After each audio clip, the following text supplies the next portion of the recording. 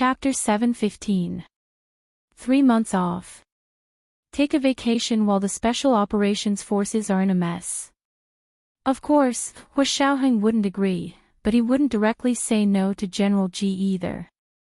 General Ji, I was really impulsive this time. Think about it, I was set up in the United States and almost fell into the hands of the CIA. Here, there was a traitor in my base camp and caused 2 of my field comrades to die tragically abroad. Their bodies haven't been found yet. I went to Germany this time to teach them a lesson, but it's not enough. So I can't take a break for now, Hu Xiaoheng said sincerely and gently. General Ji frowned and rubbed his chin. What you said makes sense, but you've already executed 2 people in 2 days. I know you're angry, but at times like this, you have to stay calm. You've been doing this for a long time, so you shouldn't be so impulsive. Yes, he shouldn't be impulsive, but he shouldn't miss a golden opportunity while waiting. Hu Xiaoheng went to Germany to personally assassinate ALS.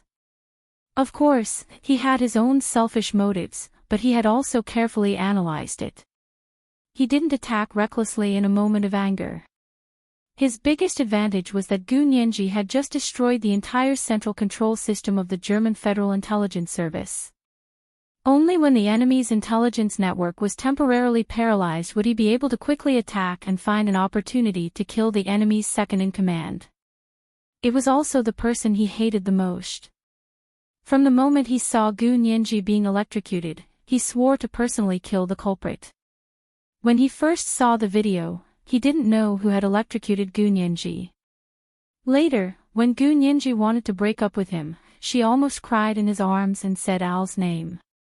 From that moment on, ALS was a dead person in Hu Xiaoheng's heart. Was he impulsive? Of course, he was.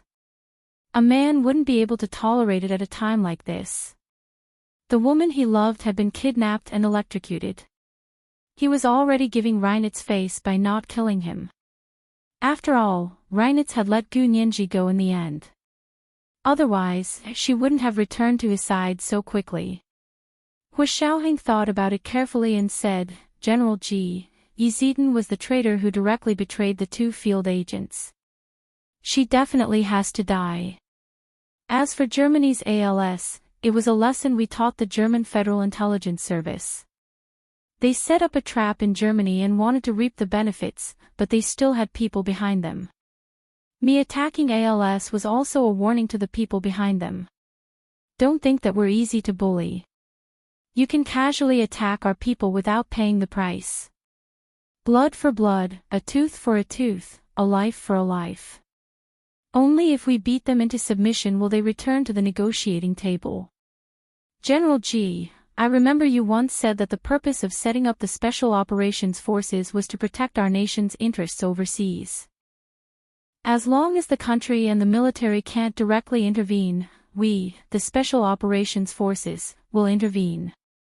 General Ji was shocked by Hu Xiaoheng's words. Indeed, this was his original intention for establishing the Special Operations Forces. Hu Xiaoheng firmly followed the direction he had pointed out all those years ago, while he, one of the initiators, had unknowingly retreated. Xiaoheng, I'm really glad to see that you have this thought. You didn't forget the responsibility on your shoulders and didn't go against our original intentions. I'm very happy that I didn't misjudge you. General Ji looked at Hu Xiaoheng encouragingly, the admiration in his eyes almost overflowing. Okay, you don't need to take a vacation and can continue working. However, you can't go overseas for the time being. You have to hand over your passport to me, and I have to watch over you. Hu Xiaoheng didn't have any plans to continue overseas for the time being. Or rather, he couldn't leave Gu Nianji before he reconciled with her. Okay, I'll listen to you. I'll have Big Xiong send my passport over to you. Hu Xiaoheng agreed readily. Seeing that General Ji was very satisfied with his answer, Hu Xiaoheng took the opportunity to say, General Ji, there's one more thing I have to tell you. What is it? Sit down and talk. General Ji pointed at the single sofa across from the desk. You've been standing for so long, yet you don't know how to sit down. Hu Xiaoheng smiled and walked over to refill General Ji's teacup before sitting across from him. I want to tell you about the grave mistake the Deputy Chief of the Special Operations Forces made. Hu Xiaoheng sat upright on the sofa. He violated an important rule and purpose of the Special Operations Forces. He interfered with domestic affairs and is no longer fit to continue being the Deputy Chief of the Special Operations Forces.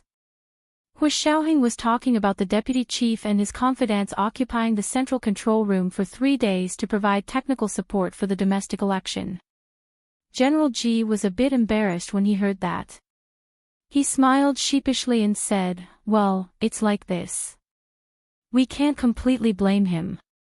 It was a joint request from me, Speaker Long, and the 2 Prime Minister candidates. It's not wrong for you, Speaker Long, and the 2 Prime Minister candidates to have such a request." Hu Xiaoheng casually removed General Ji and the others from the matter. He had no choice but to remove it.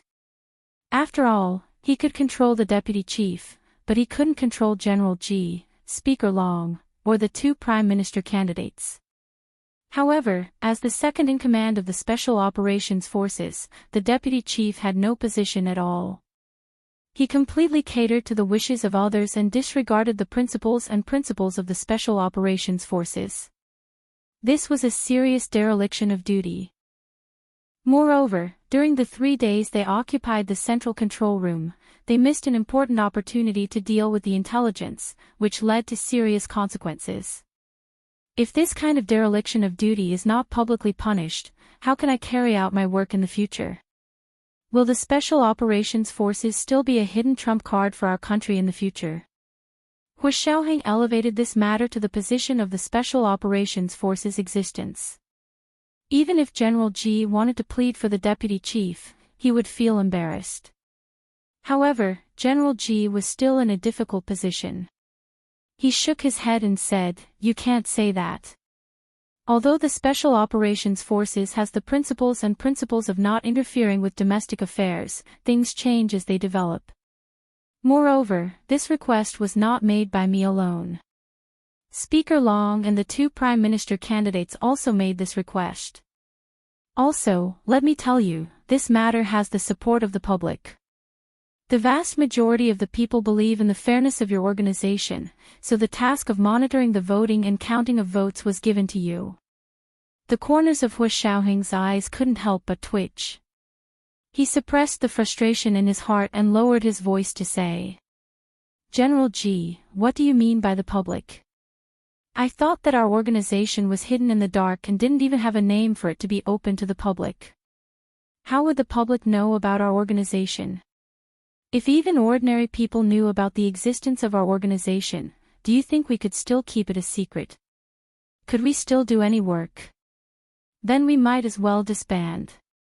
General Ji choked on Hu Xiaoheng's words. He frowned and thought for a moment before saying, "Actually, this was said by the 2 Prime Minister candidates. They said that based on the public opinion, they hoped that an impartial third party, unrelated to either of them, would be able to monitor the voting and counting of votes. They instructed your organization." Hu Xiaoheng only wanted to chuckle. These 2 Prime Minister candidates were really good at manipulating elections. The public was the scapegoat, and they could take the blame for everything. He leaned forward and looked directly into General Ji's eyes. He said word by word, "General Ji, I think that you and Speaker Long had good intentions, but these 2 Prime Minister candidates took advantage of your good intentions. Their request was really out of line. If they really guided the public to choose the Special Operations Forces as their escort for the election, then they committed a serious act of leaking information. Don't think that directly contacting the enemy is considered leaking information. If they expose their own secrets like this, it's definitely a leak." General Ji's heart skipped a beat. He narrowed his eyes and looked thoughtfully at the multi-treasure pavilion across from him. Hu Xiaoheng's words made him think of something bad. Sending Hu Xiaoheng to the United States to save Tan Guiren was a joint operation between the Tans and the Kais. Gunyanji going to Germany was inextricably linked to the Bai family. And these two families had actually reached an agreement at the last moment of the election to target the Special Operations Forces. Thinking about this, General Ji also felt very uncomfortable. No one would feel at ease being used by someone else. His face darkened as he nodded slowly at Hu Xiaoheng. Xiaoheng, you've thought it through. I'm afraid this matter isn't as simple as it seems. General Ji is wise. Hu Xiaoheng quickly complimented General Ji, making him feel both comfortable and embarrassed. He pointed at Hu Xiaoheng with a smile. You. I was just praising you for being calm earlier, and now you're talking nonsense. What status do you have now? Aren't you afraid people will laugh at you for talking like that? Hu Xiaoheng smiled. I'll always be your subordinate in front of you. Without your wise leadership, my work wouldn't have progressed so smoothly. He wasn't completely sucking up to General Ji, because General Ji had indeed provided the greatest support to the Special Operations Forces. He was also their greatest backing. Whatever Hu Xiaoheng wanted to do, he could achieve twice the results with half the effort if he had General Ji's support. General Ji was finally satisfied with Hu Xiaoheng's words and waved his hand. Speak. What do you want to do? I'll be on your side. Chief is wise. Hu Xiaoheng stood up and saluted General Ji. I'm relieved to hear that. It's like this. Since you've spoken up for the deputy chief's mistake, I won't punish him severely.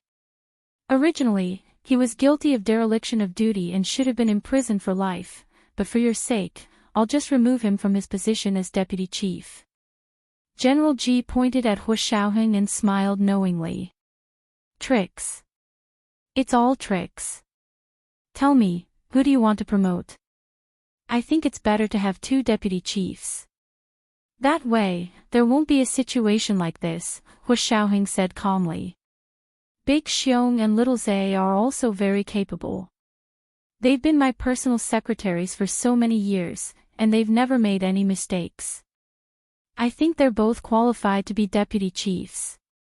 This way, they can better assist me in carrying out my work. It was the second watch. I have to remind everyone of your recommendation votes. There would be 3 watch tomorrow, and the first watch would be very early. You can watch the next watch at 12:30 tonight, if you haven't slept yet. It would be Monday after 12 o'clock, so don't forget your recommendation votes for the new week. Mwah. Chapter 7:16.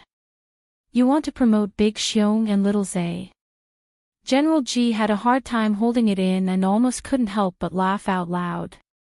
Xiaoheng, you really don't shy away from family. Ha ha ha ha, Hu Xiaoheng was speechless. He waited for General Ji to finish laughing before saying with a smile, You're making fun of me, Chief. Big Xiong and Little Zhe aren't my relatives, so it's not appropriate to say that I don't shy away from family. But they're your personal secretaries. Yes, I was your follower back then. Hu Xiaoheng raised his brows calmly. You promoted me so vigorously. Did anyone say that you don't shy away from family? Haha, well said. Actually, when we promote talents, the key word is talent. As long as we know he's talented and hasn't made any mistakes, why can't we promote him?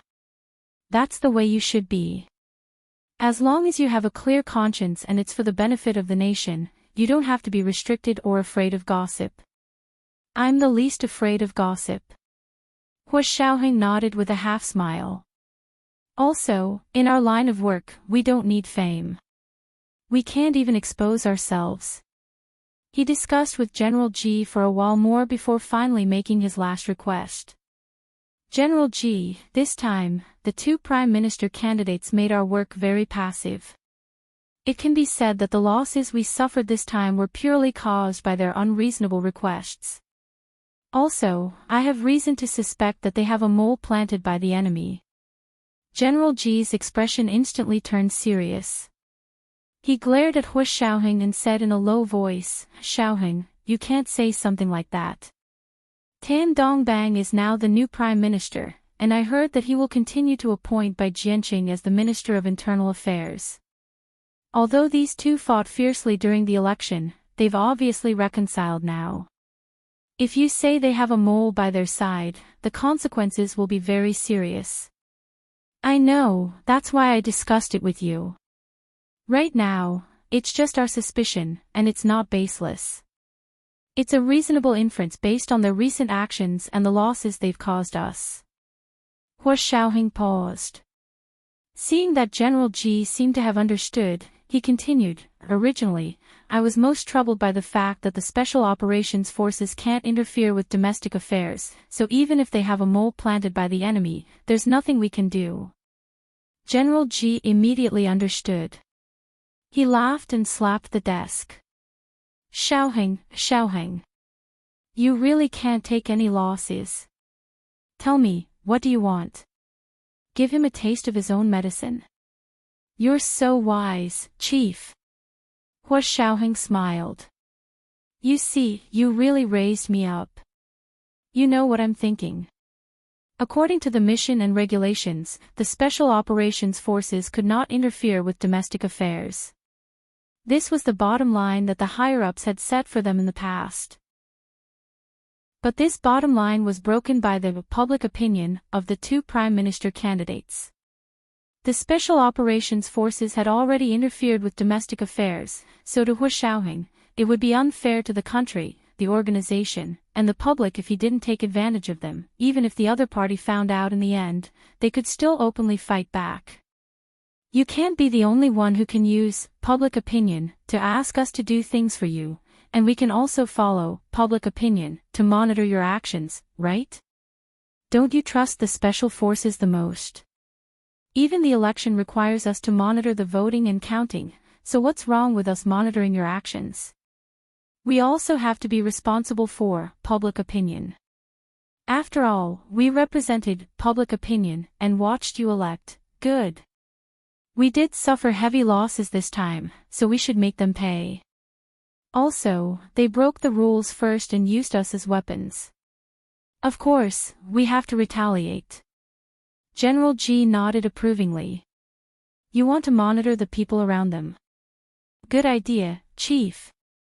Hua Xiaoheng looked completely convinced.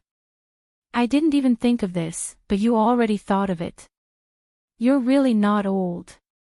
You're a role model for our generation. General Ji was delighted by Hua Xiaoheng's words. He looked up and laughed for a while. Okay, do what you want. As for them, there's no need to inform them. Can you do it? This was to allow Hua Xiaoheng to monitor the people in the cabinet, but before he had concrete evidence, he couldn't let them find out. Otherwise, General Ji wouldn't be able to take the blame. Hua Xiaoheng had monitored foreign intelligence agencies for many years. This time, he had no choice but to deal with a domestic agency. All signs pointed to the fact that the mastermind with ulterior motives towards Gu Nianji was in the Xia Empire. If he still rigidly adhered to the original operational rules and objectives of the Special Operations Forces and refused to respond to domestic affairs, what awaited him and Gu Nianji would be even fiercer follow-up attacks and hunts. He couldn't just sit and wait for death, and he couldn't just watch Gu Nianji fall into the enemy's trap.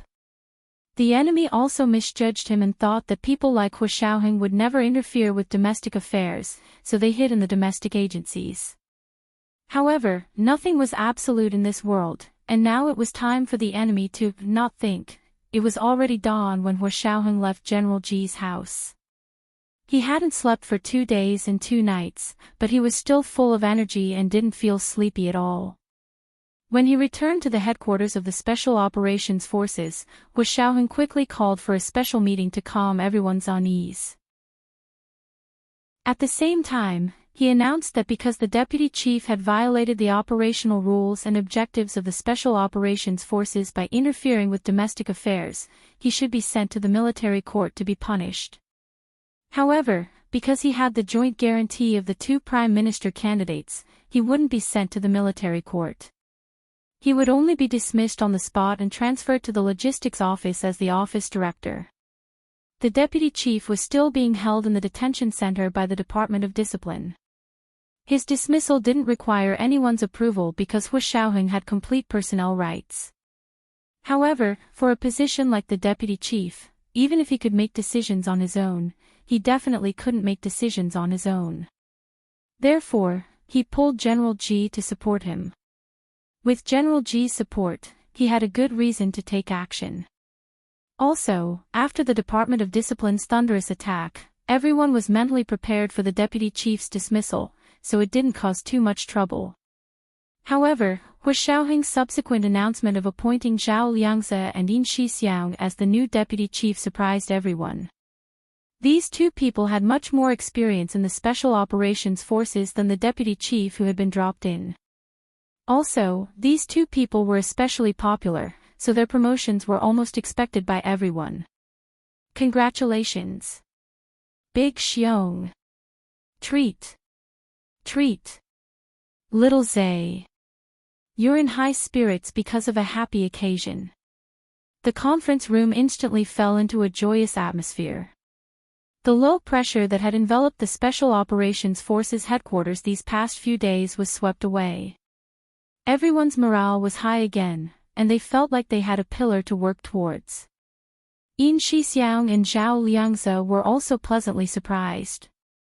They didn't expect Hu Xiaoheng to fight for such a high position and such good treatment for them. After all, once they were promoted to deputy chief, they would immediately be promoted to colonel. Soon, senior colonel wouldn't be out of reach. Hu Xiaoheng smiled as he watched everyone in the conference room cheering. He gave Yin Shixiang and Zhao Liangze a look and quietly left the conference room alone. Without him present, everyone was even more excited. Yin Shixiang and Zhao Liangze also knew that Hu Xiaoheng was intentionally giving them a chance to get along better with these people, so they readily said, "Sure. Where do we go to eat? We'll treat all of us today." Hu Xiaoheng stood in the hallway for a while and unconsciously took out another cigarette, lit it, and took a deep drag. Looking at his watch, it was already past 7 in the morning. He left the building and went to the base cafeteria to buy 2 breakfasts, then brought them to Chen Lai's office. Outside Chen Lai's office was a special single-patient room, where Gu Nianji was currently staying. Hu Xiaoheng knocked on the door, but there was no sound from inside. He turned the lock and found that the door wasn't locked, so he pushed it open. There was a white screen in the middle of the room, and on the other side of the screen was a single-patient bed. Hu Xiaoheng walked around the screen and saw Gu Nianji sleeping on the bed. Her small face was fair and clear, and her red lips were full and moist. Her complexion was much better than 2 days ago. Hu Xiaoheng didn't feel happy to see Gu Nianji recover so quickly. Instead, he sighed and felt pity for her. Placing the breakfast on the small table next to the bed, Hu Xiaoheng sat by Gu Nianji's bed and tucked her in. He also checked her forehead to see that she didn't have a fever and her temperature was normal.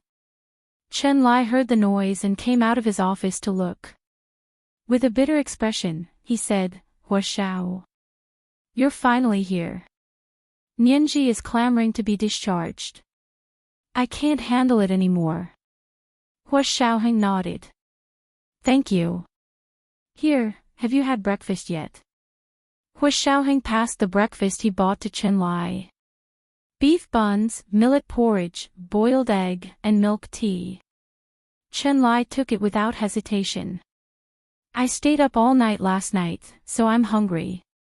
"Stayed up all night? What are you doing?" Hu Xiaoheng saw that Gu Nianji was still sleeping, so he didn't wake her up. He followed Chen Lai into his office and sat down. Chen Lai ate the beef buns as he said to Hu Xiaoheng, "I'm reading the medical papers I found from Dr. Yi." Hu Xiaoheng understood. Those people gave her bait. Chen Lai nodded and praised, "Those people are also stupid. They should have just given such a good paper to me. They didn't have to bribe Dr. Yi." Hu Xiaoheng snorted. "Don't talk nonsense. Is it really that good?" Chen Lai stopped smiling and said sternly, "Luckily you found Dr. Yi. Otherwise, Nianji wouldn't have survived. The paper has something to do with Nianji. Hua Xiaoheng was even more surprised. He hadn't looked at the material yet. To be precise, it has something to do with her physique. The data in the paper that those people gave Dr. Yi was frontier research on rapid cell repair. Chen Lai picked up a pen and tapped on the paper. Don't worry, I'll burn it after reading it. To be honest, although it's very advanced, it's not as advanced as Dr. Yi thinks. Chen Lai smiled. He was already very calm when talking about Yi Zidin. We're also conducting a lot of research. Dr. Yi is indeed a bit lacking in talent. Otherwise, our research team would have accepted her. This was the first watch. It was the third watch today. Oh, intersection. Oh.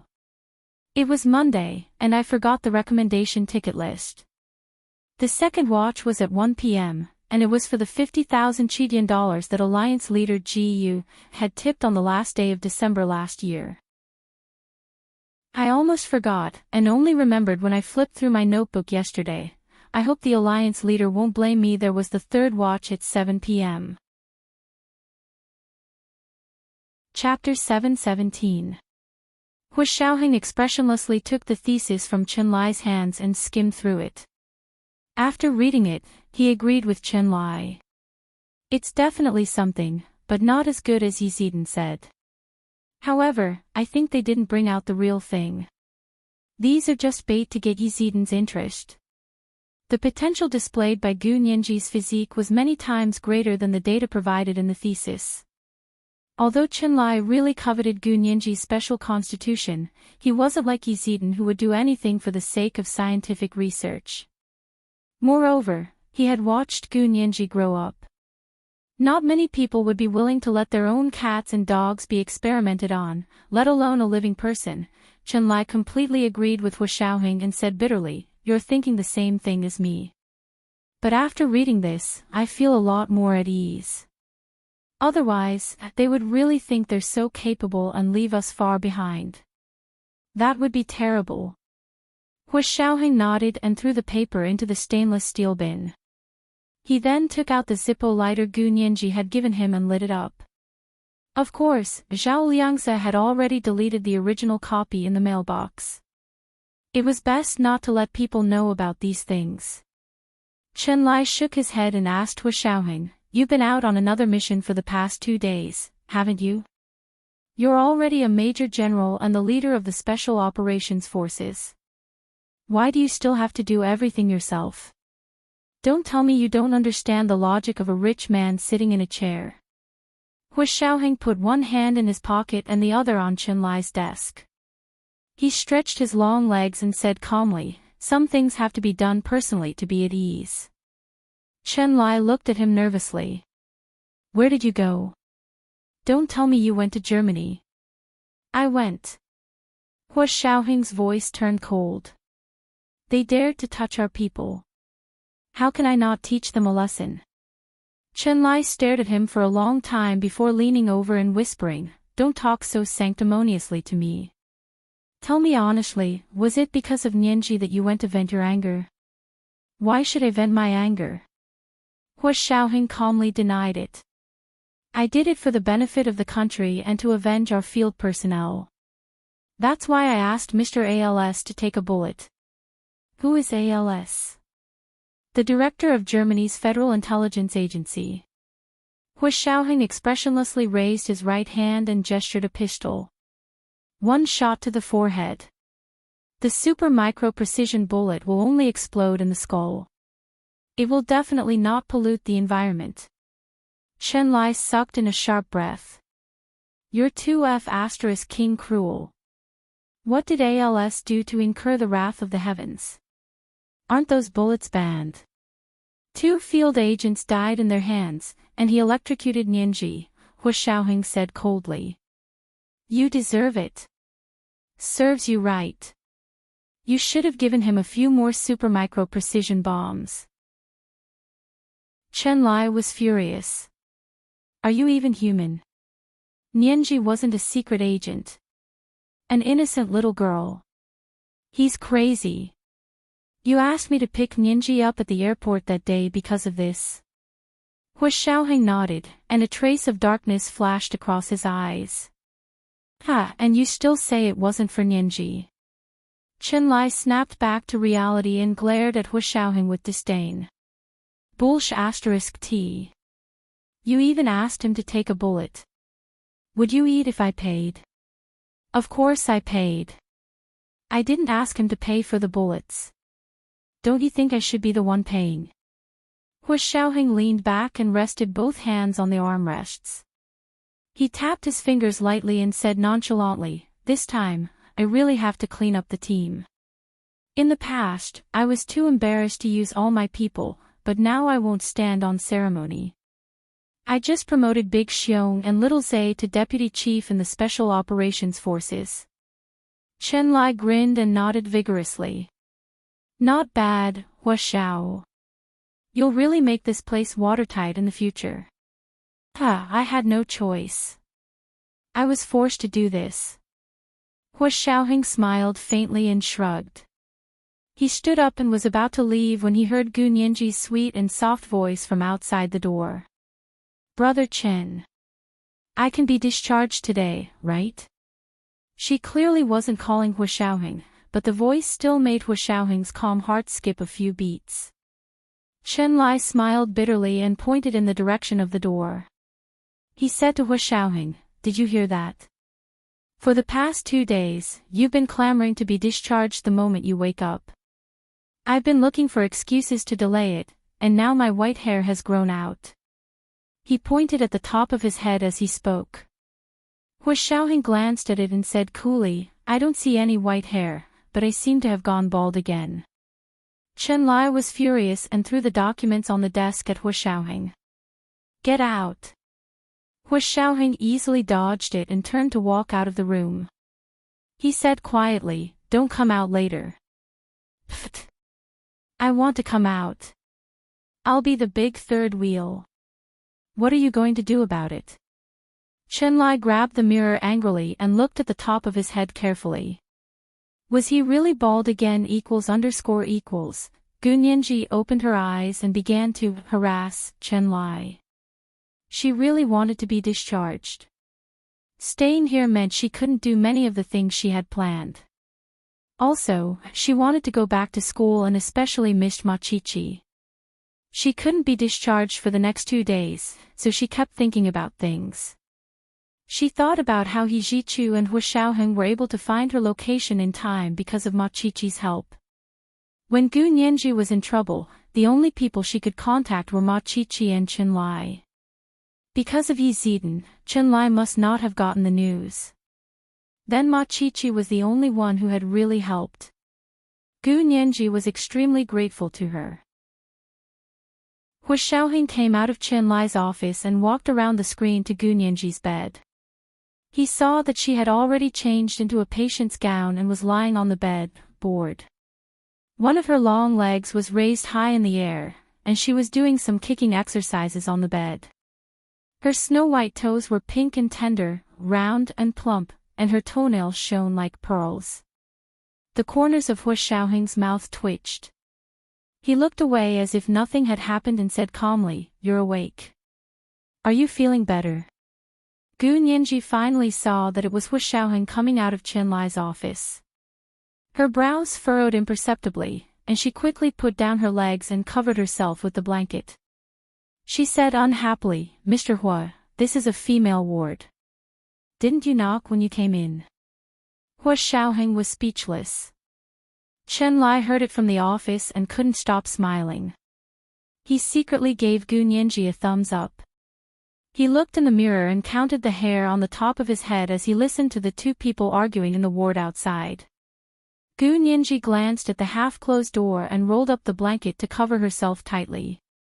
She said to Hu Xiaoheng, "Mr. Hu, I'm going to get up and wash up. Can you go out for a while?" Hu Xiaoheng took out a pack of cigarettes from his pocket and put one in his mouth. He nodded. "Okay, go ahead." He turned to leave but didn't hear Gu Nianji's voice telling him not to smoke. Gu Nianji only looked at his back. Her eyes dimmed, and she finally swallowed the words that were on the tip of her tongue. She lay quietly on the bed for a while before lifting the blanket and getting out of bed. She put on her slippers and didn't go to the bathroom to wash up. Instead, she went to knock on Chenlai's office door. "Brother Chen, are you inside?" Chenlai froze in the office. "Nianji. Are you alone?" "Yeah, Mr. Ho went out." Gu Nianji pushed open the unlatched door and went in. Chenlai quickly pushed the mirror down and said uncomfortably, "Nianji, what's the matter?" Gu Nianji crossed her arms and leaned against the door of Chenlai's office. She said unhappily, "I asked Brother Chen when I can be discharged. If you don't let me out, I'm going to sue you for illegal confinement." Chenlai quickly raised his hands. "Calm down, little lady. Your brother Chen is timid and can't take your scares. Fine, you can be discharged. You can be discharged today." "Really?" Gu Nianji's mood improved instantly. She smiled and put down her arms. "Can I really leave now?" "Of course. But you should change your clothes." Chenlai nodded at her and waved at her. Gu Nianji walked to his desk. "What's the matter?" "Brother Chen." "Nianji, let Brother Chen give you a piece of advice. There should be a limit to how spoiled you can be. Huashao isn't a very patient person, and he really is very busy. He just went to Germany 2 days ago and personally killed the director of the German Federal Intelligence Service, ALS. He hasn't slept for 2 days and 2 nights. Stop messing around. Look at the bruises under his eyes." Chenlai blinked his round eyes and whispered to Gu Nianji. Gu Nianji was shocked. Her eyes widened and she asked in a low voice, "What? Just these 2 days? You killed ALS?" "Yeah, you know this person, right?" Chenlai moved closer. "Was this person the one who electrocuted you?" Gu Nianji remembered the pain she felt that day. She instinctively grasped the fingers of her left hand and nodded lightly. "Yeah, he electrocuted my fingers." When Chenlai heard this, he felt a burning pain in his fingers. ALS was such a pervert. Electrocuting was one thing, but he chose the most painful spot to electrocute. The fingers were connected to the heart, didn't he understand? What a bastard. Chenlai quickly comforted Gu Nianji. "Nianji, look, Huashao has already avenged you. Don't be so hard on him, okay?"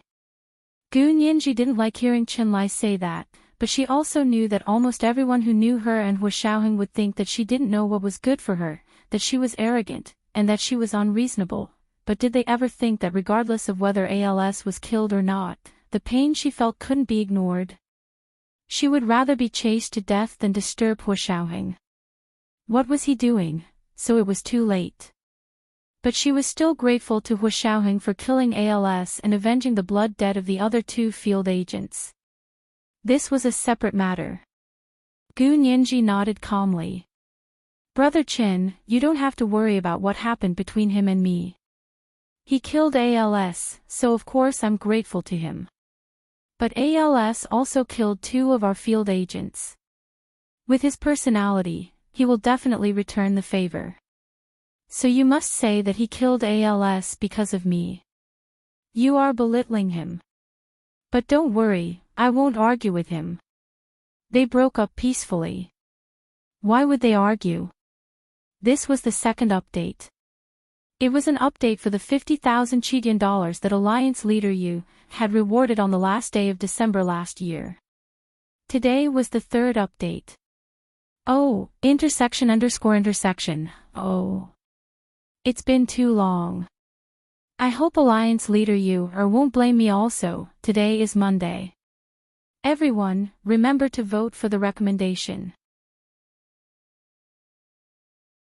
Chapter 7:18. Chenlai chuckled and tilted his head. Who's him? Who is he? Nianji, I don't understand why you keep saying him and him. Gu Nianji rolled her eyes at Chen Lai. Brother Chen, if you don't understand, then so be it. I'm not in charge of teaching. Coming out of Chen Lai's office, Gu Nianji went to the bathroom to wash up and change out of her hospital gown. She changed into the clean hoodie, yoga pants, and a pair of RA1PH Lauren flats. She came out of the bathroom looking refreshed. She then packed her belongings into a large cloth bag and carried it out the door. In the hallway, Hu Xiaoheng's tall figure almost blocked the sunlight coming in through the window. Gu Nianji lowered her eyes and really wanted to sneak away from Hu Xiaoheng. But Hu Xiaoheng heard the door open and turned in time to see Gu Nianji dressed freshly with lowered eyelashes. He called out to her. Nianji, where are you going? Gu Nianji composed herself and looked up at Hu Xiaoheng with a smile. Mr. Hua, I was just about to look for you. Brother Chen said I can be discharged now. I want to go to your official residence to pack my things and go back to school. She was obviously still thinking about breaking up and splitting the assets. Hu Xiaoheng nodded. Let's go. I'll take you there. He walked towards Gu Nianji and habitually wrapped his arm around her back and gently placed it on her left shoulder. He pulled her into his arms in a domineering manner. Gu Nianji moved to the side and left Hu Xiaoheng's embrace. Mr. Hua, I said we broke up. What do you mean by this? Hu Xiaoheng glanced at her and said calmly, I said I'd think about it. Why are you in such a hurry? I'm in a hurry. Gu Nianji was furious, but when she saw Hu Xiaoheng's unwavering composure, she felt that she couldn't act like a child in front of him. She suppressed her anger and turned to walk towards the elevator. Then you should think about it quickly. Legally, you can even file for divorce unilaterally. I'm giving you face, so don't make it difficult for me. Hu Xiaoheng pursed his lips and followed her into the elevator. The two of them stood in the elevator, one on the left and the other on the right, both looking straight ahead. There were mirrors on all four sides of the elevator. Although the two of them weren't looking at each other, they could see each other's expressions and movements in the mirror in front of them.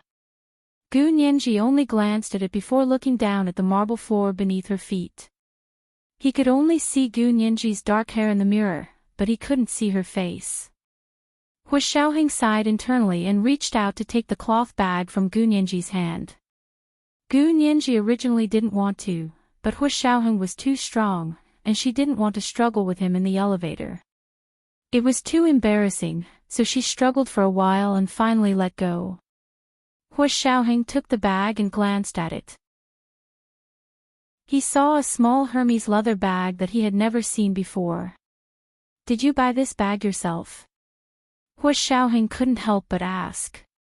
He thought of the birthday present he had sent her, but he couldn't ask in the elevator. Gu Nianji nodded and said calmly, the bucket bag you gave me, I threw it away when I was running for my life in the Alps. Hu Xiaoheng was speechless. Gu Nianji glanced at him and explained, they sent fake police to catch me, so I escaped by wading in the river. The bag sank like a rock once it entered the water, yeah. Hu Xiaoheng nodded. You should have thrown it away. Your life is more important. If you like that bag, I'll have someone look for it in France. Gu Nianji quickly shook her head. No need, I don't like that kind of bag anymore. Hu Xiaoheng looked ahead and didn't say anything else. The two of them arrived at Hu Xiaoheng's official residence in silence and entered Gu Nianji's suite. Her room was opposite Hu Xiaoheng's and was also on the second floor. Hu Xiaoheng stood at the door and had no intention of going in. He handed the cloth bag to Gu Nianji. Gu Nianji let him in. Mr. Hua, come in. I'll give you the key. Hu Xiaoheng looked at her and saw that she didn't seem to be joking, so he followed Gu Nianji into the room. Gu Nianji went straight to the bedroom inside. There was an oil painting on the east wall of the bedroom. Gu Nianji lifted the painting to reveal a built-in safe on the wall. Gu Nianji went to the bottom drawer of her dresser to find the key. After entering the password and fingerprint into the safe, she opened it with the key. This type of safe used fingerprint and iris technology as well as the original password mechanical lock for double security. Opening the safe, Gu Nianji took out the property ownership certificate, various deposit receipts, investment account stubs, and a box of jewelry and placed them on the bed in a row. Hu Xiaoheng's hands were still in his trouser pockets. He stood ramrod straight and didn't walk over. Instead, he stood by Gu Nianji's bedroom door and frowned. "Nianji, do you really want to be so clear with me?" "Mr. Hua, I know you don't believe that I really want to break up with you." Gu Nianji arranged the things like she was setting up a stall. She turned to look at Hu Xiaoheng at the door. "It doesn't matter what I say, but these things can show my sincerity." Hu Xiaoheng looked at her deeply and slowly leaned against the door. His long legs were bent and he stood leisurely. He said calmly, "Nianji, I think you remember that I said I needed to think about it." "Yeah, you can think about it." Gu Nianji raised her brows in disapproval.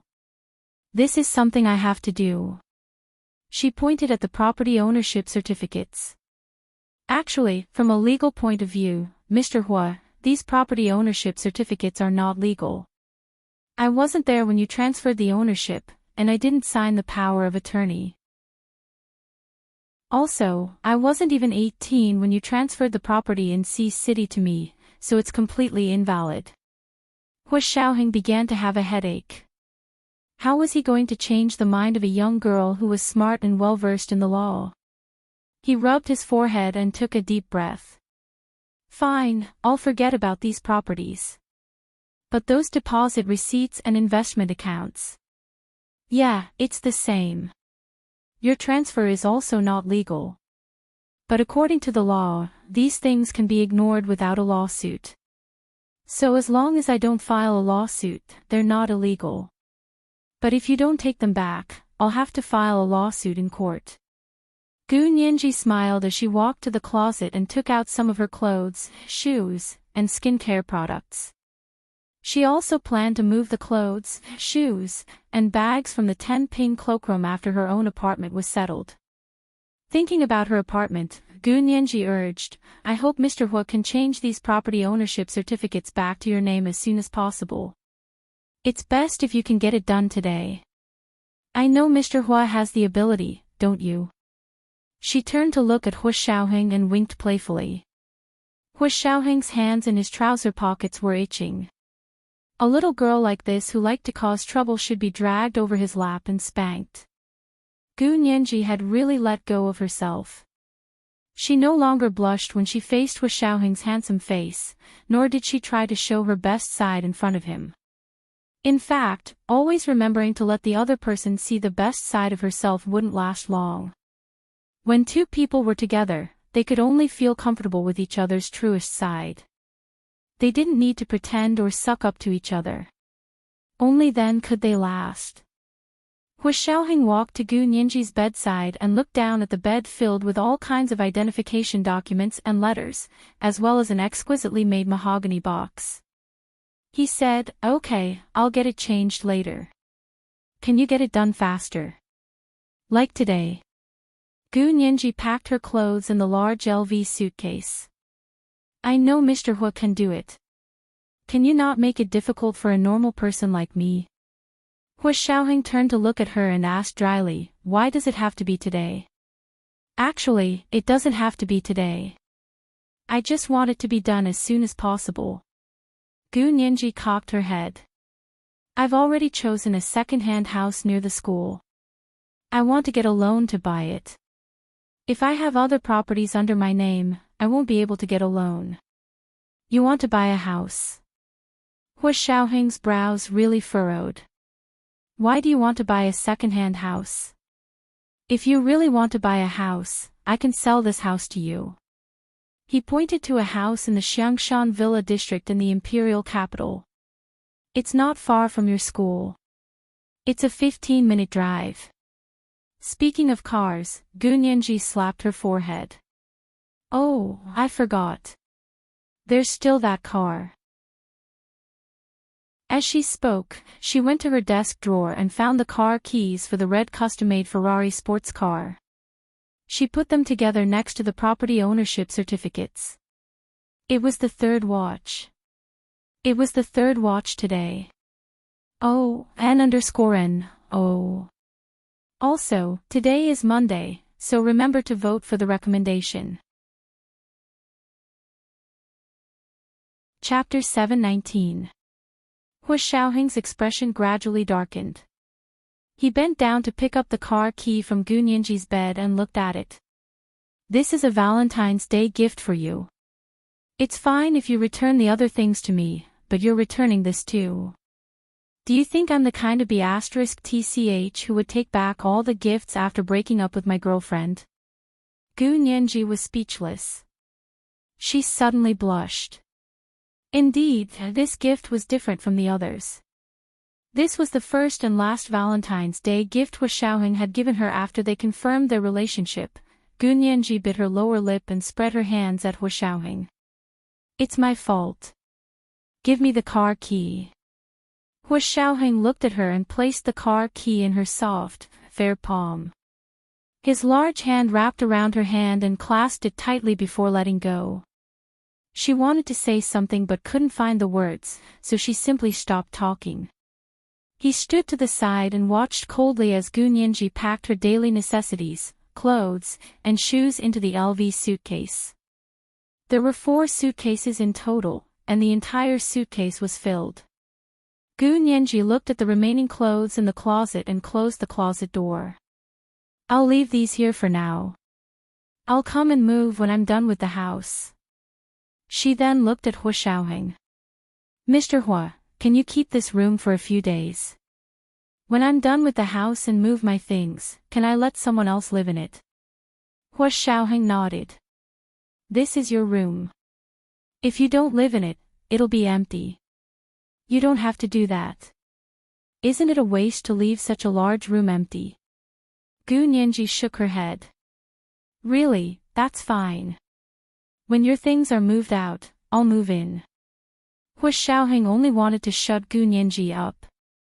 To others, her words might not sound like a normal breakup between a boyfriend and a girlfriend, but to Hu Xiaoheng, it was exceptionally heart-wrenching. Gu Nianji looked at him and hesitated to speak. If you have something to say, just say it. Why are you hesitating? Hu Xiaoheng sat down. Gu Nianji raised her chin towards the bathroom. Mr. Hu, if you're moving in, the bathroom will have to be renovated. What's wrong? Is the bathroom broken? Hu Xiaoheng got up to go to the bathroom. Gu Nianji said quietly behind him. Can Major General Hu really use the pink bathroom? Hu Xiaoheng stopped in his tracks. He did not continue to walk towards the bathroom. He turned around and looked at Gu Nianji helplessly. After a while, he said, It's okay. If you can use it, I can use it. She looked down at the large and small boxes on the ground and said, Mr. Hu, can I ask Brother Xiong or Brother Zhe to take me back to school? Yin Shixiang and Zhao Liangzhou were Hu Xiaoheng's personal secretaries, so of course she had to get Hu Xiaoheng's permission before asking for their help. Hu Xiaoheng walked to Gu Nianji's side and bent down to help her lift the largest box. Big Xiong and Little Zhe just got promoted, so they should be celebrating with their colleagues now. They're very busy and don't have time. I'll take you back to school. Gu Nianji stopped Hu Xiaoheng and smiled.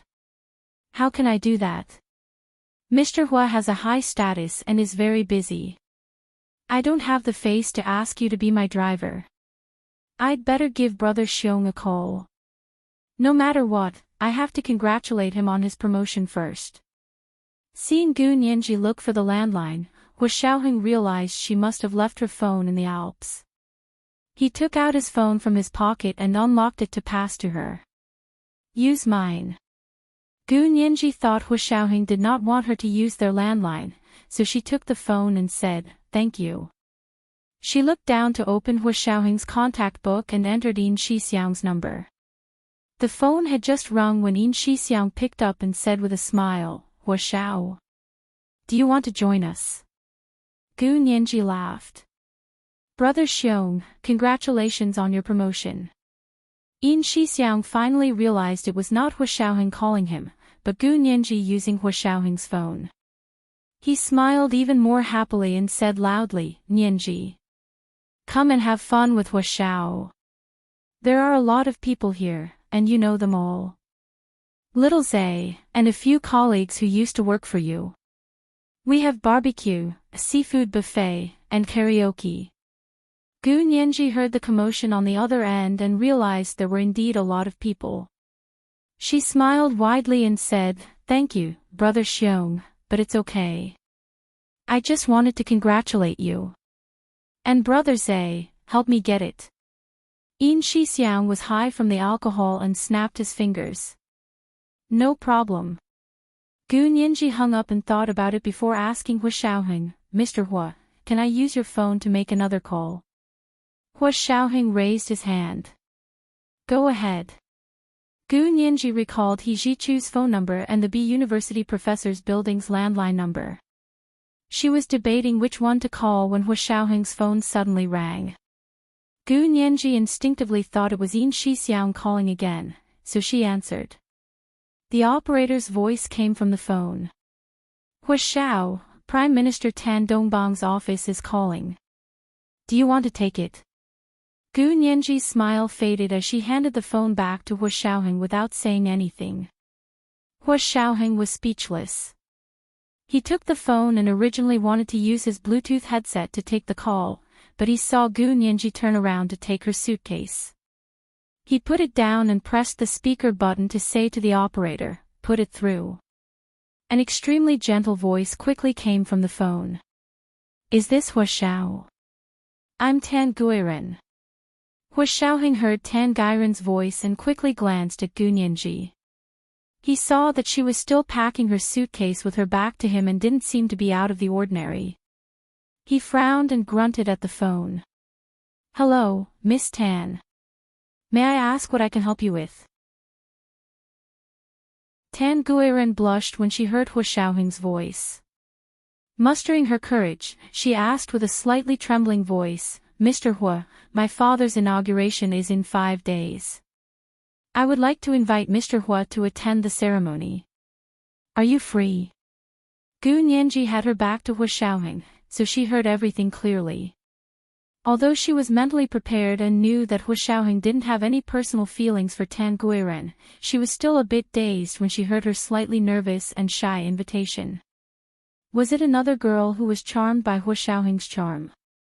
Gu Nianji recalled the video she saw. It seemed to be a beautiful woman with a very good temperament.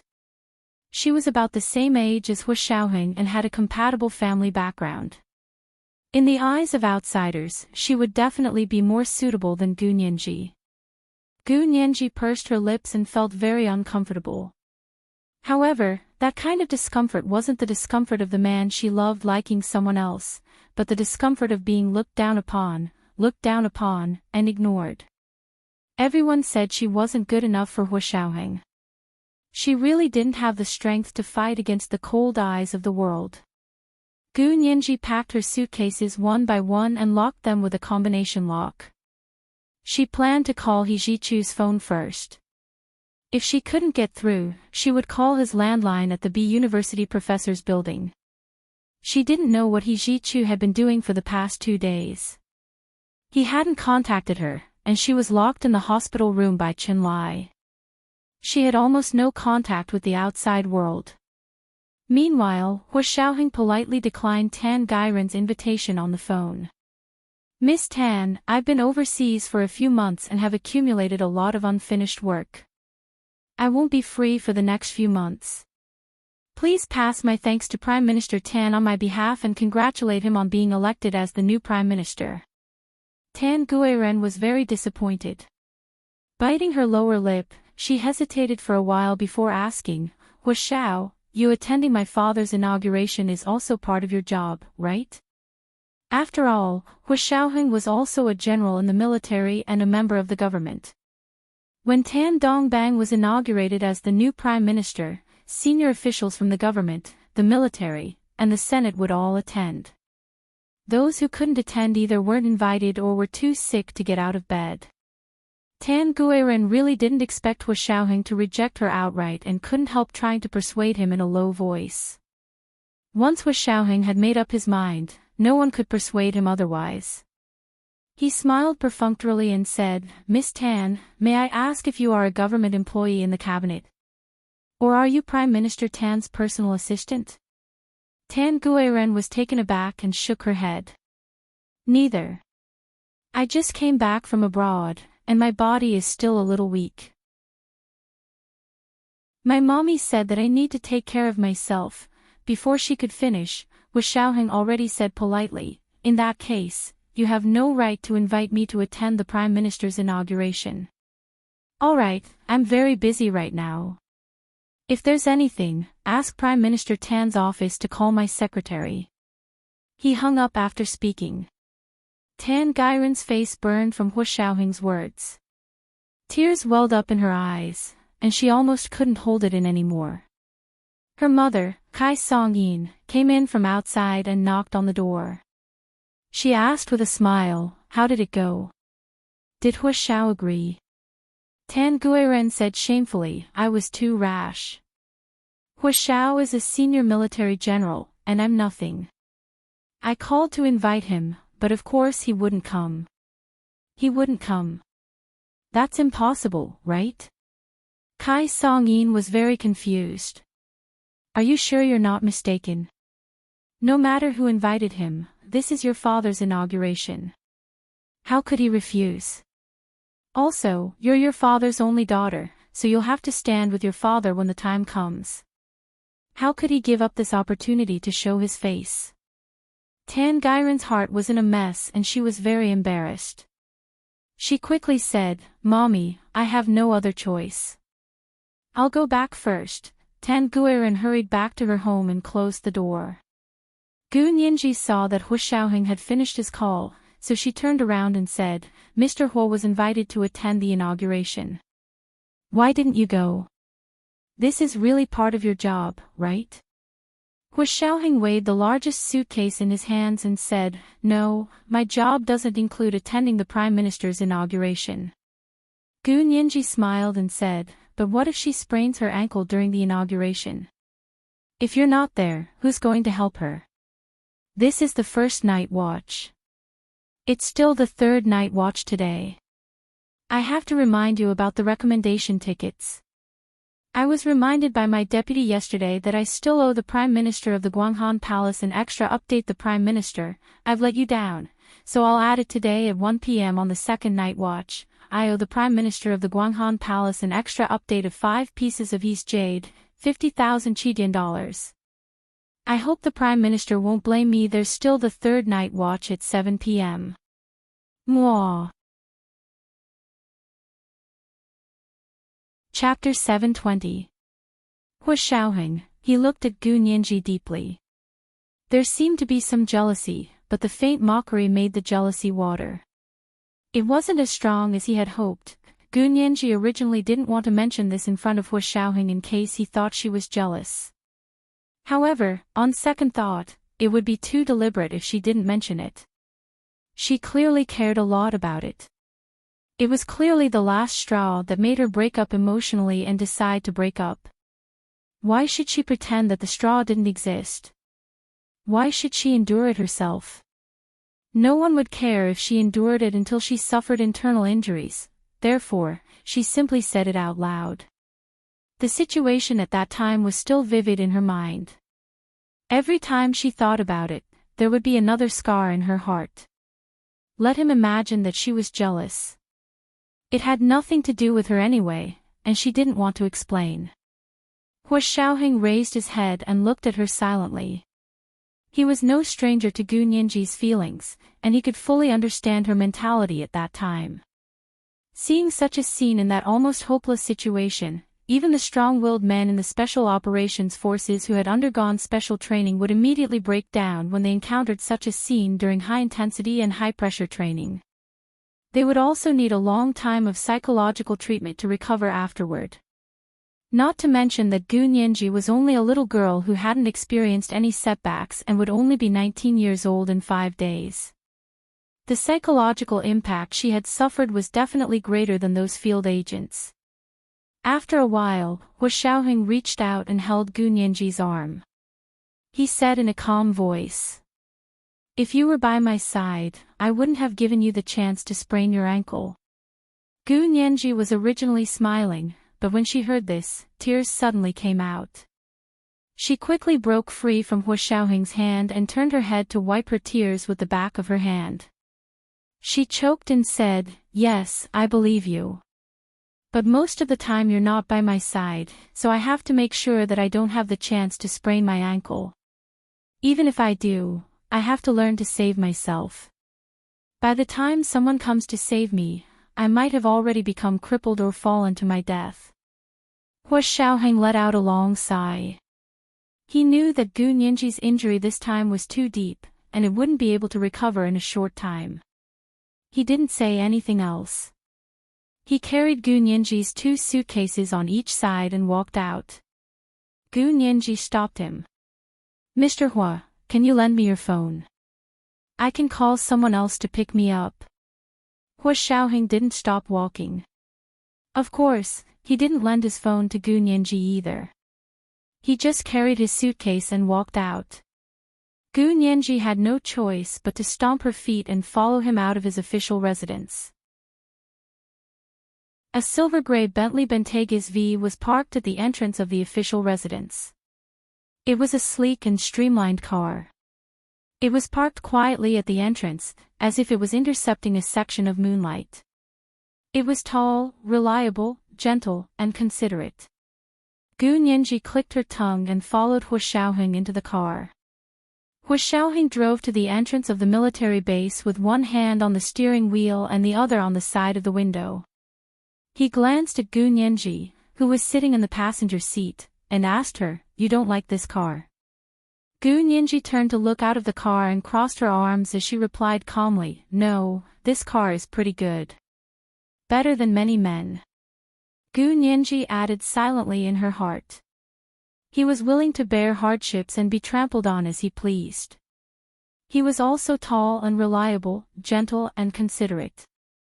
Just the latter 2 characteristics alone were already very difficult to coexist. Hu Xiaoheng glanced at her again and turned the steering wheel to go up the highway. It was Tuesday, and it was already past working hours. Although there were still many cars on the highway, it wasn't crowded. The 2 of them didn't speak along the way. They quickly arrived at B University and arrived at Gu Nianji's graduate student dormitory. Seeing the familiar dormitory building from the car, Gu Nianji almost burst into tears again. She looked at the building through the window and said emotionally, "I thought I wouldn't be able to come back at that time. When I slept outdoors in the Alps, I dreamed of my dormitory at night."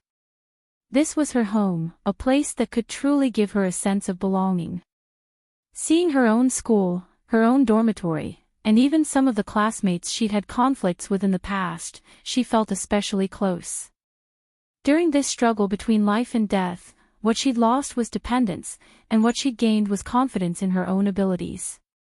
Only by relying on herself could she live a solid life. Gu Nianji clenched her fists and turned to Hu Xiaoheng with sincerity. "Thank you, Mr. Hua." Hu Xiaoheng looked at her quietly, then leaned over to unbuckle her seatbelt. His body was tall and burly, and when he leaned close to her, the heat radiating from his body enveloped her. Gu Nianji shifted her body uncomfortably. Hu Xiaoheng paused and whispered in Gu Nianji's ear, "You don't have to call me Mr. Hua. That sounds so distant. You can call me by my name." Of course, he also didn't want Gu Nianji to continue calling him Uncle Hua. Gu Nianji thought about it. She'd already achieved her goal, so she probably didn't need to use Mr. Hua to express the distance between them. She nodded. "Okay, Hu Xiaoheng, then I won't hold back." As soon as the seatbelt was unbuckled, Gu Nianji opened the door and jumped out. Hu Xiaoheng followed her downstairs and carried her suitcase upstairs. When she arrived at her dormitory door, Gu Nianji was so excited she couldn't control herself. She anxiously searched for her keys in her bag and scrambled to open the door. As soon as the door was opened, she saw Ma Chi-Chi poking her head out of her room. Nianji! Chi-Chi! The two of them screamed at the same time and excitedly ran up to her. They hugged each other and shouted and laughed until tears came out of their eyes. Ma Chi-Chi pulled Gu Nianji and said anxiously, "Nianji, are you okay? I saw them electrocuting you. I was so scared that I cried." Gu Nianji quickly shook her head and winked at Ma Chi-Chi. "I'm fine. I'm really sorry for scaring you. It actually didn't hurt that much. I was just purposely screaming to make them happy. You know, what if I acted like I was unyielding and they continued to torture me? I had to satisfy their perverted mentality, right?" Ma Chi-Chi knew Gu Nianji was comforting her. She wiped her tears and said, "That's good. You look like you're really fine. Look at your little face, it's even more rosy than mine. Little girl, I've missed you so much." As she spoke, she hugged Gu Nianji and rubbed her head with all her might. Hua Xiaoheng watched from the side as the two roommates were so affectionate and smiled slightly. It was great that Gu Nianji was in a good mood. Ma Chi-Chi finally calmed down and saw that there was someone else in the room. She looked closely. Oh my! Wasn't this the amazing Major General Hua Xiaoheng? She had even yelled at him at the airport that day. Ma Chi-Chi's face instantly turned red. She was so embarrassed that she didn't know what to say. Gu Nianji didn't know about the part at the airport. She thought Ma Chi-Chi was embarrassed to see Hua Xiaoheng, so she turned to Hua Xiaoheng and said, "Hua Xiaoheng, thank you for driving me back. I hope I didn't take up too much of your time." What she meant was that she could leave now. Of course, Hua Xiaoheng wouldn't just leave like that. He picked up Gu Nianji's suitcase. "You guys talk. I'll go pack for you." As he spoke, he walked towards Gu Nianji's room. Gu Nianji thought it was inappropriate and was about to stop her when Ma Chi-Chi grabbed her from behind and dragged her to her room. "Nianji, come here. I have so much to tell you. If you don't let me talk, I'm going to explode." In Gu Nianji's heart, Ma Chi-Chi was more important than Hua Xiaoheng. Gu Nianji followed Ma Chi-Chi into her room. The door slammed shut, and Ma Chi-Chi pulled Gu Nianji to sit on her bed. She looked her up and down to make sure she was really fine. She sighed and said, "Nianji, I have to tell you something." Gu Nianji nodded and patted Ma Chi-Chi's shoulder. "Chi-Chi, is there anything you can't tell me? My life was saved by you, so I will tell you everything I know." Ma Chi-Chi blushed from Gu Nianji's praise. She said sheepishly, "I didn't actually do anything. I just made a few calls and sent 2 videos." She then asked, "Was it Professor He who saved you, or was it that?" Ma Chi-Chi pouted in the direction of Gu Nianji's room. Gu Nianji was amused by Ma Chi-Chi. She covered her mouth and said, "It was Professor He. Mr. Hua Xiaoheng was too far away, so he didn't make it in time." "Oh. I knew it." Ma Chi-Chi punched the bed angrily and was a bit worried. "Nianji, I'm telling you, I even scolded him at the airport that day. Do you think he'll take revenge on me?" Gu Nianji froze. "Scolded him? You saw him?" She originally thought Ma Chi-Chi had found Hua Xiaoheng through Yin Shixiang or Zhao Liangze. Ma Chi-Chi was also stunned. "Didn't your boyfriend tell you?" Gu Nianji smiled and pinched Ma Chi-Chi's mouth. "Don't talk nonsense. My boyfriend isn't him anymore." Ma Chi-Chi's expression became serious. She grabbed Gu Nianji's hand. "What happened? Did he really steal my love?" Gu Nianji was confused and couldn't help but push Ma Chi-Chi. "Chi-Chi, wake up. Why are you sleep-talking in broad daylight? You still don't know?" Ma Chichi bit her lip and thought about it. She moved closer to Gu Nianji and whispered, "It's like this, Nianji. I was in a hurry to find someone to save you, but when I found Brother Xiong, he said your boyfriend wasn't in the country. Also, the higher-ups gave strict orders not to inform him about your disappearance. Later, I saw on TV that your boyfriend went overseas for a visit and even brought the Prime Minister's daughter back to the country. I went to the airport to wait for him." "Stop." Gu Nianji's eyes widened. "I'll say it again. You said someone didn't allow you to inform Hua Xiaoheng. And you went to the airport to wait for Hua Xiaoheng. But, how did you get in?" Gu Nianji knew that an event like that would definitely be cleared. There was no way someone like Ma Chichi would go in to wait for someone.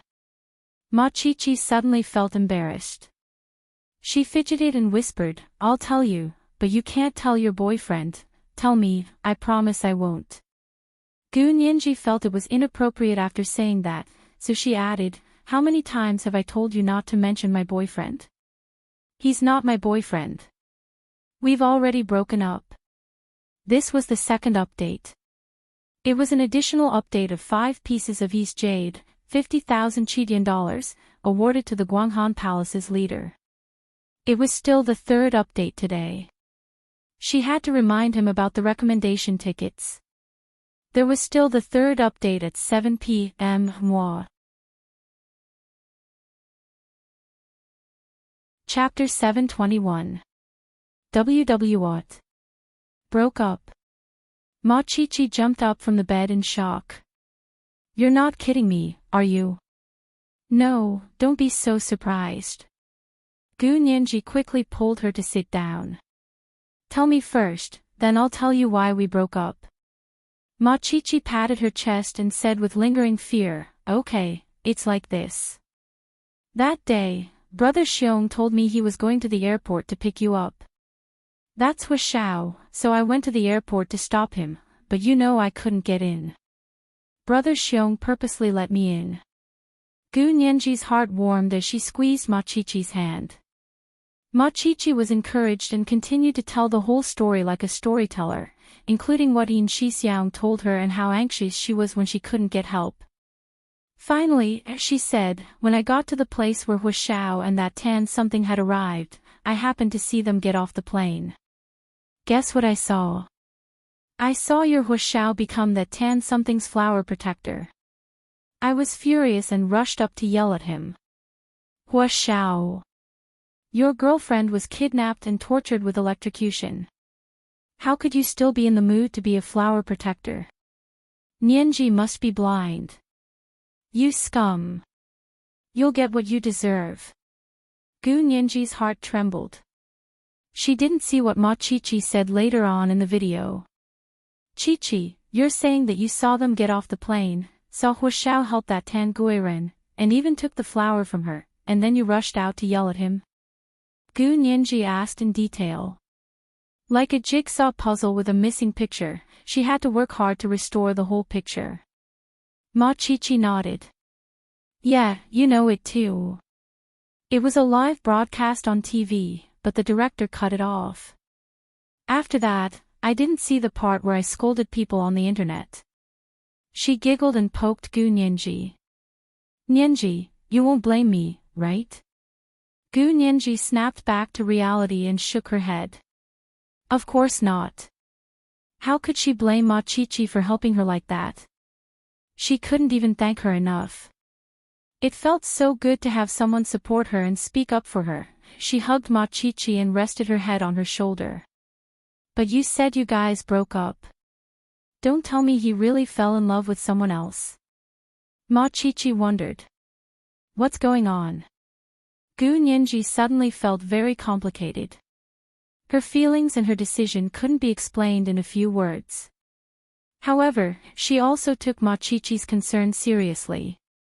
She thought about it and said concisely, "No, Hua Xiaoheng didn't fall in love with someone else. It's my own problem. This time, I've gone through fire and water, and I've come to terms with many things. I won't force things. This way, everyone will be comfortable. Hua Xiaoheng couldn't be changed, and she didn't want him to change for her. So the best outcome was to break up peacefully. She didn't want to break up after their feelings were completely worn out. That would be too ugly. Ma Qiqi didn't really understand, but she still nodded. Yeah, it's good that you know what you're doing. But Nianji, you're still young. Even if you're in a relationship, there's no need to be stubborn. Take me for example. I've already hung from many trees. Not only did I not die, but I've also become stronger. Gu Nianji couldn't help but giggle at her teasing. The unwillingness and resentment in her heart slowly dissipated in Ma Qiqi's hearty laughter. She thought it was just a broken up. Just like Ma Qiqi said, she was still young. The most important thing now was to complete her studies and start her own career. She would be able to truly be independent in this society and not have to worry about being abandoned. Gu Nianji joked with Ma Qiqi for a while and remembered it was Tuesday. She said, "Qiqi, do you have class today?" Oh. Oh no, oh no. I forgot as soon as I saw you come back. I have 2 classes in the morning. I've already passed half a class. Ma Qiqi hurriedly put on her backpack that she had already packed and ran out. Gu Nianji only got up to go back to her room when she heard the door outside the dorm slam shut. She froze as soon as she entered. Hua Xiaoheng had already put her suitcase in the closet and was getting water to clean up for her. The windows were wiped clean, the floor was mopped, and the bed was covered with new sheets. The old sheets were removed and placed in the laundry basket. Hua Xiaoheng heard the door open and turned to see Gu Nianji come in. He straightened up and asked, "Ma Qiqi went out?" He had just heard the door open and close outside. Gu Nianji nodded. She went to class. She was so excited just now that she forgot she had class. She's going to class now. Hua Xiaoheng patted the bed. Come and sit. Gu Nianji was speechless. What's wrong? I won't do anything to you, Hua Xiaoheng said calmly as he stood up from the bed and moved away. Gu Nianji didn't go over. She leaned against the door and lowered her head for a long time without saying anything. Ma Qiqi's words just now made her think a lot. Ma Qiqi had scolded Hua Xiaoheng at the airport, but Hua Xiaoheng hadn't mentioned a word to her. Perhaps a man like Hua Xiaoheng wouldn't care about such a small matter. They only cared about national affairs and the world. People like Gu Nianji and Ma Qiqi weren't even worth mentioning in their eyes. Naturally, they wouldn't care if you scolded him, praised him, or loved him. As for him, he was indeed not a match for her. Their families didn't match, and she was the one who forced it. It was too hard for her. It wasn't necessarily a bad thing to be able to extricate herself from such intense feelings. Gu Nianji said calmly, Hua Xiaoheng, I apologize for my attitude before. I really felt very uncomfortable and wasn't in a good state of mind. I hope you can be magnanimous and don't take it to heart. Hua Xiaoheng froze and narrowed his eyes at Gu Nianji. He didn't feel happy about her calm attitude. Instead, he felt even more depressed. I know you had your difficulties, but you also know that I really couldn't be that magnanimous in that kind of situation. I'm very tired. Gu Nianji looked down and brushed away a strand of hair that had fallen. I know. You don't have to apologize. Hua Xiaoheng walked to her and held her shoulders. I'm the one who needs to apologize. I don't blame you. Gu Nianji quickly shook her head. I know, I don't blame you. Although I'm really sad, I know I shouldn't blame you. You can blame me. Hua Xiaoheng felt even worse. It was worse than when Gu Nianji argued with him and when she stabbed him with her words. He leaned forward and pulled Gu Nianji into his arms. He patted her back. Nianji, you're not angry anymore, right? Gu Nianji smiled and gently pushed Hu Xiaoheng away. Hu Xiaoheng, I said I'm not angry anymore. Then are we still breaking up? Of course, we're breaking up. Why? Hu Xiaoheng was silent for a long time before asking. No reason. If you really want a reason, you can say that Cheetah is not a match. Gu Nianji raised her head, and the sparkling light in her eyes instantly disappeared. You think I'm old? Hu Xiaoheng let go of Gu Nianji's shoulders and took a step back. He looked at Gu Nianji's face and clenched his fists behind his back. Gu Nianji was slightly sullen. Hu Xiaoheng, is that how you explain Cheetah is not a match? You know it's not like that. Hu Xiaoheng didn't dwell on the topic anymore. He looked away and looked around the room. I'll take you to buy a phone and some daily necessities. Your fridge is empty. I can buy it myself. Hu Xiaoheng, thank you for today. Goodbye. Gu Nianji opened the door and was already about to leave. Hu Xiaoheng suddenly smiled at her. It was like a spring breeze blowing through a sleeping valley. Everything was awakened and full of life. Gu Nianji only felt that her eyes were dazzling and full of prosperity. Let's go. I'm free today. Hu Xiaoheng took her hand and naturally led her out of the dormitory just like before. Gu Nianji was immersed in the shock of that beautiful smile.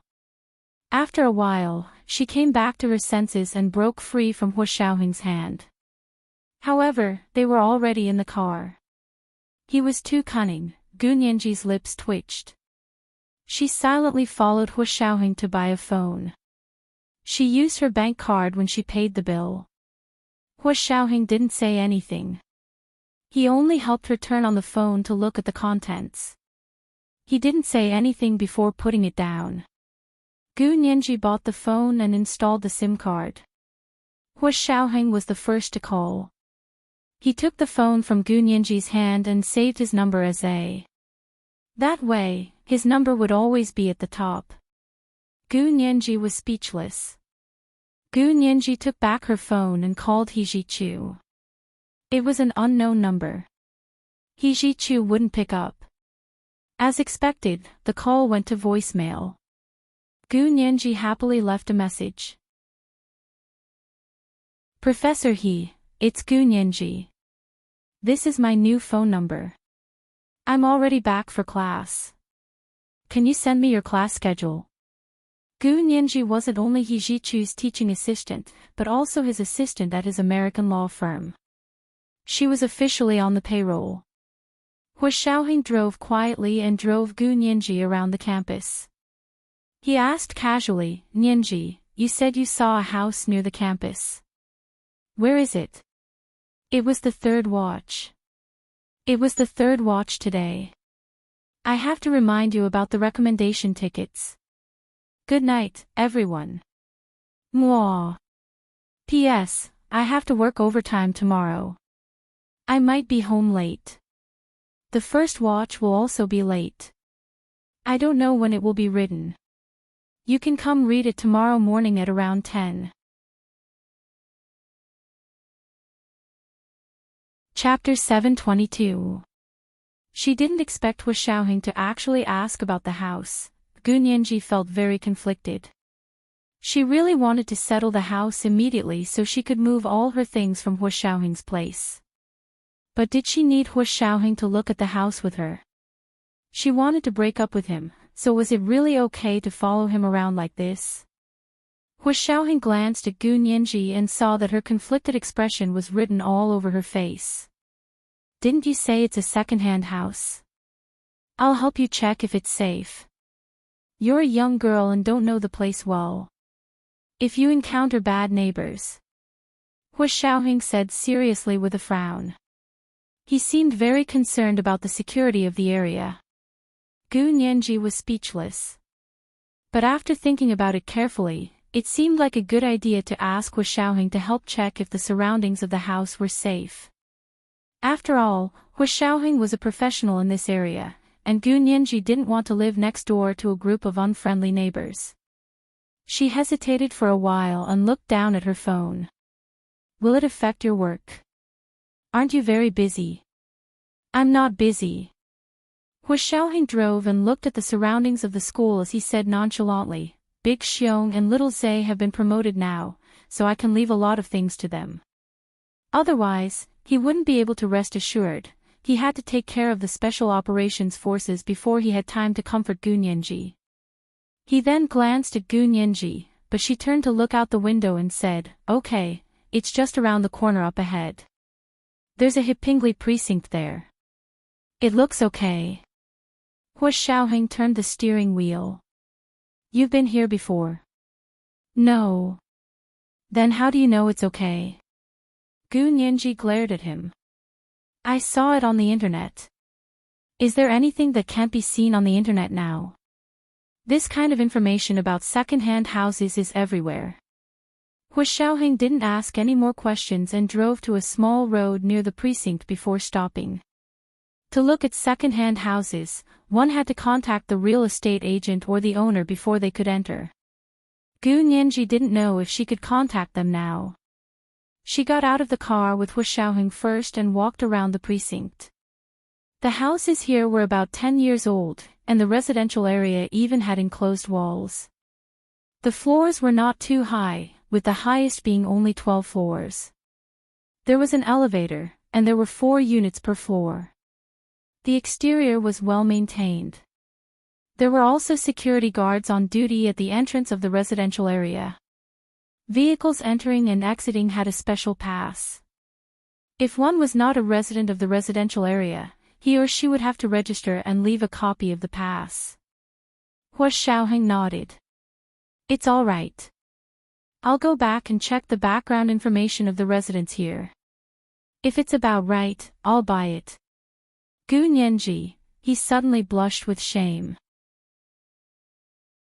She knew that if Hu Xiaoheng wanted to investigate the background information of the residents here, he would probably go as far as the heavens and the earth. He would be able to investigate everything from 3 generations of their ancestors to their collateral relatives. We haven't even seen the house yet. How can we buy it just like that? It was Gu Nianji's turn to object. Hu Xiaoheng glanced at her.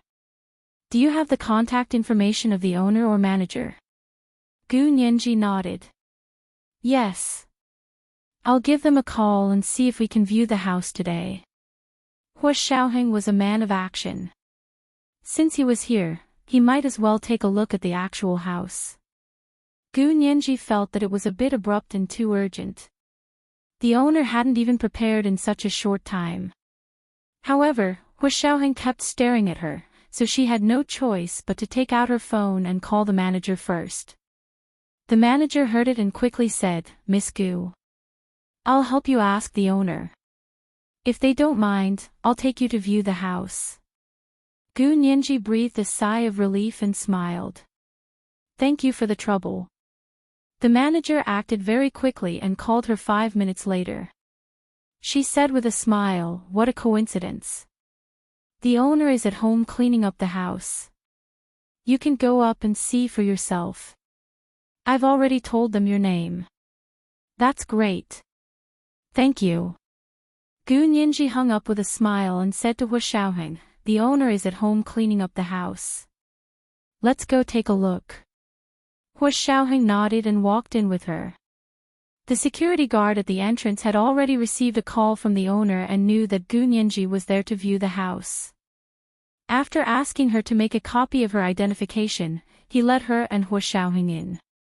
The two of them went to Unit 602 of Block A in Hipingli Precinct and rang the doorbell. A woman in her 30s opened the door and looked at them.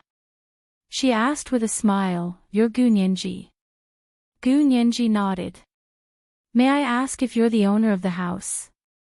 Mr. Zhao asked us to come. Mr. Zhao was the manager. The woman stepped aside to let them in. Come in. We're packing up and we'll be moving soon. Gu Nianji and Hu Xiaoheng casually looked around the house. It was a 2-bedroom apartment with elegant decor. It had a log floor and light-colored waterproof paint on the walls. The two bathrooms were clean and refreshing, and the kitchen was connected to the dining room. It was open plan. There was also a large bay window facing the dining table. Gu Nianji walked around and liked the place very much. Although it wasn't as big as the house Hu Xiaoheng had bought for her, it would be the first house she had bought for herself. It had a different meaning. She had spent her own money to buy something and used it with confidence. Although Gu Nianji looked happy, she didn't show it. She asked Hu Xiaoheng non-committally, "Are you done looking?" Hu Xiaoheng nodded. "Let's go." The two of them said goodbye and left. The owner of the house felt uneasy and contacted the manager again. She didn't know if the house would be sold. After Gu Nianji and Hu Xiaoheng came out, they had more or less decided to buy the house. They got into the car and Hu Xiaoheng drove her back to school. On the way there, he took her to a nearby supermarket to buy some daily necessities and food to go back to school. When they arrived at Gu Nianji's dorm, it was already past 3 in the afternoon. Gu Nianji got out of the car with large and small bags and said to Hu Xiaoheng, "Thank you for shopping with me today. It's getting late, so I won't keep you." Hu Xiaoheng looked at the large and small bags in her hands and parked the car. He took the plastic bags from her hands. "I'll walk you up." Gu Nianji wanted to say no, but Hu Xiaoheng was already striding towards the elevator. Gu Nianji could only follow. They returned to Gu Nianji's dorm and saw that Ma Qiqi had already returned. She was holding a thermos and watching TV. When she saw Gu Nianji come in, she quickly stood up and said, "Nianji, you're back. Where did you go?" Gu Nianji smiled as she put a bag of snacks on the dining table in the living room. "Here, Qiqi, it's my treat." Ma Qiqi cheered and took out a bag of shrimp crackers from the plastic bag to eat. Hu Xiaoheng helped Gu Nianji take the rest of the things to her room. Ma Qiqi winked at Gu Nianji, and Gu Nianji smiled and hit her before going in. "Hu Xiaoheng, don't bother. I can clean up myself." Gu Nianji took the plastic bag from Hu Xiaoheng's hands firmly and stubbornly. Hu Xiaoheng let go and watched as Gu Nianji skillfully sorted the things she bought and put them in the appropriate places. He stood there for a while and saw that Gu Nianji was still ignoring him. He took out a cigarette from his trouser pocket and lit it twice on his palm. He said to Gu Nianji, "Then I'll go back first. You can sign the contract and pay the deposit after I finish the background check." Gu Nianji didn't even look back. "Thank you for the trouble." After a while, Ma Qiqi's farewell came from outside, followed by the sound of the door slamming shut. Gu Nianji instantly felt relieved. She jumped out of the room and waved at Ma Qiqi. "Qiqi, come. Tell me what big gossip has been going on at school and in the faculty these days." Ma Qiqi hugged the snacks and went into her room.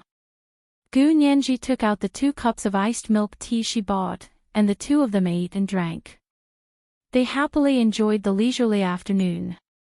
When He Zhichu found Gu Nianji's message, it was already 6 or 7 in the evening. He had been investigating Gu Nianji's disappearance in Germany for the past 2 days. Many clues had been cut off by others, so his investigation wasn't going smoothly. However, it was this unsuccess that pointed him in the right direction. The more he investigated, the more he seemed to point to the most impossible result. In the afternoon, He Zhichu gathered all the evidence together and called his hometown. The person who answered was Wen Shui. He Zhichu's voice was very cold. "Wen Shui, are you that free? You're always at my house." Wen Shui's voice was very frightened and trembling. "Mr. He, Auntie Qin. Auntie Qin had a miscarriage." He Zhichu was speechless. He stood up with a very serious expression. "What did you say?" "Auntie Qin had a miscarriage." Wen Shui said it again. This time, she spoke very slowly, enunciating each word as if she was afraid He Zhichu couldn't hear her clearly. "Auntie Qin had a miscarriage. When did she get pregnant? He Jichu's voice seemed to have been tempered in ice water. Every word was like ice shards that made people shiver. It's only been 2 months. When Shi said very quietly, like she was pressed against the microphone. Auntie Chin is very sad. Senior Mr. He has been in her room with her for the past 2 days. He Jichu almost sneered. Are you sure? Does my father know she had a miscarriage? Of course he knows. When Shi froze. Is there something wrong? Put my father on the phone. He Jichu kicked the coffee table in annoyance, and it moved to the side with a squeak. A few drops of coffee spilled on the table, and he Jichu wiped it with a tissue. Soon after, Senior Mr. He picked up the phone. He Jichu immediately said, Father, Auntie Chin had a miscarriage. How did she get pregnant? He Jichu knew that his father had a very serious prostate disease in the past and could no longer have children. But he also knew that Auntie Chin had been infatuated with his father for decades. He couldn't tell that she would cheat on him. Senior Mr. He rubbed his eyebrows and said quietly. Don't get the wrong idea. Your Auntie Chin used my frozen sperm as a test tube baby. He Jichu was speechless. This was the first night watch. The monthly votes were over 3,600, and it was still the third night watch today. Let me remind you about the recommendation tickets. There were 3,600 monthly votes at 1:00 in the afternoon. There was still the third night watch at 7:00 in the evening. P.S. Thank you to Bagel16 for the 10,000 Chidian coins yesterday. Mwah. Chapter 723. Since that was the case, He Jichu didn't need to say more. Auntie Chin was actually pregnant and had a miscarriage. After He Jichu put down the phone, his brows furrowed for a long time before finally sighing softly. He pinched the slight wrinkle between his brows and checked his voicemail. Gu Nianji's light and crisp voice slipped into his eardrums. He Jichu couldn't help curling his lips. He immediately called Gu Nianji's new number. It was 6 or 7 in the evening. Gu Nianji and Ma Chichi had just returned from dinner and had just gone to the bathroom to shower. It was already very cold in the imperial capital in early October. She came out of the bathroom wrapped in a bathrobe and used a towel to dry her freshly washed hair. When she heard her phone ring, she quickly walked over to check. It was He Jichu's number. Gu Nianji happily swiped the phone to answer. Professor He. You're so busy. He Jichu sat on the sofa in the suite of the professor's building, one hand tapping on the armrest in satisfaction. His expression was still cold, but his voice was very gentle. Nianji, you're back at school. Yeah, I just got back today. Gu Nianji sat on the soft chair in front of her desk and put on her Bluetooth headset to talk to He Jichu. This way, she could free her hands. Professor He, can you send me this semester's class schedule? I want to see how many courses I need to graduate. He Jichu froze. Graduate? You want to graduate that badly? Yeah, I've thought about it. A master's in law doesn't require a lot of credits. The key is the graduation thesis. As long as I can finish the credits and complete the thesis, the faculty should be able to allow me to graduate early, right? Gu Nianji spoke and used a pitiful voice to beg He Jichu. Professor He, you're my mentor. You won't allow me to graduate early, right? He Jichu sighed and felt his head hurt even more. Nianji, you're still young. Why do you want to graduate early? I think it's best for you to stay in school for a few more years. Gu Nianji shook her head and looked out the window at the gradually darkening sky. She suddenly wanted to talk to someone. Professor He, I know I'm young, but who says I have to be old to enter society? All these years, I've been protected by Hua Xiaohing too well, and I'm completely out of touch with society. Now that I'm independent, of course I have to get close to society as soon as possible. Without the illusory peach blossom garden that Hu Xiaoheng had created for her, she would rather become stronger so that she could create a peach blossom garden for herself. Independent. He Zhichu didn't think much of it. What are you talking about? Would Hu Xiaoheng let you leave him? Gu Nianji smiled bitterly. She didn't mention that she had already broken up with Hu Xiaoheng. She only whispered. Hu Xiaoheng is also very busy. I just want to graduate early and find a job to support myself. No matter how good Hu Xiaoheng was to her, this experience only served to remind her that she was no different from Sister Lin, who was living under someone else's roof. The difference was that little Sister Lin did not have the opportunity and ability to break away from that family and live on her own, but she could. Although Gu Nianji didn't say anything, He Zhichu had already sensed something sensitive. He sat up straight and asked slowly, Nianji, did you fight with Hu Xiaoheng? Gu Nianji didn't answer and only said, Professor He, please help me and let me graduate early. This is very important to me. He Zhichu saw that she was avoiding the topic and was basically certain that something had happened between her and Hu Xiaoheng. This was also within his expectations. Ever since Gu Nianji cried and complained in Germany, He Zhichu felt that Gu Nianji probably wanted to break up with Hu Xiaoheng. Of course, he also knew that Hu Xiaoheng wasn't the kind of person that would break up with just because she said so. Hu Xiaoheng was the same kind of person as He Zhichu. They both liked to have everything in their control and wouldn't allow anything to escape their control. But coincidentally, both of them had met someone who had escaped their control, and it was the same person, Gu Nianji. I'll send you this semester's class schedule, as well as next semester's. If you can handle it, you can complete 15 credits in the remaining 4 months, which is 5 courses. Then you can write your thesis and do your internship in the second half of next year. He Zhichu opened Gu Nianji's class schedule and gave her a suggestion after a brief look. Gu Nianji immediately said, it's not a problem to complete 15 credits in 4 months. I'll try and see if I can write my thesis at the same time. He Zhichu sat up straight and said seriously. Think about it carefully before making a decision. Your body won't be able to handle taking so many courses and writing a thesis at the same time. I'm fine. I'm talented. Gu Nianji chuckled and mocked herself. He Zhichu was speechless. After putting down the phone, Gu Nianji turned on her computer to check her email and study her class schedule. He Zhichu sat alone on the sofa and thought for a long time before getting up to contact an American law firm. The next day, when Gu Nianji checked her bank account balance, she was shocked to find that there was a large amount of money in her card. The money was enough for her to buy the second-hand house she was interested in cash with some left over. Gu Nianji's heart trembled. Her first thought was, did Hu Xiaoheng give her the money? But after calming down, she carefully checked the source of the money and discovered that it was from an American law firm. Gu Nianji called He Zhichu.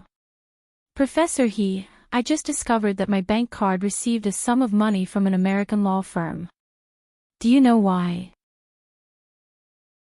He Zhichu smiled as he stood in front of the window. He held his phone in one hand and used the other to rub bread crumbs into the fish tank to feed the goldfish. He said, it's your performance bonus. You helped us win Li Haiqing's lawsuit this time, so this is the first bonus. That much? Gu Nianji looked at the balance in her bank account and couldn't bear to put it down. No wonder everyone wants to be a lawyer. What a bright future for money. He Zhichu laughed. Little money grubber. You've never been short of money. Gu Nianji was embarrassed and secretly made a face at the phone. He Zhichu couldn't see it anyway. She smiled and said, Professor He, a gentleman loves money and gets it in a proper way. Why can't I love money? Also, I'm proud to earn money from my own labor. Yes, of course you can. He Zhichu smiled without batting an eyelid. Don't forget about Li Haiqing's case. There's still civil compensation. When the trial is over, you can also get another performance bonus. Gu Nianji nodded quickly. Yes, yes, yes. Thank you, Professor He, for the opportunity. Please help me in the future, Professor He. You're my assistant. If I don't give you a chance, who should I give a chance to? He Ji-chu was in a great mood. He dusted off the bread crumbs in his hands and said to Gu Nianji, when are you going back to class? Are you feeling better? I'm fully recovered. I've been recovering for a long time.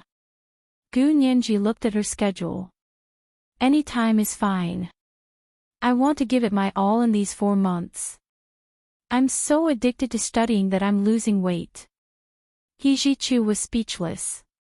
After putting down the phone, Gu Nianji immediately began to draft a study plan and class selection.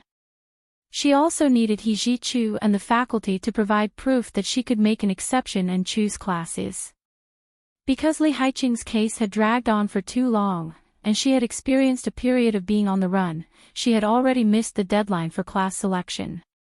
If she wanted to choose these classes now, she would have to make special arrangements. She would definitely need proof from the instructor and faculty. Then she would have to personally beg the instructors of those classes to allow her to choose classes. By the time she had registered for all 5 courses and successfully started her thesis, it was already Thursday night. Gu Nianji returned from the library and saw the familiar silver Bentley Bentayga SUV in front of the dormitory building. It was Hua Xiaoheng's new car. She took a few steps forward and saw Hua Xiaoheng smoking under the streetlight next to the car. He was tall and wore a general's uniform. His sleeves were rolled up, and he leaned against the hood of the car with his back facing her. Gu Nianji coughed lightly. Hua Xiaoheng turned to look at her. Gu Nianji smiled and nodded. Waiting for someone. Hua Xiaoheng threw away the cigarette in his hand and said calmly, yes, waiting for you. What's the matter? Gu Nianji held up a stack of reference books. I'm very busy. Hua Xiaoheng didn't know what to feel. He suppressed his surging emotions and said with a smile, I've checked the background of the people in Hepingli district and the owner of the second-hand house. Not bad. They don't have any bad records. Gu Nianji was speechless. It wasn't a criminal record. Hua Xiaoheng was making a mountain out of a molehill. Gu Nianji pouted inwardly and said politely, thank you. I was planning to sign the contract and transfer the ownership tomorrow. Hua Xiaoheng nodded. I'll go with you. Chi-Chi will go with me. Gu Nianji declined politely. You're too busy. Our home is small and can't accommodate a great Buddha like you. He was so polite and had a slightly sarcastic tone. Hua Xiaoheng's eyes dimmed. He shook his head. It's okay. I'm happy to. But I'm not happy, Gu Nianji almost blurted out. But looking at Hua Xiaoheng's serious expression, she wondered if he was used to caring for her, or did he treat her like a child. She couldn't buy her own house, drive her own car, or drink alcohol. Gu Nianji looked up and took 2 deep breaths to suppress the unspeakable depression. She knew that no one could stop Hua Xiaoheng from doing what he said he was going to do. She didn't want to waste her energy. Okay, whatever you want. Gu Nianji nodded at Hua Xiaoheng and turned to go upstairs. Hua Xiaoheng didn't follow her this time. Instead, he leaned against the hood of the car and took out a cigarette from his trouser pocket. He twisted it and watched Gu Nianji's figure disappear from his sight expressionlessly. Yin Shixiang didn't dare to make a sound in the car until he saw Gu Nianji leave. He then poked his head out of the car and asked quietly, Hua Xiao, you guys really broke up? Is that possible? Nianji is young and likes to dream. How old are you to still dream? Hua Xiaoheng glanced at him calmly and lowered his head to light his cigarette. He used the new lighter Gu Nianji had given him. This was the second night watch, and the monthly ticket was 3,600 plus night watch. Today was still the 3rd night watch. Let me remind you about the recommendation tickets. There was still the third night watch at 7 p.m. Chapter 724. Yin Shixiang almost spat blood at Hu Xiaoheng's words. Am I very old? Very old. Very old. We're the same age, Hu Xiao. Yin Shixiang only dared to scream in his heart. He retracted his head and sat in the driver's seat, bored to death, and almost wanted to honk the horn. Hu Xiaoheng didn't say anything to get in the car. He just leaned against the hood and smoked in silence. The dim yellow light from the street lamps cast a silhouette in front of him. His handsome back and long legs made people want to do something wrong. All of this in the imperial capital's October night exuded a deep sense of loneliness. Yin Shixiang didn't dare disturb Hu Xiaoheng or urge him to get in the car. After waiting for a while, Yin Shixiang had an idea and secretly called Ma Qiqi's phone. Ma Qiqi had just finished chatting with Gu Nianji and returned to her room to sleep. When she heard her phone ring, and it was Brother Xiong's exclusive ringtone, she was so happy that she immediately grabbed the phone and swiped it open. Brother Xiong. Qiqi, it's me. Yin Shixiang heard Ma Qiqi's clear and crisp voice and his mood instantly improved. He snuck a glance at Hu Xiaoheng, who was silently smoking diagonally in front of him. Yin Shixiang lowered his voice and asked Ma Qiqi, Qiqi, did Nianji go back? She did. I just finished talking to her and she went to shower. I'm going to sleep. Ma Qiqi said as she lifted the duvet and got into bed. It was already very cold in the imperial capital at this time of the year.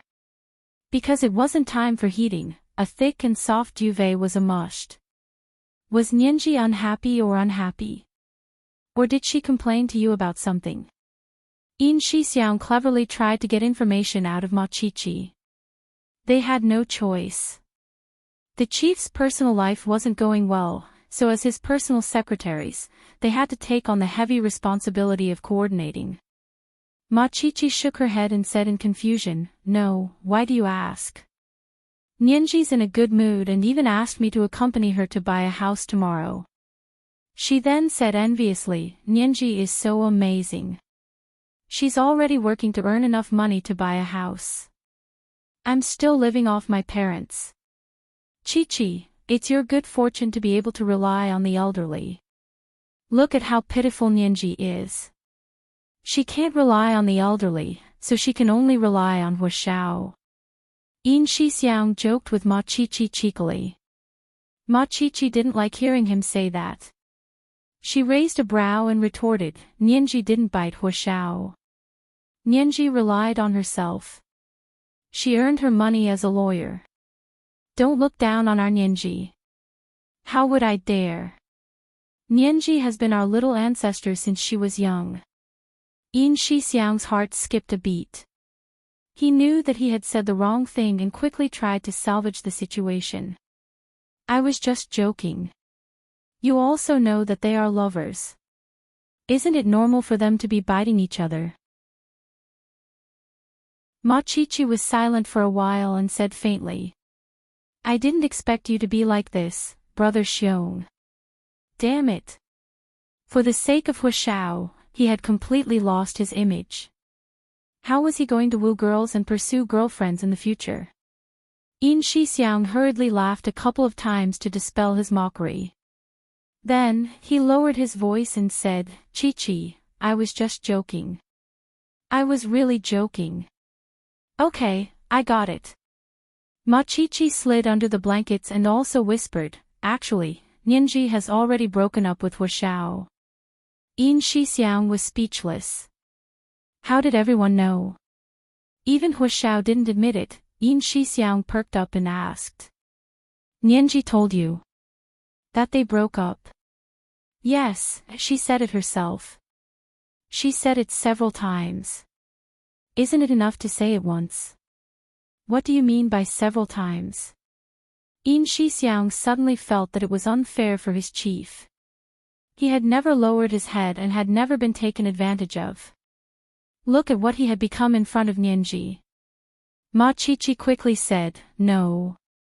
It's my fault. I always didn't believe that they really broke up. That's why Nianji corrected me again and again.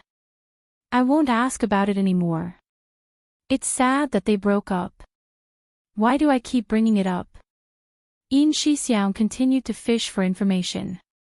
"But didn't you just say that Nianji wasn't sad? How did it become a sad thing?" "Of course it's sad. Do you think girls aren't sad when they break up? I'm telling you, as long as the girl didn't cheat and break up, it's definitely the girl who feels worse than the guy. Even if the girl broke up first, it's the girl who feels worse." Ma Chichi almost sat up and grit her teeth as she gripped her phone. Yin Shixiang was wearing a Bluetooth headset to talk to Ma Chichi. He wasn't paying attention and Ma Chichi's sudden high-pitched voice hurt his eardrums. He rubbed his ear and whispered, "I know, Mississippi. You're Miss too. No wonder you're Nianji's best friend. Birds of a feather really do flock together." "What? We're good friends with the same values." Ma Chichi teased Yin Shixiang with a smile. "Are you jealous?" "I'm jealous. I'm so jealous I'm about to vomit blood." Yin Shixiang smiled as he leaned against the car seat. He glanced in the direction of Gu Nianji's dorm and saw that the lights in her room had just gone out. She was probably asleep. Hua Xiaoheng also saw it.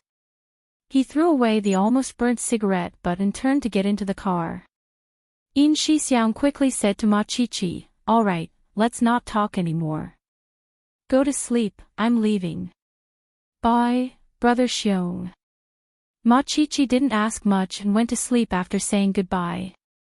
Hua Xiaoheng got into the car and glanced at Yin Shixiang. "Who are you talking to?" "Ma Chichi, Nianji's roommate." Yin Shixiang started the car. She said Nianji wasn't in a bad mood. She even made plans with her to buy a house and sign the transfer papers tomorrow. Hua Xiaoheng didn't say anything. He propped up his chin with one hand and rested his elbow on the side of the window. He stared at the night sky outside the car in a daze. Yin Shixiang looked at him in the rearview mirror and asked, "Hua Xiao, why does Nianji want to buy a house?" "Do you know?" "Got it. I'll accompany her tomorrow." He glanced at Yin Shixiang and said, "Drive properly and don't get distracted by talking. It's against the traffic rules." Yin Shixiang knew that she was telling him to shut up. He didn't dare to speak again, let alone ask this question. This was clearly Hua Xiao's reverse scale. Whoever touched it would die. Gu Nianji still had 2 classes on Friday morning. After class, she hurriedly went to the cafeteria to buy fried rice and ate it. Then, she went straight to the real estate bureau in the Hipingli district with Ma Chichi. When they arrived at the entrance, Gu Nianji was surprised to see Hua Xiaoheng's latest silver-gray Bentley Bentayga SUV parked in the temporary parking space in front of the real estate bureau. Seeing them arrive, Hua Xiaoheng opened the car door and got out. He nodded to Gu Nianji and Ma Chichi. "Nianji, Chichi, you're here." Gu Nianji also greeted him. "I didn't think you'd really come. I was actually just being polite." "You didn't have to come." Hua Xiaoheng was speechless. He looked at Ma Chichi and saw that she was looking at him and Gu Nianji with her big eyes. It was like she was watching a good show. Hua Xiaoheng had no choice but to close the door. He gently knocked on the car door. It was actually a series of Morse code. Yin Shixiang, who was in the car, was speechless. However, he still obeyed the chief's orders and got out of the car. He greeted Gu Nianji first. "Nianji, you're here to buy a house." He made it sound like buying cabbages at the real estate bureau. Gu Nianji glared at him. Yin Shixiang also felt that his conversation was a bit awkward. He turned to smile at Ma Chichi. "Chichi, I said I had something to ask you yesterday. Do you still remember?" Ma Chichi withdrew her gaze from Gu Nianji and Hua Xiaoheng and frowned. What is it? You don't remember? Then come here. I'll ask you again. Yin Shixiang walked across the road and waved at Ma Chichi. Ma Chichi said to Gu Nianji, I'll be right back. The corners of Gu Nianji's mouth twitched. Go. It's fine. Talk nicely with Brother Xiong. She patted Ma Chichi's shoulder and raised her chin at Yin Shixiang. Ma Chichi ran over with a smile. Hua Xiaoheng walked up and said to Gu Nianji, let's go. Did you bring everything? Gu Nianji patted the Cambridge postman bag on her back. It's all in here. The two of them walked into the real estate bureau lobby. The owners and agents were waiting for them in the lobby. Seeing Gu Nianji walk in with a tall, handsome man, Agent Zhao quickly went up to greet them. Miss Gu Nianji, you're finally here. Gu Nianji nodded with a smile. Why wouldn't I be here? You see, I already sent the down payment. We already received it. You're saying you'll pay in full, right? Agent Zhao confirmed again. It'll be much more convenient this way. It'll be very troublesome and time-consuming to get a bank loan. Hua Xiaoheng froze and looked at Gu Nianji. He pulled her to the side and asked quietly, you want to pay in full? Where did you get the money? It was the third watch. Today was the third watch. Let me remind you about the recommendation tickets. Good night, dear friends.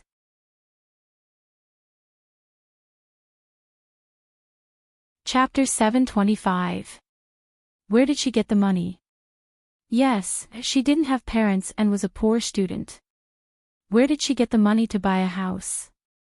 And she was being looked down upon by the person she once loved deeply. Gu Nianji's eyes stung, and she almost cried. But she held it in and smiled faintly. I earned the money from my work. I went to Germany to help Li Haiqing with her lawsuit. I won the case, and the institute gave me a bonus. Hua Xiaoheng was still suspicious. What kind of lawsuit would have such a high bonus? Although the house Gu Nianji wanted to buy was a second-hand house, it was still in the school district. It had one of the best elementary school districts in the entire imperial capital. If it weren't for the average elementary and high school districts, Gu Nianji wouldn't have been able to afford it even if it was a second-hand house. Even a small two-bedroom house cost nearly 2 million. 2 million was nothing to Hua Xiaoheng. He had spent more than that on Hermes bags for Gu Nianji in the past. But to Gu Nianji, especially since she was determined to draw a line with Hua Xiaoheng and return all her bank cards and investment accounts to him, this was a huge sum of money. Seeing that Hua Xiaoheng still didn't believe her despite her explanation, Gu Nianji grew angry. She laughed coldly and flung Hua Xiaoheng's hand away. Then where did Mr. Hua think I got the money? Illegal income. Hua Xiaoheng was silent. Nianji, that's not what I meant. I don't care what you mean. My money is legal income. I paid taxes and was on the payroll. I can't help it if you don't believe me. Now please move aside. Don't stop me from buying the house. Gu Nianji's eyes were almost filled with tears. She pushed Hua Xiaoheng's hand away and hurried over to the real estate agent and the owner. Hua Xiaoheng moved very quickly. As soon as Gu Nianji flung his hand away, he took a step forward and quickly grabbed her. His large hand tightened slightly and wrapped around Gu Nianji's arm like an iron clamp, causing her to feel a dull pain. Let go. Gu Nianji turned around and glared at Hua Xiaoheng angrily. Her large, dark eyes were crystal clear, but she stubbornly raised her head and didn't let the tears fall. Hua Xiaoheng looked at Gu Nianji and felt slightly vexed. His words had hurt her again. The current Gu Nianji was as sensitive as a bird startled by the mere twang of a bough. Even the slightest sign of trouble would make her bristle with thorns, especially in front of him. It was as if the frightened child from 7 years ago had returned to him. Or perhaps the frightened child had never left or grown up. In the past, he had given her a sense of security, so she had hidden very well, and no one had been able to find her. Until her safe haven was broken and she had nowhere to hide. She emerged again and stared warily at the world that made her feel uneasy.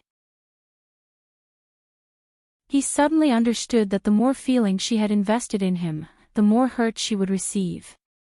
Others might not be able to empathize with her fear and despair, but as the person she loved deeply, how could he not know? Hua Xiaoheng suppressed the sourness and pain in his heart and said in a low voice, "Nianji, it's not that I don't trust you." Gu Nianji closed her eyes and took a deep breath. Her full, perky chest rose and fell. Hua Xiaoheng glanced at the people next to him who were already staring at them. He was displeased and extended his long arm to pull Gu Nianji into his embrace. He used his broad back to block the people's view, then turned around to look at them. His gaze was piercingly cold and full of pressure. With one glance, the people hurriedly looked away and didn't dare to stare at Gu Nianji again. Gu Nianji didn't appreciate it. She whispered to Hua Xiaoheng, I've said it before. You can't hug me whenever you want. You're harassing me." Hua Xiaoheng was speechless. He looked down at Gu Nianji in his arms and slowly let go. "I'm sorry." Gu Nianji took a step back and walked out of his warm embrace. "Hua Xiaoheng, I'm going to buy the house and transfer the ownership. I hope you won't follow me." Her gaze was vigilant and guarded. It was like an arrow piercing Hua Xiaoheng's heart. Hua Xiaoheng nodded and didn't move. He just watched her walk away step by step to the side of the real estate agent and the owner of the house. The few of them went to the real estate bureau to complete the paperwork. People came and went in the hall. They were all busy with their own things.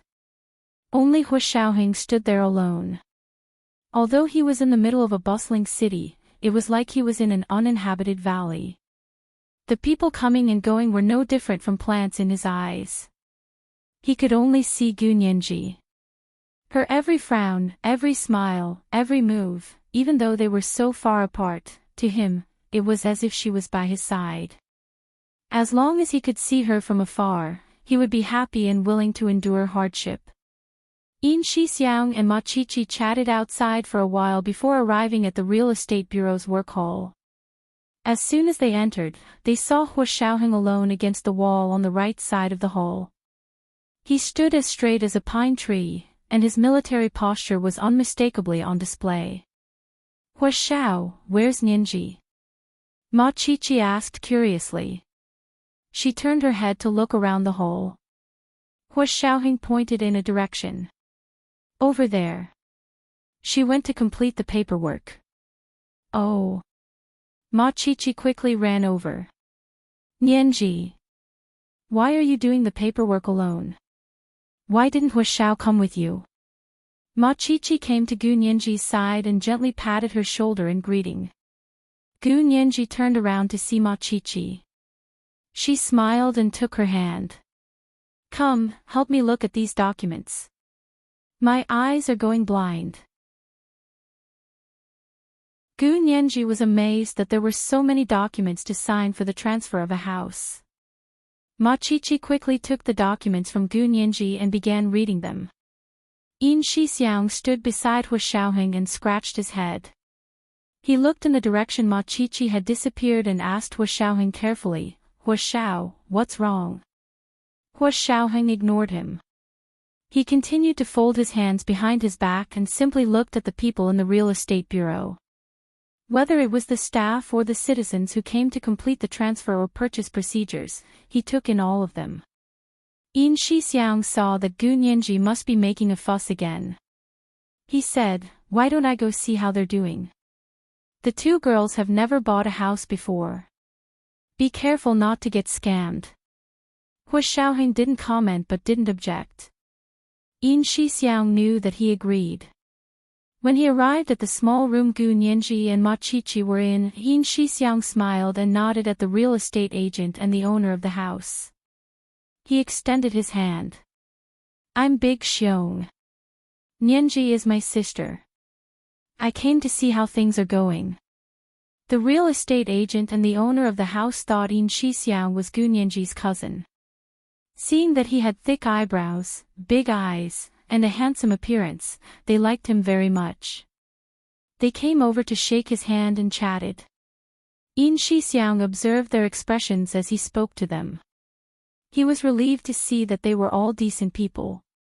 After In Shixiang arrived, Gu Nianji and the others obviously sped up. Not long after, all the necessary documents were signed, and the procedures at the real estate bureau were also completed. The sale would be complete once Gu Nianji transferred the balance of the house payment. Of course, it would take at least a month to complete all the procedures, but the main procedures were completed. The owner of the house received the balance and immediately gave the keys to Gu Nianji. She could totally move in now that she had taken the house. Thank you, Miss Gu. You can look for me again if you need anything in the future. The real estate agent gave Gu Nianji a business card before leaving. Gu Nianji nodded and smiled. It was a pleasure working with you. Gu Nianji took the keys to the lobby and immediately saw Hua Xiaoheng standing out like a sore thumb. He was already extraordinarily handsome to begin with, and with the addition of his military uniform, he was so handsome that even God would be enraged. Many women in the lobby looked at him, intentionally or unintentionally, and used the opportunity to borrow a pen or ask for directions to strike up a conversation. Hua Xiaoheng didn't speak much, but he wasn't as cold as ice. He was mildly polite and distant, making it even more irresistible. Seeing Gu Nianji, In Shixiang, and Ma Qiqi walk over, Hua Xiaoheng went to greet them. It's all done. He looked at Gu Nianji as he spoke. His voice was rare and gentle, and his pleasant voice had the effect of soothing people's hearts. Gu Nianji had just become part of the propertied class, so she was happy. Once she was in a good mood, she became much more magnanimous. She didn't mind Hua Xiaoheng's lack of trust in her just now. She nodded with a smile and carried a large envelope full of documents. It's all done. I'm going over there to take a look now. If you guys are busy, you can go back first. Looking outside the real estate bureau, it was already getting late. Hua Xiaoheng shook his head. I'm free today. He then said, since you've already bought it, let's go take a look together. Gu Nianji didn't object and got into Hua Xiaoheng's new car with Ma Qiqi. They headed in the direction of the Hepingli district. When they arrived at the entrance of the district, Gu Nianji took out the key card from the large envelope and swiped it at In Shixiang's car entrance. The bar in front slowly rose, and they drove all the way to the underground parking lot. From there, they went up to the 6th floor. Gu Nianji bought Unit 602. It was one of the 2 units facing south on this floor, and it was the larger one. Opening the door, she saw that everything inside had been moved out. The house was very clean, and it seemed to be more spacious than the last time she saw it. Ma Qiqi walked through all the rooms inside and out inside. This house is really nice. The key is that it's well renovated. It's grand, and the materials look authentic.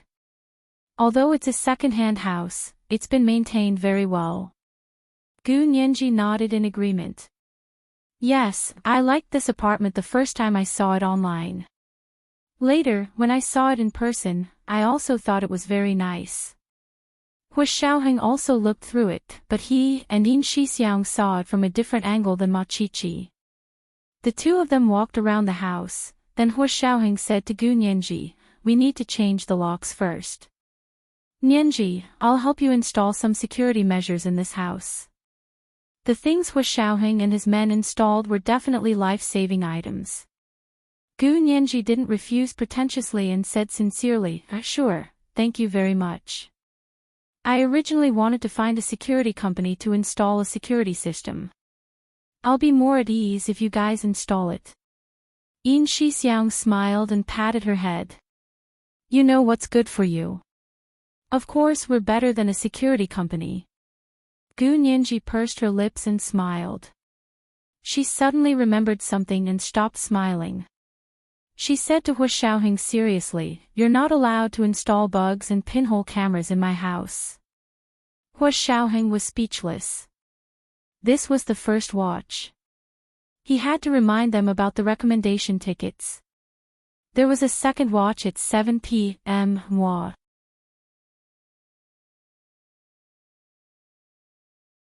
Chapter 726. Hu Xiaoheng didn't comment. He looked around and said, "When do you plan on moving in? It's best to renovate this place." Gu Nianji didn't let him change the topic and waved at him. "Hu Xiaoheng, did you hear that? You're not allowed to install bugs and pinhole cameras in my house." Hu Xiaoheng looked at Gu Nianji seriously and asked calmly, "Am I that low?" Gu Nianji was speechless. She looked away and muttered, "I was just reminding you." "Do I need you to remind me? You're questioning my professional ability." Hu Xiaoheng spread his hands at Gu Nianji. "Give me the key. I'll install it for you before you move in. Then remember, you can't let me install bugs and pinhole cameras in the house. You promised." Gu Nianji took out the key and shook it. She was very concerned about personal privacy and was very familiar with the infiltration methods of the Special Operations Forces, so she had to be upfront. Hu Xiaoheng was willing to provide her with security measures, of course, but he couldn't cross her bottom line. "Okay, when do you plan on moving in?" Gu Nianji wasn't in a hurry. She just needed to finish the house before she graduated. However, she didn't tell Hu Xiaoheng and only said, "The sooner the better. Otherwise, I won't have anywhere to go during winter break." Hu Xiaoheng glanced at her and took the key. He turned to call In Shixiang. "Big Xiong, come out for a second." In Shixiang quickly ran over and the two of them went to the door to discuss installing security measures. "Hu Xiao, you're really not going to install it?" In Shixiang asked in a very low voice. But he knew that it had to be installed. Hu Xiaoheng looked up at Gu Nianji and continued to say calmly, "Of course. But not in the house. Install it at the door, in the hallway, in the elevator, at the entrance to the residential area, on the walls, and in the underground parking lot. All the windows here have cords that are connected to our alarm system." He looked around the house again. "Redecorate everything here. Find the best renovation company. Get someone to keep an eye on it and tear it down from the inside out. Otherwise, they wouldn't be at ease." This was their occupational disease. In Shixiang laughed and gave Hu Xiaoheng a thumbs up. "Brilliant. It's too high." If that was the case, there would be no pinhole cameras or wiretaps in the house, but the entire apartment would still be under surveillance. Even if a bird stopped outside the window, they would know. Even if Gu Nianji found out about it in the future, it wouldn't make Hu Xiao look low. Because he didn't break his promise to Gu Nianji, he wouldn't pretend in the house. Key point, inside the house. Gu Nianji watched Hu Xiaoheng and In Shixiang discuss something at the door. Both of them had serious expressions on their faces. She blinked, turned around, and pulled Ma Chichi to look at the balcony. The balcony of this apartment was enclosed. The previous owner had built a small tatami there. It was very comfortable to step on it barefoot. The large floor-to-ceiling windows were covered with a dark green bamboo curtain that could be rolled up. Then, the primrose yellow soft gauze curtains on both sides of the window would be lowered. Facing the melting moonlight outside the window, the artistic conception would be very beautiful.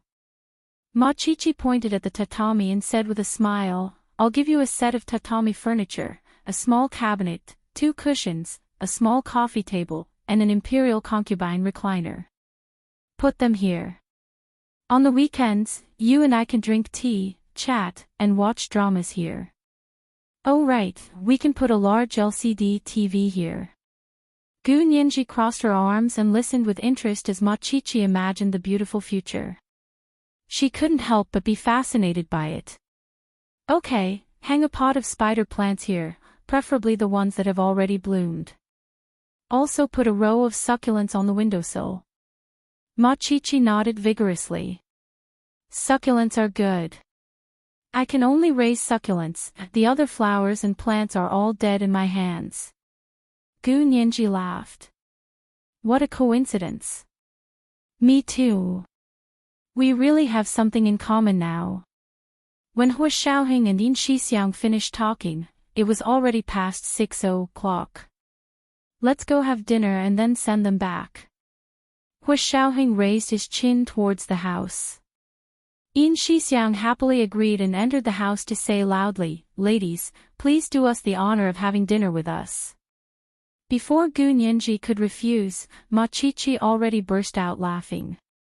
She pointed at Yin Shixiang and said, "Okay. Brother Xiong, you better be prepared to pay the bill. Be careful we don't eat you broke." Yin Shixiang waved at them. "Okay, no problem.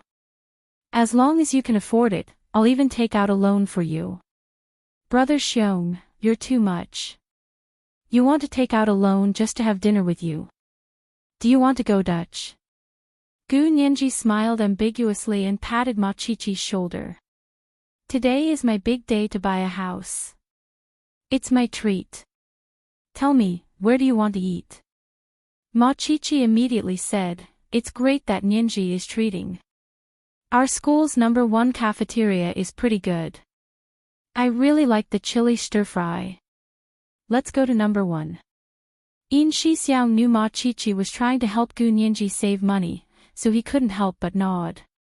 He felt that although this girl appeared to be careless, she was actually quite meticulous and considerate. He liked her even more. Hu Xiaoheng checked on his phone at the door and walked in. "There's a Cantonese restaurant nearby. Let's go check it out. It's my treat." Machichi immediately clasped her hands together and said to Hu Xiaoheng, "Hu Xiao is treating. Then I'll definitely bother you." Gu Nianji was speechless. Hu Xiaoheng and Yin Shixiang turned to go downstairs. Gu Nianji and Machichi followed behind them. Gu Nianji glared at Machichi. "Are you looking down on me? I wouldn't dare to look down on you." Machichi was about to cry in justice. "That's because I've never eaten Hu Xiao's treat before. Just let me satisfy you this once. I can brag about it for a year if I eat a treat from a national high-ranking official." Gu Nianji was amused by her and patted her lightly. "Look at how capable you are. I'm warning you, don't talk nonsense to other people. Be careful of getting into trouble." "I know. I won't say who did it.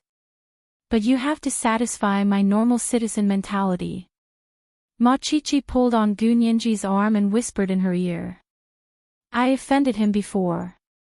I'm trying my best to please him now.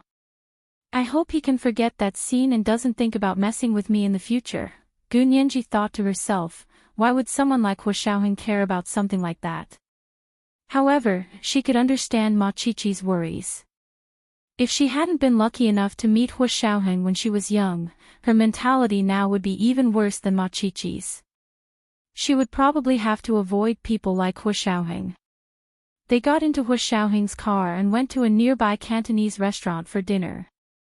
Cantonese cuisine was particular about fragrant, soft, tender, thick, and loose. Soup was a must-have. Machichi also liked Cantonese cuisine. She took the menu and didn't hesitate to order steamed ribs in black bean sauce, peony stuffed with 100 flowers, crab roast stewed with snake soup, and crab balls in clear broth. Yin Shixiang saw this and ordered a white-cut chicken and seafood marinated platter. Gu Nianji looked at it and thought it was enough, so she only ordered a basket of shrimp dumplings as an appetizer. Hu Xiaoheng looked at the menu and ordered the most famous duck soup with winter melon and barley rice. The weather was getting cold, so Gu Nianji needed nourishment. Both the host and guests enjoyed the dinner. Machichi even drank some wine. Her little face was flushed, and her large, watery eyes were very attractive. It was already past 8 by the time they finished eating, so Hu Xiaoheng and Yin Shixiang sent Gu Nianji and Ma Qiqi back to the dorms. Hu Xiaoheng and Yin Shixiang got in the car and left the university after seeing them settle in. Yin Shixiang drove onto the highway. Hu Xiaoheng sat in the car silently for a while before saying to Yin Shixiang, "Go to the military compound and return to the Hu residence." There was only one military compound in the imperial capital, and that was where the higher-ups lived. Hu Xiaoheng's home was also there, but he hadn't been there for a long time.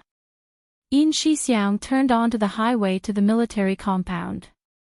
There was no traffic at all, so they arrived in only half an hour. Hu Xiaoheng got out of the car and looked at the small building with its own front and courtyard. He walked in with an indifferent expression. There were guards on both sides of the large iron gate. When they saw it was Hu Xiaoheng, they all saluted him. "Hello, Chief." Hu Xiaoheng raised his hand and walked inside without stopping. When he reached the entrance of the mansion, the orderly standing guard at the door greeted him loudly. "Hello, Chief." Hu Xiaoheng nodded. "Thank you for your hard work."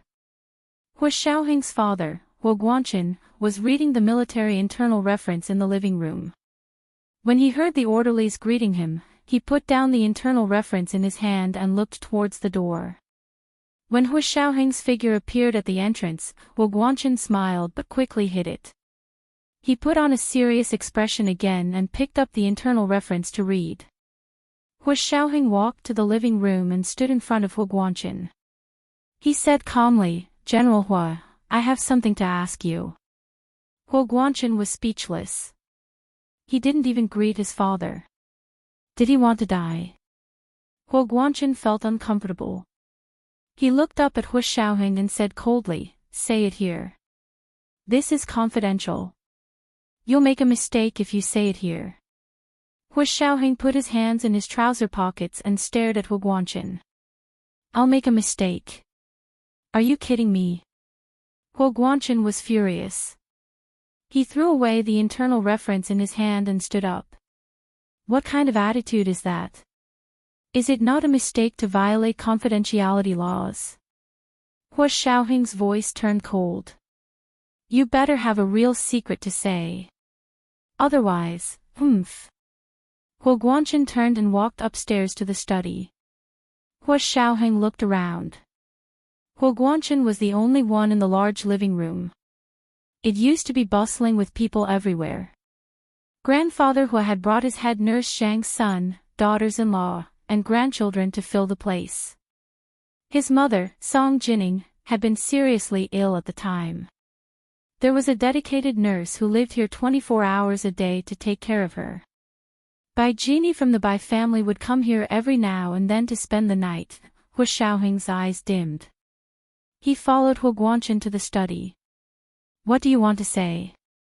Hu Guanchen sat behind the desk and rested his arms on the armrests of the chair. He frowned and asked Hu Xiaoheng with an impatient expression. Hu Xiaoheng crossed his arms and looked down at Hu Guanchen. He said in a low voice, "General Hu, I want to know why you didn't carry out General Ji's order to rescue Gu Nianji when she went missing in Germany." It was the second watch. A reminder for the recommendation tickets. Good night, dear friends.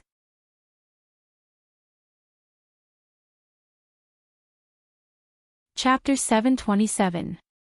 What do you mean? You haven't been home for so long and you're blaming me the moment you get home. Do you still recognize me as your father? Hu Guanchen was furious at Hu Xiaoheng's attitude.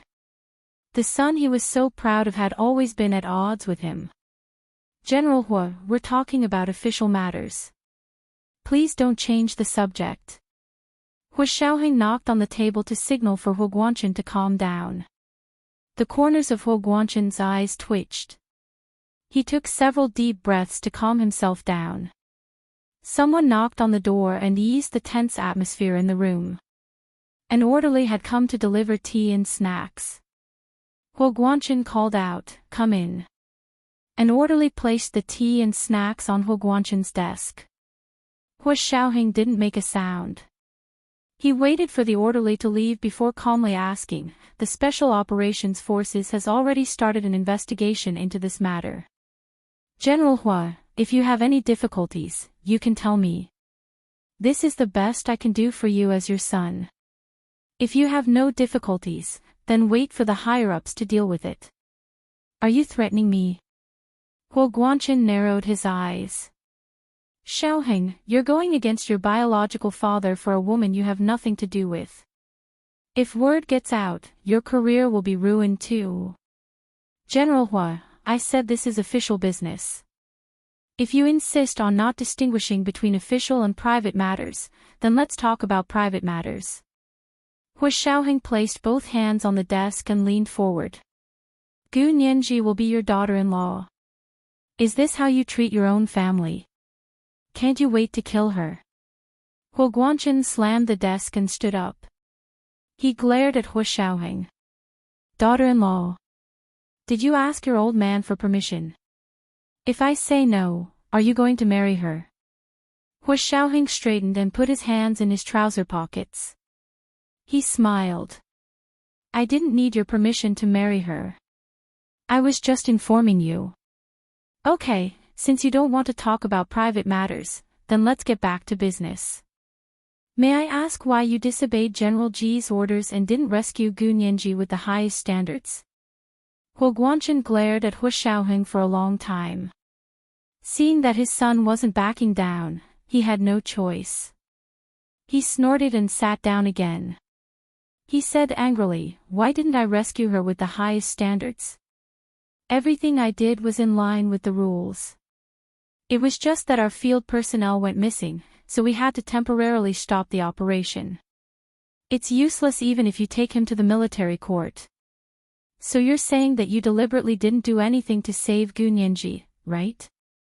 He Xiaoheng's voice grew louder. His voice was deeper and more threatening when he was angry. Of course, He Guanchen wasn't intimidated by He Xiaoheng, but he was shocked by He Xiaoheng's obsession with Gu Nianji. "Xiaoheng, how could you do this? You really don't care about anything else.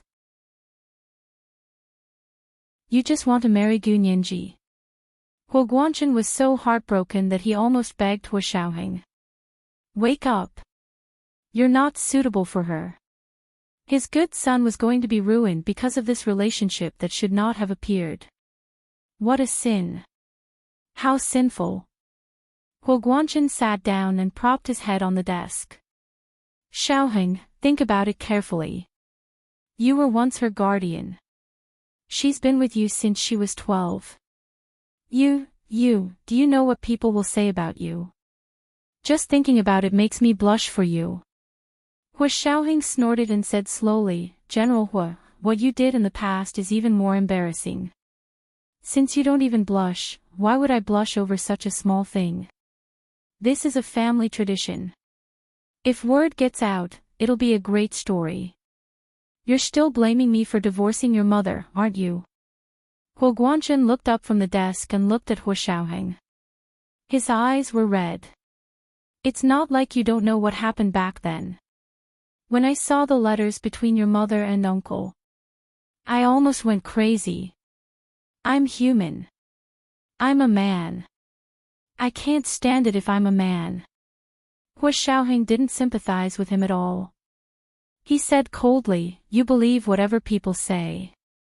Did you grow a brain just to listen to slander? Have you ever thought about how Mother felt? Mother was so sick that she couldn't defend herself, but you had already sentenced her. General Hua, other people might be able to gossip about me and Nianji, but you can't. You could even abandon your sick wife, and you still have the cheek to criticize me. I've never given up on your mother. If it wasn't for me, she wouldn't have been able to live to see the day she was cured." He Guanchen felt a lump in his throat. His voice was already choking. "Xiaoheng, I sincerely advise you not to marry Gu Nianji. I can understand your feelings for her. All the men in the Hua family are infatuated. There's nothing we can do about it. If you like her, love her, or can't bear to give up on her, that's fine. You can keep her by your side for the rest of your life. I won't interfere. When she has a child in the future, I'll allow him to have the Hua surname. He'll still be my grandson. But you have to promise me that you won't marry her. You need to marry a girl from a respectable family, not someone like Gu Nianji. Even though she was Gu Xiangwen's adopted daughter, Wu Guanchen didn't like her. Not to mention the fact that an adopted daughter couldn't be compared to a biological daughter. One only had to look for her when she disappeared at the age of 12 to know her status in the Gu family. Those people in the military disregarded your future and tried their best to get you and Gu Nianji together just for Gu Xiangwen's patent. Do you think they're doing it for your own good? Have you ever thought that as long as you marry Gu Nianji, your future will stop at the rank of a major general? They'll also have one less strong competitor. Huo Guanchen's eyes were red. Only I would truly consider for you. Only biological parents would disregard their own personal gains and losses to consider your future. Hua Xiaoheng frowned. General Hua, don't add to the drama. I came back to ask you questions, not to listen to your nonsense. I'm not talking nonsense. I'm telling you the truth. Huo Guanchen slammed the table. I won't let Gu Nianji become the only stain on your political career. Then you're indirectly admitting that you were slacking on rescuing Gu Nianji because you wanted to get someone else to do your dirty work. You wanted those people to get rid of Gu Nianji for you, right? Hua Xiaoheng's expression grew even colder. His gaze cut into Huo Guanchen's conscience like a knife. Huo Guanchen gritted his teeth and forced himself to say, "Don't talk nonsense. I never wanted Gu Nianji to die, and I would never get someone else to do my dirty work." He only hoped that Gu Nianji would leave Hua Xiaoheng and never come back. General Hua, you have a subjective motive and an objective action. It's hard for me to cover for you. When the higher-ups come to investigate, I can only tell them the truth. Hua Xiaoheng saluted Huo Guanchen. Goodbye. Stop right there. Huo Guanchen wasn't worried about the military's investigation at all. He called out to Hua Xiaoheng. Your grandfather and Jialan will be returning to the country in 2 days to attend the new Prime Minister's inauguration. Remember to pick them up at the airport. Hua Xiaoheng left the Hua residence without looking back. Huo Guanchen didn't even know if he heard him. Hua Xiaoheng returned to the car. His mind was a mess, and he couldn't help but open all the windows. The cold wind of the late autumn night in the imperial capital finally calmed down his slightly agitated emotions. Hua Xiaoheng propped his chin on the car door and looked at the night view outside. His mind kept thinking about the next step. In Germany, ALS, the person who directly abused Gu Nianji, had already been executed. Reinitz was a bit strange. Although Gu Nianji was indebted to him, he was the one who set up the entire trap. He didn't know why he let Nianji go at the last moment. That was a mystery for now. Also, his rank was too high, so they couldn't do anything to him for now. In the United States, the director of the CIA's Asian Intelligence Division, James, had become his spy. As long as someone from their side contacted the United States, Hua Xiaoheng believed that he would receive clues soon. In the Hua Xia Empire, Hua Xiaoheng had already set up all sorts of listening devices. As long as the other party had the intention of making a move again, he would be able to catch them red-handed. He had already decided that when the time came, he must kill them on the spot. He couldn't leave anyone alive. So before that, he had to quietly observe and see who would be the first to lose control. When the tide went down, he would know who was swimming naked. After going through all the plans in his mind and making sure he didn't miss anything, Hua Xiaoheng finally closed his eyes and rubbed his temples. He couldn't get Gu Nianji's figure out of his mind. He longed for her immensely, but she was so close, yet he couldn't take a step closer to her. Hua Xiaoheng's eyes darkened when he thought about how Gu Nianji was so resistant to his embrace in the real estate bureau's lobby today. Like an eternal night, not a single star could be seen. After returning to the official residence at the headquarters of the Special Operations Forces, Zhao Liangzi came to see him with the invitation that General Ji had sent.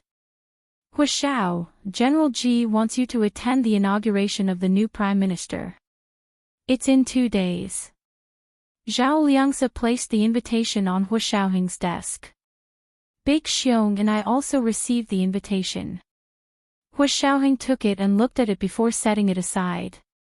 He said to Zhao Liangzi, "You can attend on behalf of the Special Operations Forces. Big Xiong and I have other things to do." "Yes, Chief."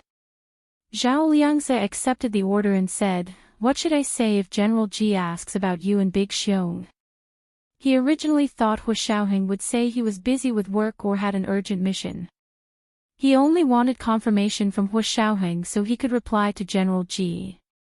However, Huashaoheng thought about it for a while and crossed his arms in front of his chest. He said calmly, "Yes, I'll have a fever in 2 days and Big Xiong will have diarrhea. Just say it." Zhao Liangzi was speechless. Was it really okay to be so willful? Zhao Liangzi's face turned purple and finally said, "Huashao, this way everyone will know you're being perfunctory." It was obvious that he didn't want to attend the inauguration of the new Prime Minister. "If they know, then they know. I didn't want to hide it from them." Huashaoheng's lips twitched. He didn't want to continue this topic. "You and Big Xiong have to carry out your duties as the Deputy Chief of the Special Operations Forces as soon as possible. When I'm not around, you and Big Xiong have to work together. The 3 of us can't leave the headquarters at the same time. What happened last time cannot happen again." "Yes, Chief." Zhao Liangzi saluted to show that he remembered. He put down his hands and said angrily, "Huashao, are we just going to forget about what happened last time?" They had obviously been lured away from their base. If only Qin Shixiang, or Huashaoheng had been in the Hua Xia Empire at that time, Gunyanji wouldn't have had a narrow escape and almost lost her life in a foreign country. This was the first watch. A reminder about the recommendation tickets. There was a second watch at 7 p.m. Moi.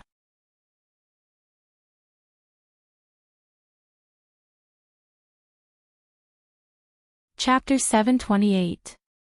Huashaoheng didn't reply to Zhao Liangzi's question at all. He only silently turned on the computer on his desk and threw a memo to Zhao Liangzi at the same time. There were 4 words on the cover: "Leave no one alive." Zhao Liangzi nodded heavily and sighed softly. He clenched his fist and punched the palm of his other hand. "I'm relieved to know that you won't let them go. We can't let Ninji suffer for nothing. Also, I want to vomit when I think about these people stabbing us in the back while we're out on a dangerous mission." All the field personnel at the Special Operations Forces headquarters base were furious about this incident. They weren't afraid of bloodshed, sacrifice, or the cunning of their enemies. What they were most afraid of and most pained about was being betrayed by their own people. Huashaoheng was also angry, but he couldn't express it as openly as Zhao Liangzi. He only waved his hand and told him to go make arrangements without worry. At the same time, he called Qin Shixiang in and said, "General Ji wants you and Little Zay to attend the inauguration of the new Prime Minister. Do you want to go?" Qin Shixiang froze. "I'll go if Huashao goes." He was working for Huashao anyway, so he would go if Huashao wanted him to go. As for General Ji, there was still a layer of separation. Huashaoheng grunted. "I'll have Little Zay attend on behalf of our forces." "You don't have to go. Come with me on a trip in 2 days." "Yes, Chief." Qin Shixiang had no interest in the inauguration of the new Prime Minister at all. In reality, the Special Operations Forces ran as far away as possible from such public events. They didn't want to get involved at all. General Ji actually didn't want them to go either, but Tan Dongbang's Prime Minister's office repeatedly called him. Later, even the Prime Minister's wife, Kai Song-yin, personally visited him and solemnly expressed her gratitude to the Special Operations Forces for specially rescuing her daughter, Tan Guiren. That was why she specifically asked the Prime Minister's office for 3 tickets to the best seats. She even emphasized that these 3 tickets were with the Tan's VIP seats and wouldn't arouse any suspicions. General G was very uncomfortable, but because of the Tan and Kai families, he didn't reject her outright. However, when the invitation was sent to the Special Forces, Zhao Liangzi reported to him that Hu Xiao and Big Xiong were not feeling well, so he was the only one who could attend. General G smiled with satisfaction and said kindly to Zhao Liangzi, "Since Xiaoheng and Big Xiong are both sick, you are the only person in charge of the Special Forces. It wouldn't be good to transfer you away to attend the inauguration, so you have to stay. How about this? I'll help you tell Mrs. Tan that we appreciate their good intentions, but it's a pity that the heavens don't follow our wishes. We have no other choice, ah ha ha ha ha." Zhao Liangzi was speechless. After hanging up, Zhao Liangzi thought about it carefully and couldn't help but admire Hu Xiaoheng even more. If they could win General G over to their side, it would be convenient for them to do anything. This was the convenience of using the tiger's skin as a flag. On Saturday night, General G personally called Prime Minister Tan Dongbang's wife, Kai Song-yin. "Mrs. Tan, what a coincidence. Xiaoheng and Big Xiong are both sick. One has a fever, and the other has diarrhea. They won't be able to attend Prime Minister Tan's inauguration tomorrow. Please apologize to Prime Minister Tan on our behalf. And little Zay, because Xiaoheng and Big Xiong are both sick, little Zay can't leave. This is confidential, so please understand." Kai Song-yin frowned. "General G, Hu Xiao is sick. What illness? How come 2 people are sick at once? Is there anything serious?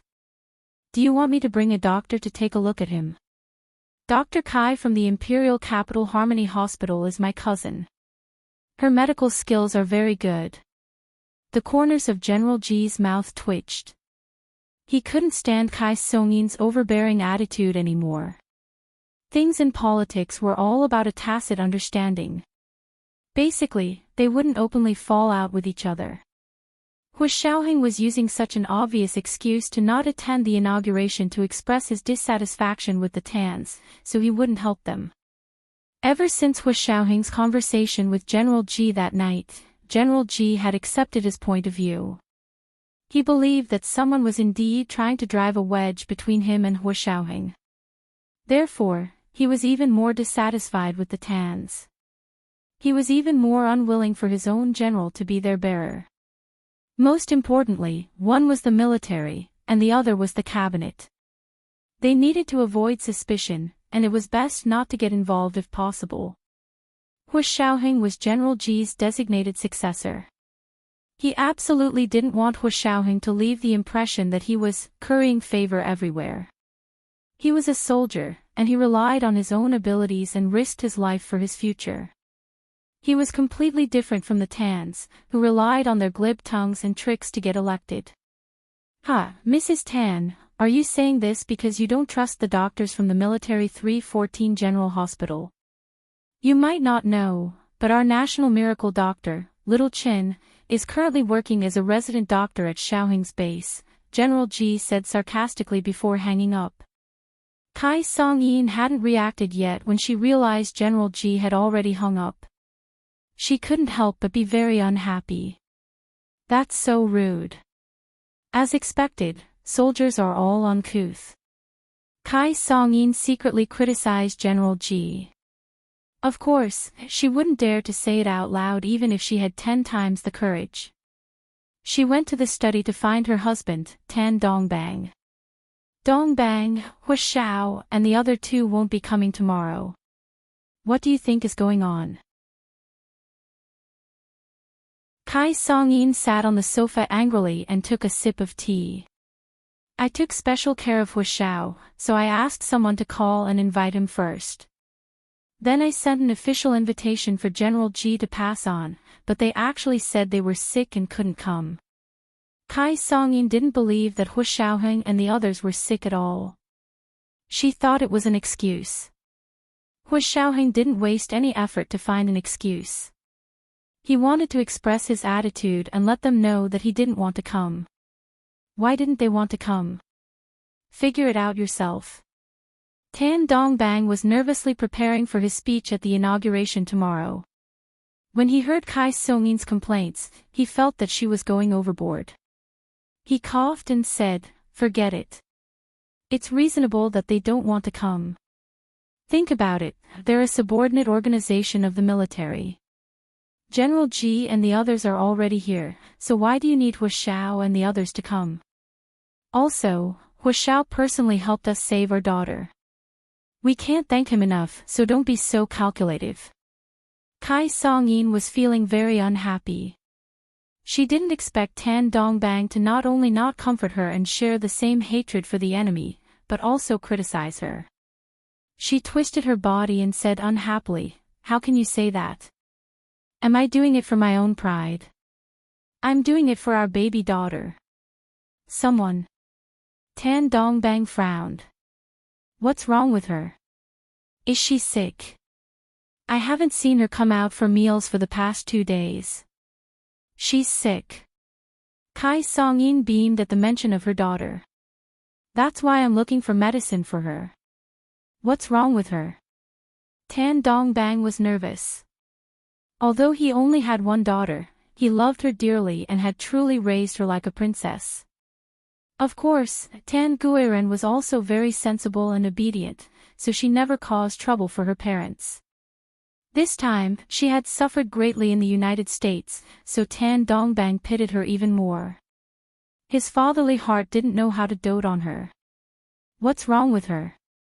Of course it's mental illness and lovesickness. Kai Songyin picked up the small round fan on the coffee table and waved it.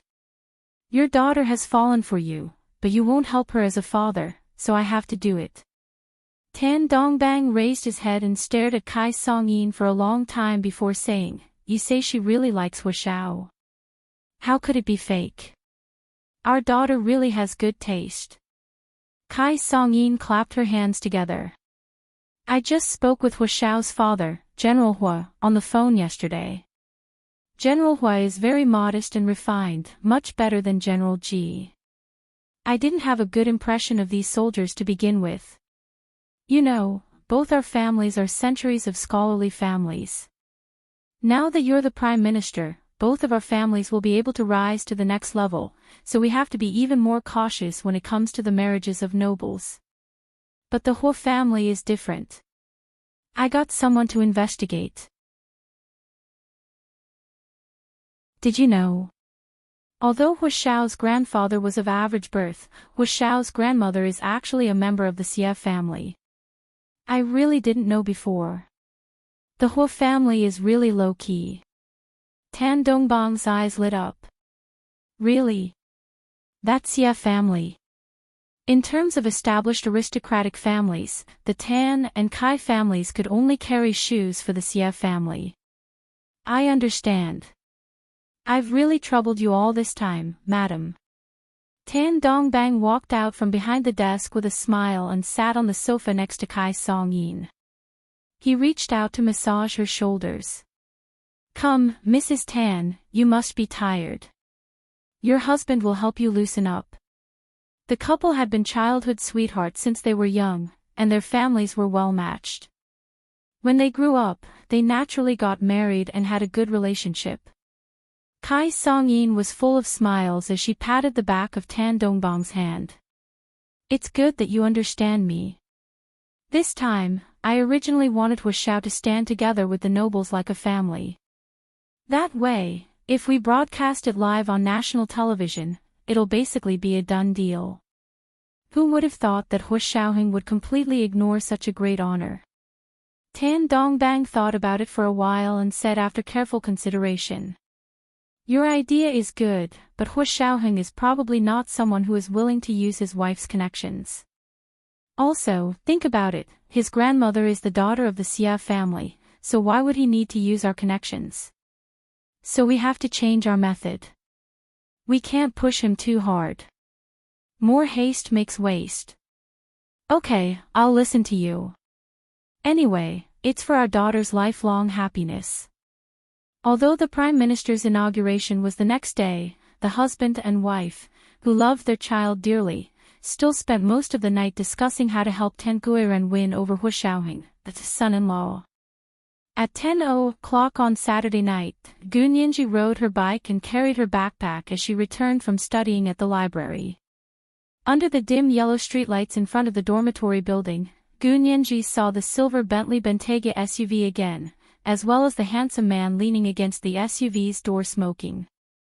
She sighed and parked her bike in the parking lot next to the dormitory building. Then she slowly walked over and stood in front of Hu Xiaoheng. Hu Xiaoheng threw away his cigarette and smiled at her. "You're back so late. You don't even have a day off on Saturday." His expression had originally been solemn and silent, and there was an indescribable majesty in his handsome features. However, the moment he saw Gu Nianji, a faint smile appeared on his face. It was like a beam of warm light that illuminated the cold autumn night. "This is the second watch. Let me remind you about the recommendation tickets. You should be able to get them tomorrow. I'm very anxious."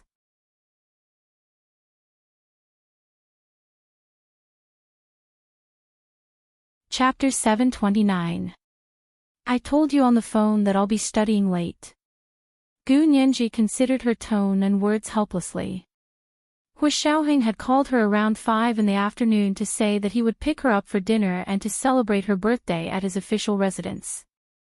Gu Nianji declined. She hadn't expected Hu Xiaoheng to still come and wait for her. She couldn't help wondering if he was worried about her or if he thought she was lying and had come to stop her. Either way, Gu Nianji didn't think she could bear it. She was also puzzled as to why she used to have the courage and ruthlessness to put all her heart on Hu Xiaoheng. Now it was like a dream. When she woke up, she was still familiar and close to him, but she no longer felt that she could only love him. The smile on Hu Xiaoheng's face didn't fade because of Gu Nianji's alienation. He took a step forward and reached out to her. "Nianji, don't work too hard. Tomorrow."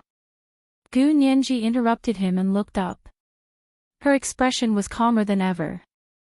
"Hu Xiaoheng, don't be like this. Don't waste any more time with me."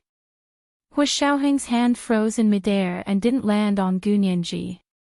Gu Nianji looked at his hand. His slender fingers were almost seductive. She remembered the temperature of his palm. It was dry and warm, but she didn't want to stay. "Hu Xiaoheng, I know you can't let go of me right now. Believe me, you're just used to it.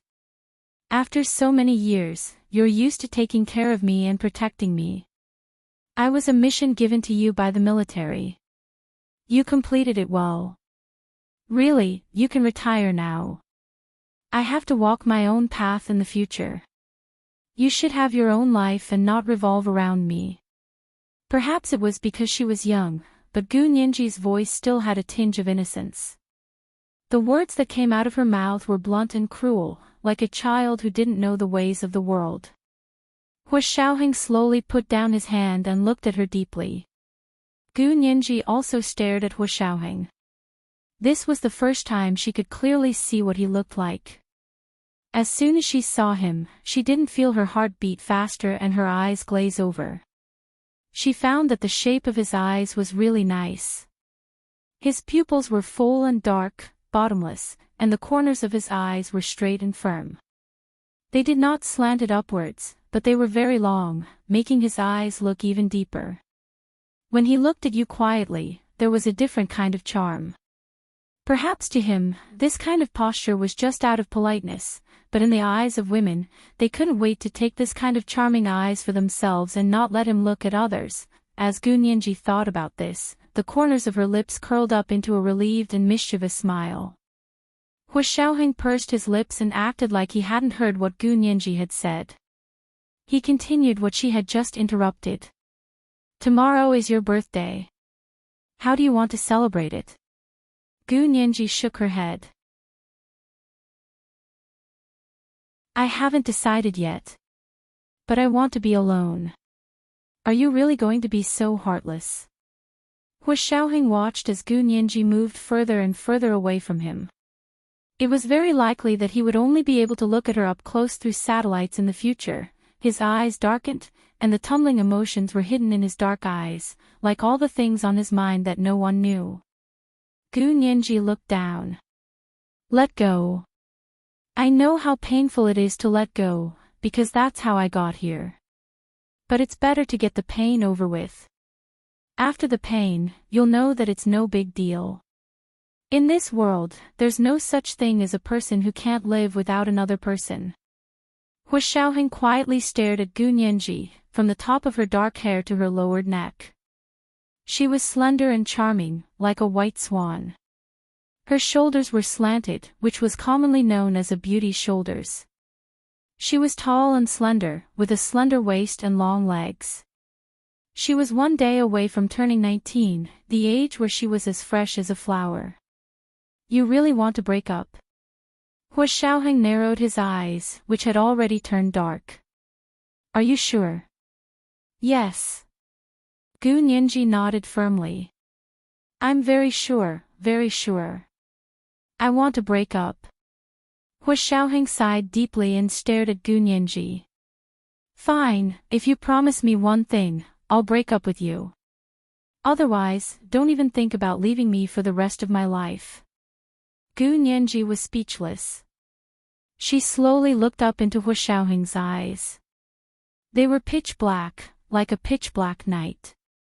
She couldn't tell what he was thinking. Promise you one thing. Yes, as long as you promise me one thing, I'll break up with you. I'm a man of my word. Hu Xiaoheng knocked on the window as he spoke. His posture was cold and stern. Chen Lai, you testify.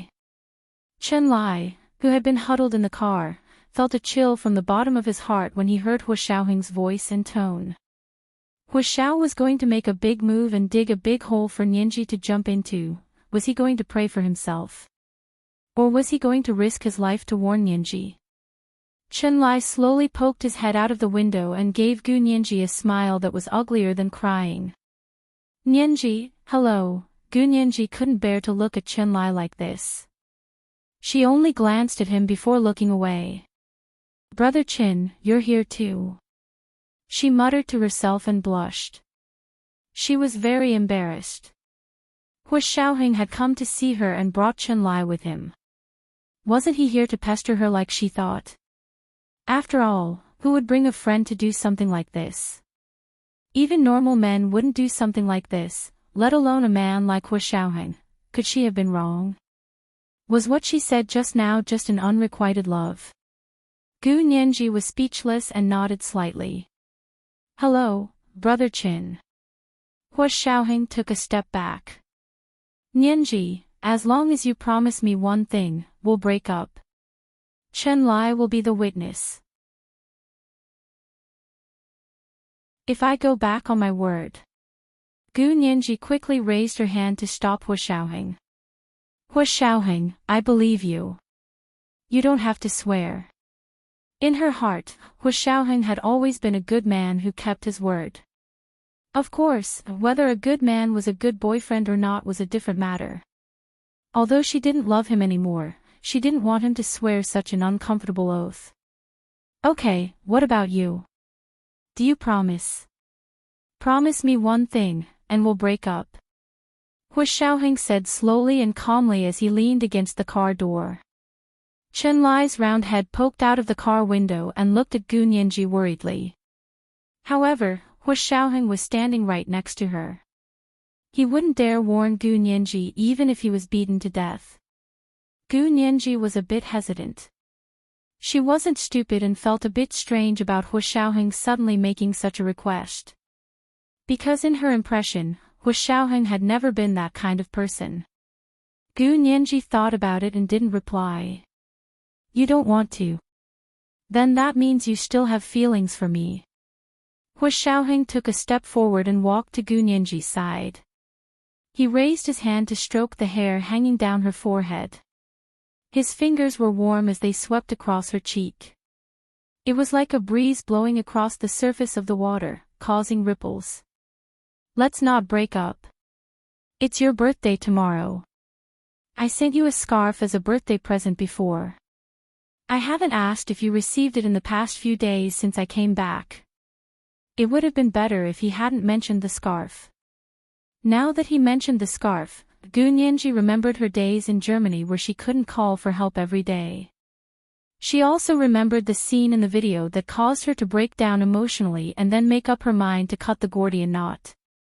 Tell me what your conditions are first. Gunyanji gritted her teeth. She was indeed angered by Hua Xiaoheng, but she still had a trace of rationality left. It was impossible for her to agree to the other party's conditions without knowing anything. Moreover, even if she wanted to break up, what could Hua Xiaoheng do to her? It would just be an ugly fight between the two of them in the end. Hua Xiaoheng was stating his conditions now to give himself a dignified way out. Gunyanji also didn't want the fight to be too ugly. She was still grateful to Hua Xiaoheng. If it wasn't from the perspective of a boyfriend, and only from the perspective of a guardian or a normal friend, Hua Xiaoheng was truly impeccable to her. She couldn't find any fault with him. I haven't thought about it yet. Hua Xiaoheng's voice was slow like the murmuring of a mountain stream. It had the power to cleanse people's hearts. I'll go back and think about it. I'll tell you tomorrow morning. Is that okay? He looked at Gunyanji with a pleading look in his deep eyes. Gunyanji couldn't help nodding. Okay. But I have to remind Mr. Hua not to make any requests that go against the law and morality. Even if I agree to these conditions now, the court will rule it invalid. Chen Lai closed his eyes in the car. He knew what kind of person Hua Xiaoheng was. Even those veteran international spies had fallen at his hands. It would be a piece of cake for him to achieve his goals for a rookie like Gunyanji. He just didn't expect Hua Xiaoheng to actually use this kind of method on Gunyanji. He thought he loved her so much that he couldn't help himself. Now he realized that he loved her so much that he would do anything for her. He didn't know which one was more acceptable, but in Chen Lai's cold eyes, no matter which one it was, Gunyanji didn't care anymore. Hua Xiaoheng's actions would only push Gunyanji further and further away. But when it came to relationships, it was like drinking water. Only one knew whether it was warm or cold. At the end of the day, he was just an outsider. He couldn't continue to get involved in other people's relationships. He wasn't a very good person when it came to relationships anyway, so he wouldn't blindly come up with ideas. Chen Lai thought of Yiziden, and a faint sense of loss flashed in his eyes. Hua Xiaoheng sighed deeply, and a hurt expression appeared in his eyes. You really want to break up with me no matter what? Can't we go back? Gunyanji pursed her lips and increased the distance between them. Mr. Hua, although I don't love you anymore, I still respect you. You won't destroy the last bit of good impression you have in my heart, will you? Hua Xiaoheng stopped smiling and nodded. His expression had already turned cold. Okay, I'll come find you at 9:00 tomorrow morning and tell you my conditions. Gunyanji glanced at him and turned to leave. Hua Xiaoheng silently watched her silhouette disappear into the dormitory's lobby before turning to get into the car. He slammed on the accelerator, and the Bentley SUV roared and shot forward like an arrow. Speeding. Speeding. Chen Lai was so scared that he quickly fastened his seatbelt and grabbed the handle at the same time. He was almost thrown out. This was the first watch. It was the third watch today, so he had to first remind people about the recommendation tickets. The monthly ticket was 3,900 plus the first watch at 1 p.m.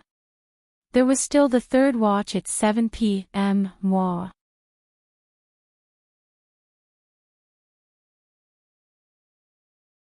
Chapter 730.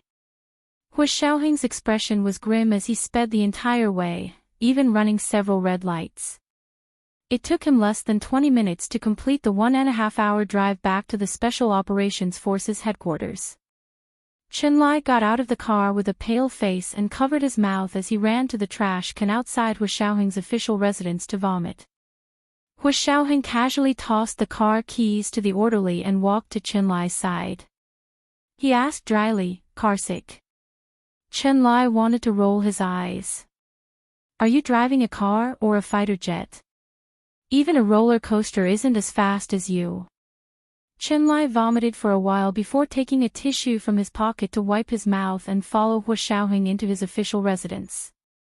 They sat down in Hu Xiaoheng's study. Hu Xiaoheng looked at Chenlai's expression and asked the orderly to make him a cup of black tea. Black tea warmed the stomach and could also relieve the nausea from carsickness. Chenlai drank a cup of black tea and slowly recovered. He slumped on the sofa and said weakly to Hu Xiaoheng, "Hu Xiao, please spare my life. I think I'll be the first to die in this relationship of yours." Hu Xiaoheng was speechless. He quietly turned on the computer and sent out orders. The person who received the orders immediately contacted the relevant personnel. Hu Xiaoheng lit a cigarette as he waited for a reply. He looked down and asked Chenlai, "How do you think Ninji's mental state is? Does she need counseling?" He had brought Chenlai to see Gu Ninji today because he wanted Chenlai to do a preliminary psychological evaluation of her and then decide on a treatment plan. Gu Ninji's experience in Germany had a huge psychological impact on her. Hu Xiaoheng would never forget that Gu Ninji had even had autistic tendencies when she was 12. However, because of her unusual trust and dependence on him, she hadn't completely closed her heart. Chenlai recalled seeing Gu Ninji outside the graduate student dormitory today and mused, "From her complexion, I really can't see any psychological problems." "You can see psychological problems from her complexion." Hu Xiaoheng frowned. "Are you sure?" "Hu Xiao, you don't understand. Psychological problems are also a type of illness. They definitely don't only manifest on the mental level. People with mental illnesses have different pupils, white of the eyes, skin color, and body movements from normal people. They can be diagnosed by looking, listening, questioning, and feeling the pulse." Chenlai sat up straight, one hand on his knee, the other waving in the air, talking non-stop. These words were somewhat meaningful. "Go on." Hu Xiaoheng listened intently, deep in thought. "Ninji's pupils are round, the whites of her eyes are clear, and her skin is rosy and delicate. She has strong control over her own body. Although she is still very sad, it is not to the point of being out of control. In short, she has already gotten rid of her feelings for you. Hu Xiao, are you sure you want to stay with her?" Chenlai asked carefully. Hu Xiaoheng had been his best friend for more than a decade, and he had watched Gu Ninji grow up. He had taken good care of her. Chenlai didn't know who to persuade. What could he do? He was also in despair. Hu Xiaoheng replied calmly. His slender fingers flew across the keyboard as he typed out a series of commands. "You really won't let go?" Chenlai stood up from the sofa and walked to the soft chair in front of Hu Xiaoheng's desk to sit down. He supported his head with one hand and slammed the table with the other. He frowned and said to Hu Xiaoheng, "You have to think this through. I'm afraid Ninji won't love you like before. Or rather, she doesn't love you at all. You still want to be with her. You can't force it to be sweet." Hu Xiaoheng's hand paused. He didn't know what program was running on the computer screen, but the flickering light reflected on his face. Chenlai found that he couldn't see Hu Xiaoheng's expression at such a close distance. After a long time, Hu Xiaoheng glanced at Chenlai and smiled faintly. "Deep love doesn't last long. It doesn't matter if Ninji loves me less. That way, she can always be with me. Her pain and the knot in her heart were all because of him. If he didn't let her untie the knot, she would never be happy in this life. Emotions that were too intense and intelligence that were too sharp were like double-edged swords that hurt others and oneself. But Hu Xiaoheng felt that he was a man and so much older than her. In order to prevent her from hurting herself, he would rather be stabbed by her. As long as she was by his side, it was fine. Chen Lai was speechless. He suddenly felt like crying and pretended not to care as he looked up at the ceiling of the study. Fine then. What do you want me to do? Hu Xiaoheng continued tapping away on the keyboard as he said, Are you going to the Prime Minister's inauguration tomorrow? They sent me an invitation, but I've already rejected it. Chen Lai was also a person who didn't like to show his face in public. In the past, his favorite hobby was medical research, and his second favorite was Yi Zidan. But Yi Zidan's actions had disappointed him immensely. At the same time, he began to doubt his own taste. So now, his favorite and second favorite were medical research. He had even made up his mind not to get married for the rest of his life. Hu Xiaoheng nodded. Yeah, I'll wait for you tomorrow. I have something to talk to you about. Hu Xiaoheng didn't say what it was, and Chen Lai didn't ask. He and Hu Xiaoheng's friendship didn't require too many words to understand each other. Gu Nianji returned to the dormitory. She wasn't in a good mood, but she also felt an indescribable sense of relief. This was her first love, and it was actually going to end on her 19th birthday. She thought that she would never celebrate her birthday for the rest of her life. After taking a shower, Gu Nianji wrapped a damp towel around her hair and turned on her computer to continue working on the outline of her thesis. She had to complete 5 courses in 4 months and also write her master's thesis. She didn't have enough time. Ma Qiqi knocked on her door. Nianji. Are you free?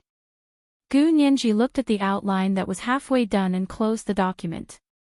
She raised her voice to say, Yeah, Qiqi. Come in. Ma Qiqi opened the door to see Gu Nianji in her pink coral velvet pajamas and fluffy white wool slippers. She turned around in front of her desk in her computer chair and smiled at her. Ma Qiqi suddenly felt that Gu Nianji was like a cute, pink doll. She went up to hug her and rub her body. Gu Nianji laughed so hard that tears came out. She quickly pushed Ma Qiqi away. Qiqi, don't touch me. My hair isn't dry yet.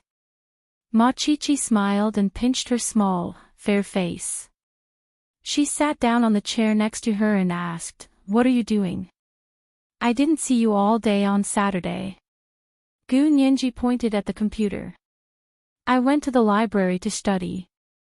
There was a lot of homework. I was busy finishing it. That much? Did Professor He give you special attention? Ma Qiqi asked curiously. She and Gu Nianji didn't have the same tutor, so she didn't know about Gu Nianji's classes. Gu Nianji hesitated before telling Ma Qiqi the truth. I want to graduate early, so I'm working hard on my classes. You still want to graduate early? Ma Qiqi couldn't help but pat her shoulder. Nianji, I feel more and more inferior living with you. What do you mean I'm better looking than you, younger than you, smarter than you, and more hardworking than you? That's exactly what you're like. Gu Nianji was amused by Ma Qiqi. She hugged her arm and shook it. Qiqi, you're too good with words. I'm not that great. I just want to graduate quickly and find a full-time job so I can support myself. Ma Qiqi knew what Gu Nianji was worried about, so she considerately avoided touching her sore spot. She said to Gu Nianji, Nianji, it's your birthday tomorrow. Do you have any plans? Gu Nianji looked at Ma Qiqi. You know. Ma Qiqi giggled. Of course I know. The counselors have all our classmates' birthdays. Oh, I see.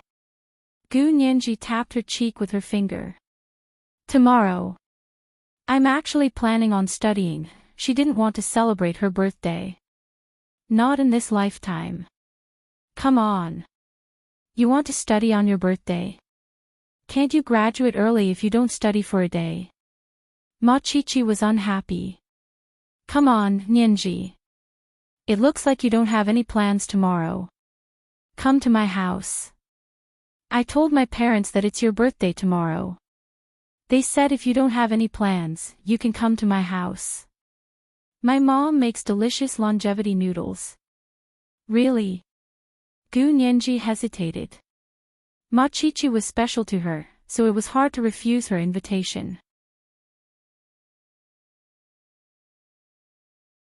So she would just treat it as a meal at her roommate's house. After thinking about it, Gu Nianji nodded. Sure, when? I might be busy tomorrow morning. Hua Xiaoheng said he would see her at 9 tomorrow and had a condition for her to agree to. She had already promised to wait for him at 9, so she couldn't go back on her word. Come to my house for dinner in the afternoon. After dinner, my dad will drive us back to school. Ma Chichi put her hand on Gu Nianji's shoulder. Nianji, this is the first time I'm inviting a classmate to my house. You have to do me the honor. Gu Nianji nodded vigorously. I will. The two of them agreed on tomorrow's itinerary, and Ma Chichi happily returned to her room. Gu Nianji closed the door and looked at her laptop. She realized she wasn't in the mood to write anymore, so she turned it off and went to bed. Lying in bed, Gu Nianji couldn't fall asleep, so she raised her phone to play games. It was just past midnight when her phone suddenly rang. It was He Jichu's exclusive ringtone. Gu Nianji answered with a smile. Professor He, it's so late. What's up? He Jichu's cool voice came from the phone. Nianji, happy 19th birthday. This was the first happy birthday she had received that day. Gu Nianji said, thank you, Professor He, but please don't wish me happy birthdays anymore. I've decided not to celebrate birthdays anymore. I want to be 19 forever. How childish, He Jichu curled his lips and asked her slowly, okay, forever 19-year-old girl. What plans do you have for tomorrow? Gu Nianji gripped her phone and looked around the dark dorm room. She yawned. I don't have any plans. I wanted to go to the library to study, but Chichi invited me to her house for dinner tomorrow, so I agreed. He Jichu knew that Ma Chichi had helped Gu Nianji a lot, and he trusted that Gu Nianji and Ma Chichi were friends. He said, then remember to bring some gifts to Ma Chichi's family. Don't go empty-handed, okay? Gu Nianji smiled. Oh, thank you for the reminder, Professor He. I almost went to Chi-Chi's house with nothing but a mouth and a clean sleeves. Hearing Gu Nianji's crisp and innocent laughter, He Jichu couldn't help laughing. Naughty. Okay, go to bed early. After your birthday, you'll be 1 year older. I hope you can fulfill your wish soon and graduate early. This was the second update, and the monthly ticket was 3,900 plus updates. First, a reminder for recommendation tickets. There was still the third update at 7 p.m. moi.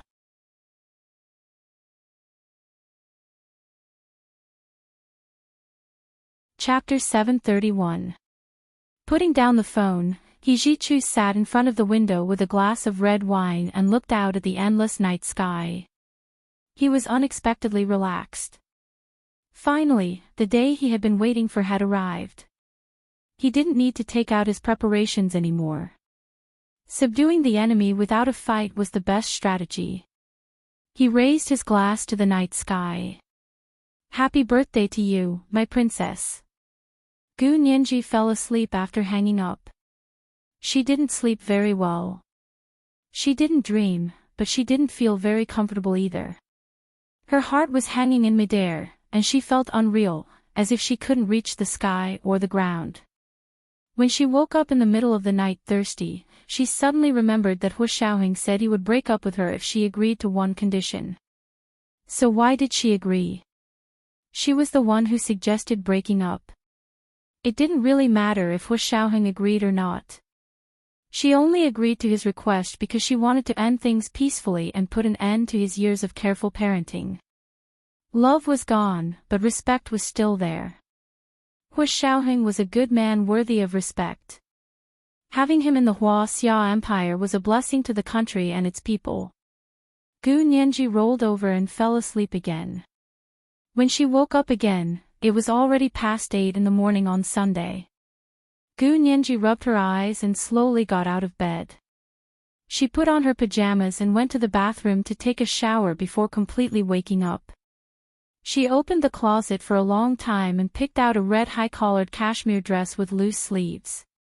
It matched it with her favorite Stuart Weitzman boots. Her long hair draped over her shoulders. She didn't have any makeup on, but her skin was clear and fair with a hint of pink under it. Her eyes were bright and clear and looked around freely. She would definitely leave the best impression on each other like this. She hurriedly put on some moisturizer when her phone rang. The rain is falling, the grass is deep in the old hometown. I heard that you've always been alone. This was Hu Xiaoheng's exclusive ringtone. Gu Nianji took the phone and swiped it open. She heard Hu Xiaoheng's deep and rich voice coming from the phone. Nianji, I'm downstairs. I'll be right down. Gu Nianji quickly put on the Hermes Vera bag she bought in Germany and pushed the door open. Ma Qiqi was eating breakfast in the living room when she saw Gu Nianji come out in red. She quickly covered her eyes and pretended to scream, "My eyes! My eyes!" Gu Nianji kicked her lightly with a smile and hurried out the door. When she arrived downstairs, she saw Hu Xiaoheng standing ramrod straight next to his silver-gray Bentley SUV. He wasn't wearing a general's uniform, but a proper military uniform. The stars on her shoulders almost blinded Gu Nianji. Gu Nianji blinked and thought to herself, Hu Xiaoheng actually had the same thoughts as her. Both of them wanted to give this relationship a perfect ending. As expected of the Hu Xiao she knew. This clean and neat was more like him. Gu Nianji walked over with a smile and said, "You look good in the military uniform." Hu Xiaoheng raised his eyebrows and didn't try to hide his awe. "You look great in a red dress too." He opened the car door like a gentleman and let Gu Nianji inside. Gu Nianji sat in the passenger seat. This time, she realized that there was no one else here. It seemed like he was really going to break up with her. Chen Lai wasn't there, and neither were Brother Xiong and Brother Zhe. The anxiety in Gu Nianji's heart disappeared. If she had known that Chen Lai was in the car yesterday, she wouldn't have said such heartless words. She had to save Hu Xiaoheng some face in front of others, right? But later, she thought it through. They were going to break up anyway, so it didn't matter if she saved face or not. Hu Xiaoheng got in the car and drove her out of the school. "Where are we going?" Gu Nianji looked in the direction of the car. It seemed to be the road to the Special Operations Forces headquarters. She was a bit uneasy. "To the headquarters." Hu Xiaoheng glanced at her. "It's not like you haven't been there before. Even if you want to break up with me, you won't be completely cut off from us, right?" Gu Nianji was speechless. Actually, she really didn't want to have any personal contact other than necessary work contact. Today would be her last day at the Special Operations Forces headquarters. To be honest, she still had feelings for that place and the agents there. They had protected her for 7 years and were still protecting her now. Suddenly, she thought of the 2 field agents who had died in Germany because of her and felt bad again. Gu Nianji averted her gaze and looked at the other side of the car. She did not speak again. Hu Xiaoheng also didn't say anything else. The two of them drove in silence until they arrived at the office of the Special Operations Forces headquarters. Gu Nianji secretly sighed in relief that they didn't stop at the entrance of Hu Xiaoheng's official residence. Hu Xiaoheng opened the door and let her out. Gu Nianji looked up at the 10-story building. "Why did you bring me here?" The two of them stood in the empty space in front of the office building of the Special Operations Forces headquarters. There were fiery red maple trees all around, and white clouds floated in the blue sky above. Occasionally, a few pigeons flew across the sky, their whistles echoing in their ears. Hu Xiaoheng took her to the small conference room next to his office. He looked at her and asked for the last time, "Nianji, do you really want to break up with me?" Gu Nianji looked up at his handsome face and nodded quietly. She had already said it many times and didn't want to say it again.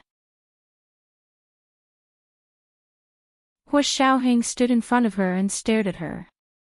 Finally, he said, "I said yesterday that I would agree to break up if you agree to one condition." Gu Nianji nodded again and said softly, "As long as it doesn't violate the law and morality, I will agree to it." Hu Xiaoheng pursed his lips and picked up a file from the long conference table beside him. It was stamped, "Confidential," in red. "Okay, we can break up, as long as you agree to give me another chance." Hu Xiaoheng placed the file in front of Gu Nianji. "What did you say?" Gu Nianji couldn't believe her ears. She looked at Hu Xiaoheng in a daze. Her mind was a mess, and her intuition told her that Hu Xiaoheng wasn't playing by the rules.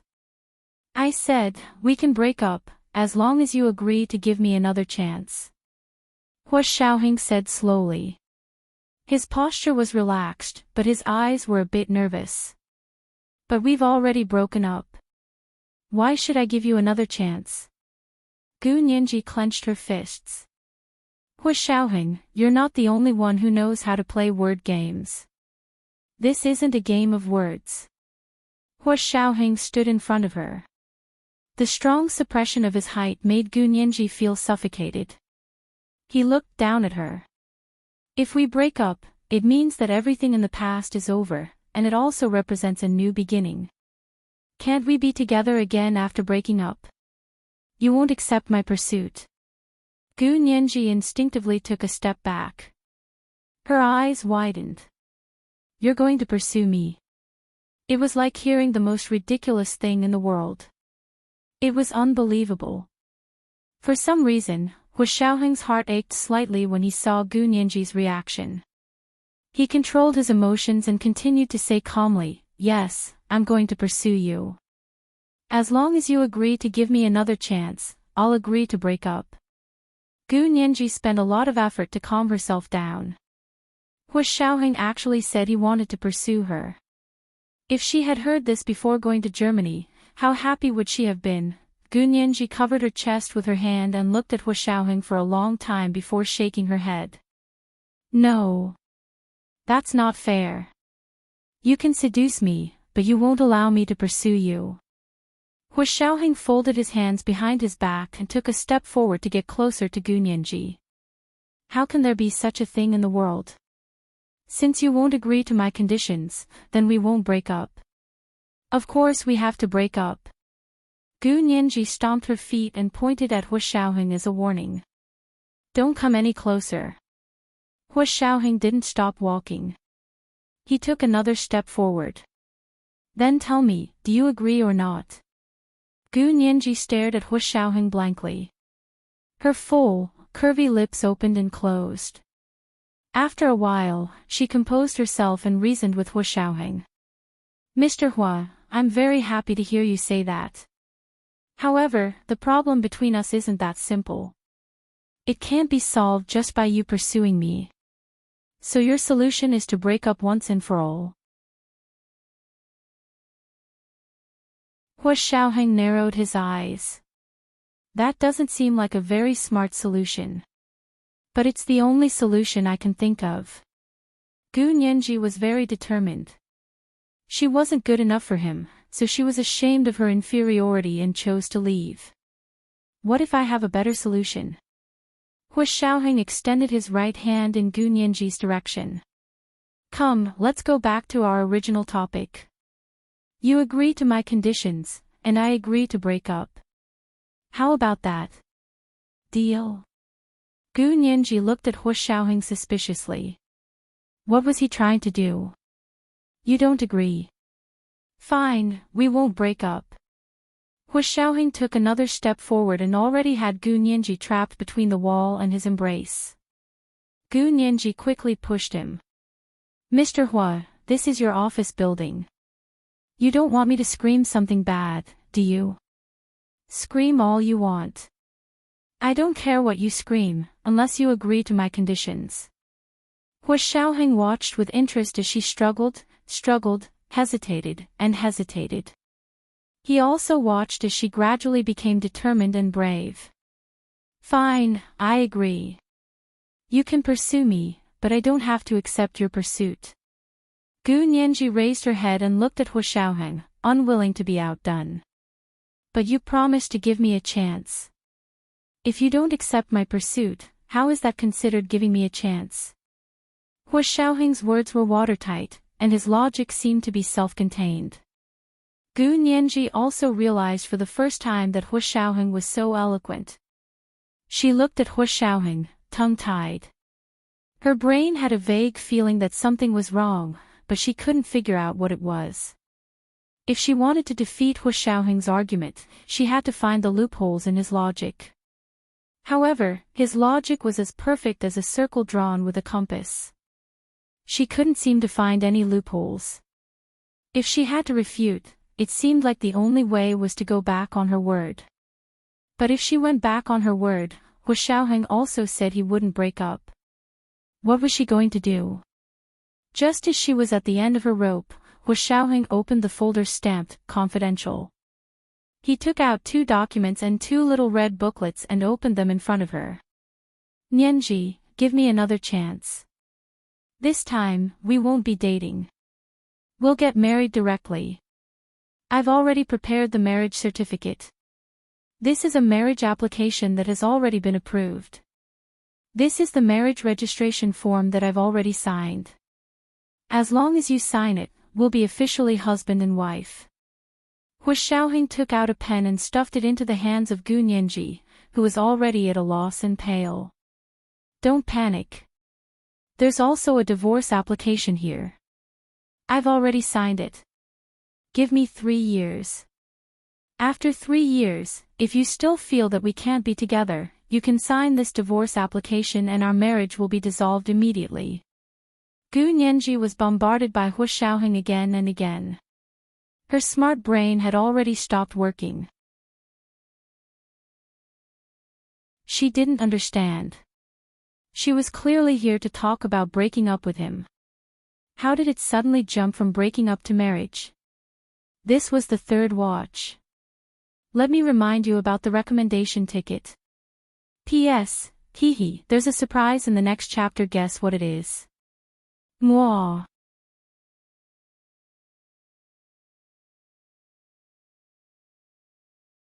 Chapter 732.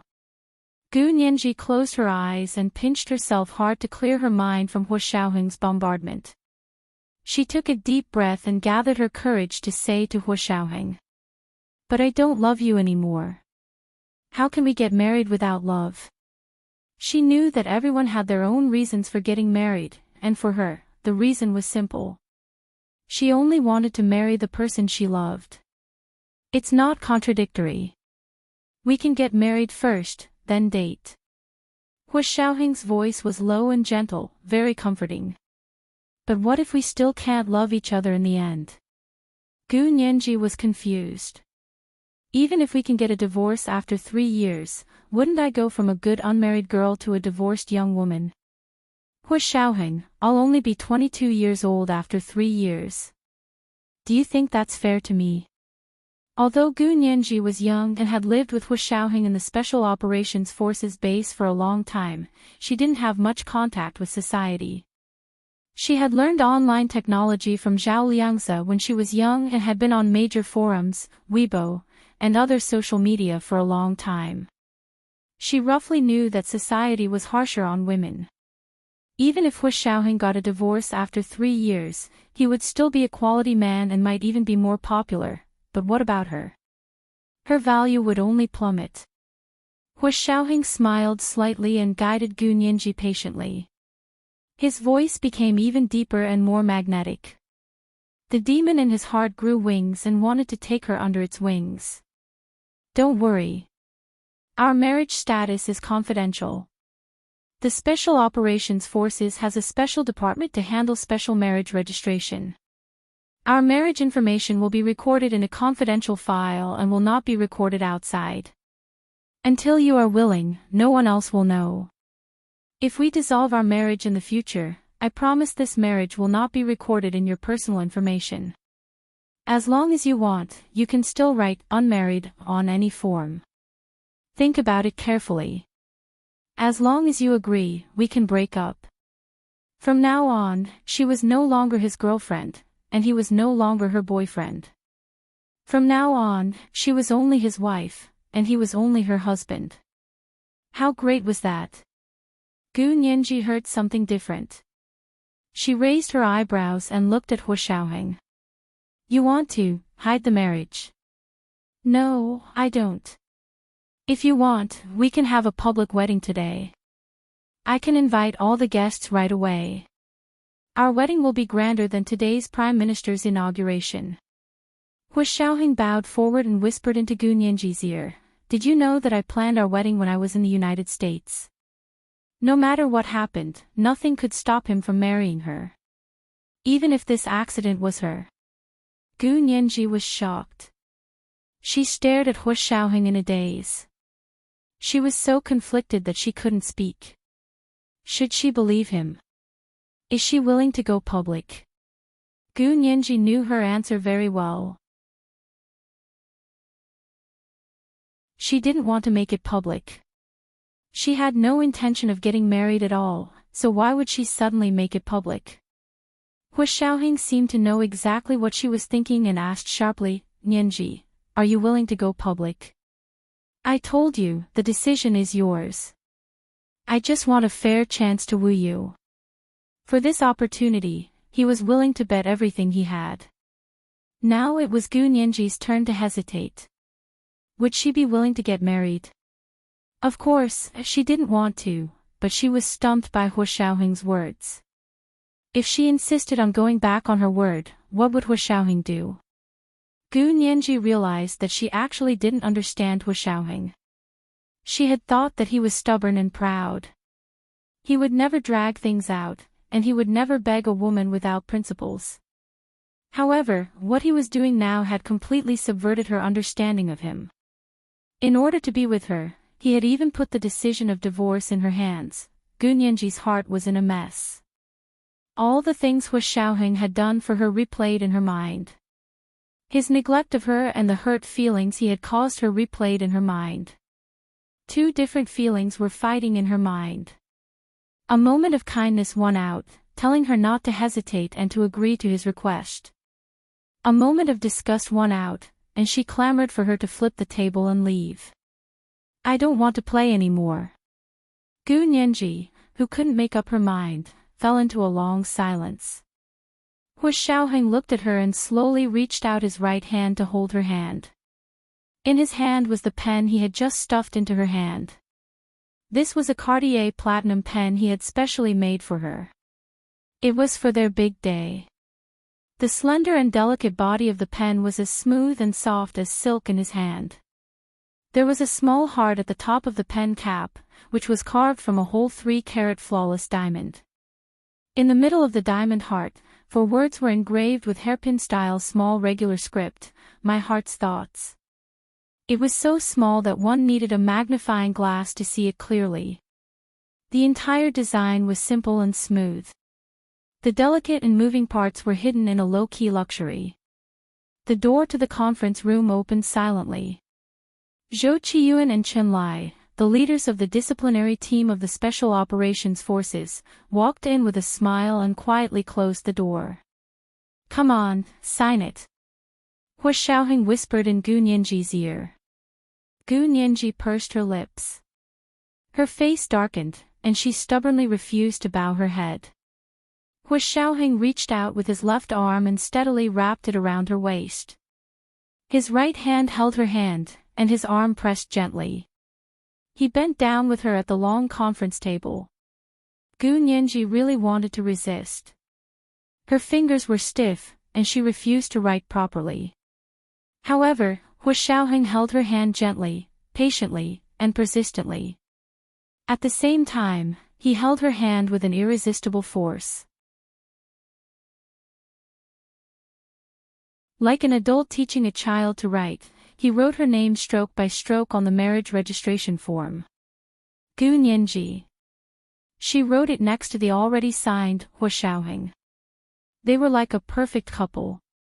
Clap, clap, clap, clap. There was a sudden burst of applause in the conference room. Gu Nianji looked up as if she had just woken up from a dream. She saw that there were two more people in the conference room. Zhou Qiyuan and Chen Lai stood in front of them and clapped with smiles. Both of them were wearing well-ironed military uniforms. They had shaved and were clean and tidy. It was obvious that they had dressed up for the big day. Hua Xiaoheng let go of Gu Nianji's hand and sighed in relief. His entire aura was different. He handed the signed marriage registration form to Zhou Qiyuan. Qiyuan, this is within your jurisdiction. Take it and file it. Zhou Qiyuan carefully checked all the forms and confirmed that all the information was verified correctly. All the required proof and materials were in the document bag. He then nodded and took out the organization department's seal.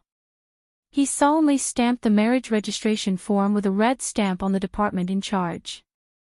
Chen Lai also came over and said with a smile, "I wish the two of you a lifetime of love and happiness." Then he signed his name in the marriage witness column. After Zhou Qiyuan stamped the document, he immediately took the document bag to the confidential file room to file. For this document and to get through all the procedures, Hua Xiaoheng had been working non-stop since last night. Because it was the weekend, everyone involved was on vacation. Zhou Qiyuan got up in the middle of the night and went everywhere to wake people up from their beds.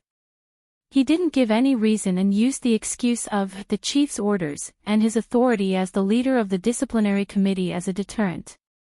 He used both carrot and stick to get the necessary seals and file cabinet keys. Because Hua Xiaoheng had instructed that this marriage must be kept secret, even though its true legal authority was much greater than a typical military marriage, Hua Xiaoheng was willing to temporarily give in to Gu Nianji. Other than Hua Xiaoheng and Gu Nianji, the only two people who knew about this marriage were Chen Lai and Zhou Qiyuan. In the future, there would be General Ji. After the marriage procedures were completed, Hua Xiaoheng would take the initiative to report to General Ji. At the same time, according to the confidentiality regulations, he would ask General Ji to keep it a secret. Gu Nianji watched as Zhou Qiyuan took the documents away. Only the two marriage certificates and the divorce application were left on the conference table. Chen Lai smiled at Gu Nianji. "Today is your 19th birthday. Nianji, you're the one at a disadvantage if your wedding anniversary and birthday are together." He looked at Hua Xiaoheng meaningfully, but Hua Xiaoheng pretended not to see it. He picked up the two marriage certificates from the conference table and looked at them. Not long after, Zhou Qiyuan returned. He didn't have the document bag in his hand, but he had an SLR camera around his neck. "Come, I'll take a wedding photo for you and put it on the marriage certificate.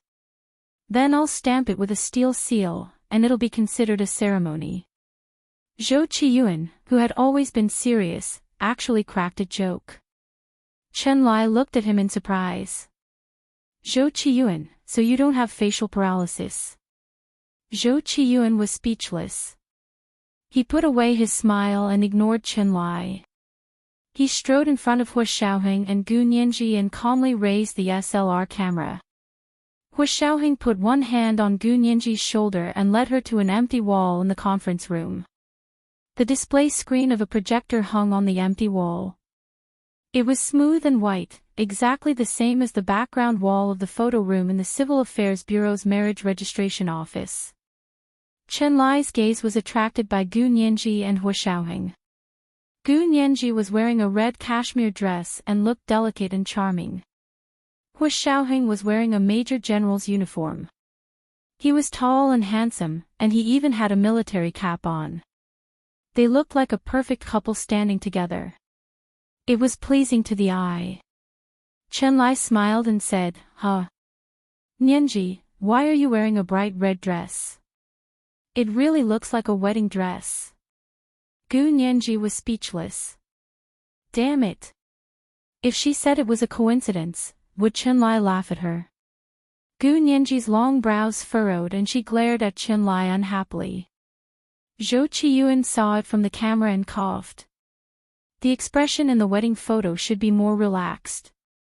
Gu Nianji's face quickly stiffened. Hu Xiaoheng looked at the camera with a smile, but one hand quietly crept up Gu Nianji's waist and gently pressed on the most itchy part of her body. Gu Nianji was caught off guard for a moment, and the itch made her smile subconsciously. Zhou Qiyuan quickly pressed the shutter and quickly captured this moving expression of a smile that was as natural as the blooming epiphyllum under the moon.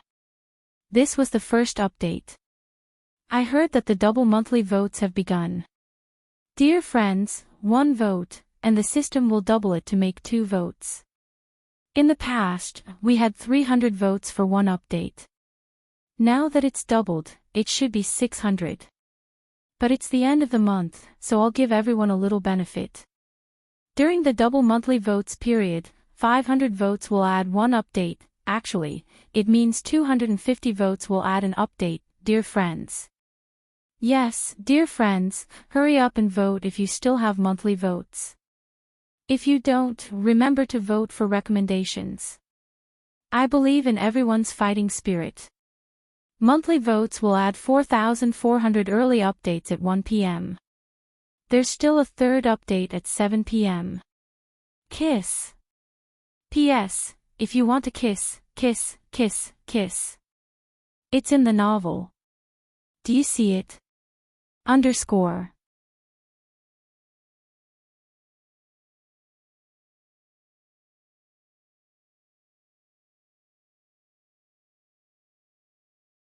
Chapter 733. Gu Nianji snapped back to reality and her smile froze. She pushed Hu Xiaoheng's hand away with all her might and looked away angrily.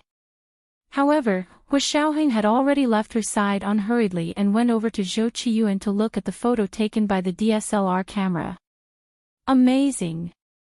Zhou Qiyuan, you're really amazing. You're at the level of a master. Chenlai also came over to look at the wedding photo. Both of them were smiling happily in the photo, especially Hu Xiaoheng. His facial features were exquisite, and he was the kind of handsome that made people breathless. Because he had been in a high position for a long time and was a soldier in a special position, he often wandered between life and death, so he had an indescribably strong aura compared to normal soldiers. However, his smile in the wedding photo was very gentle. That smile dispelled the murderous aura and coldness, and it made people think of the word happiness. Zhou Qiyuan sent the photo to the printer in the conference room and printed it on photographic paper before pasting it onto the marriage certificate. Hu Xiaoheng personally stamped the 2 marriage certificates with a steel seal. Gu Nianji looked at the marriage certificate that was sent to her hand and silently opened it to look at it. She knew that her expression had been very solemn from beginning to end today. In the beginning, because she had received too much shock, she was a bit dazed. Later, she gradually understood and had a mocking smile on her lips. It wasn't until the 2 of them took the wedding photo that she was caught off guard and was tickled by Hu Xiaoheng that she couldn't help but laugh. However, it was this last laugh that was captured perfectly by Zhou Qiyuan in an extremely short moment. This person really wasn't simple. Gu Nianji looked up slightly and glanced at Zhou Qiyuan. Zhou Qiyuan was also Hu Xiaoheng's personal secretary. He was one of the 2 personal secretaries who worked in the dark and had never been in public. There was no need to talk about his abilities. Otherwise, he wouldn't have been able to sit in the position of leader of the disciplinary team in the Special Operations Forces, which was full of talents. He also became Hu Xiaoheng's capable candidate to help him stabilize the Special Operations Forces at the most critical moment. But when Gu Nianji glanced at such a person, he actually felt a chill run down his spine. Deep down, he even felt a little scared. He wasn't used to staying here anymore. He looked down and didn't dare to look at Gu Nianji again. He said to Hu Xiaoheng, "Hu Xiao, if there's nothing else, I'll leave first." They were newlyweds, so he had to be tactful. Hu Xiaoheng nodded. Yes, thank you for today. You're too kind, Hu Xiao. Zhou Qiyuan smiled at Gu Nianji again and turned to leave the conference room. Alright, you two are already husband and wife. Although it can't be made public, you are legally husband and wife. Chen Lai smiled and patted Gu Nianji's shoulder, then glanced at Hu Xiaoheng. Hu Xiao, you're really thrifty with your marriage. What about the ring? What about the banquet? Where's the betrothal gift? Where's the new house? How could he trick such a great girl like our Nianji into his hands empty-handed? Humph. Even I, Chen Lai, can't stand it. You're bullying our Nianji. I'm from her family. Hu Xiaoheng pursed his lips. Hu Xiaoheng had expected that Gu Nianji wouldn't give in, so he didn't even take out the ring. Anyway, if he took it out, it would be thrown to the side by this heartless little girl, showing her determination and willpower to break up. If Gu Nianji was still unwilling after 3 years, Hu Xiaoheng rationally decided not to think about it for now. To him, he would never admit defeat before he gave it his all. Hu Xiaoheng turned to Gu Nianji and said, when you decide to make it public, we'll hold the wedding immediately. He also glared at Chen Lai. You're from Nianji's family, so you have to remember this.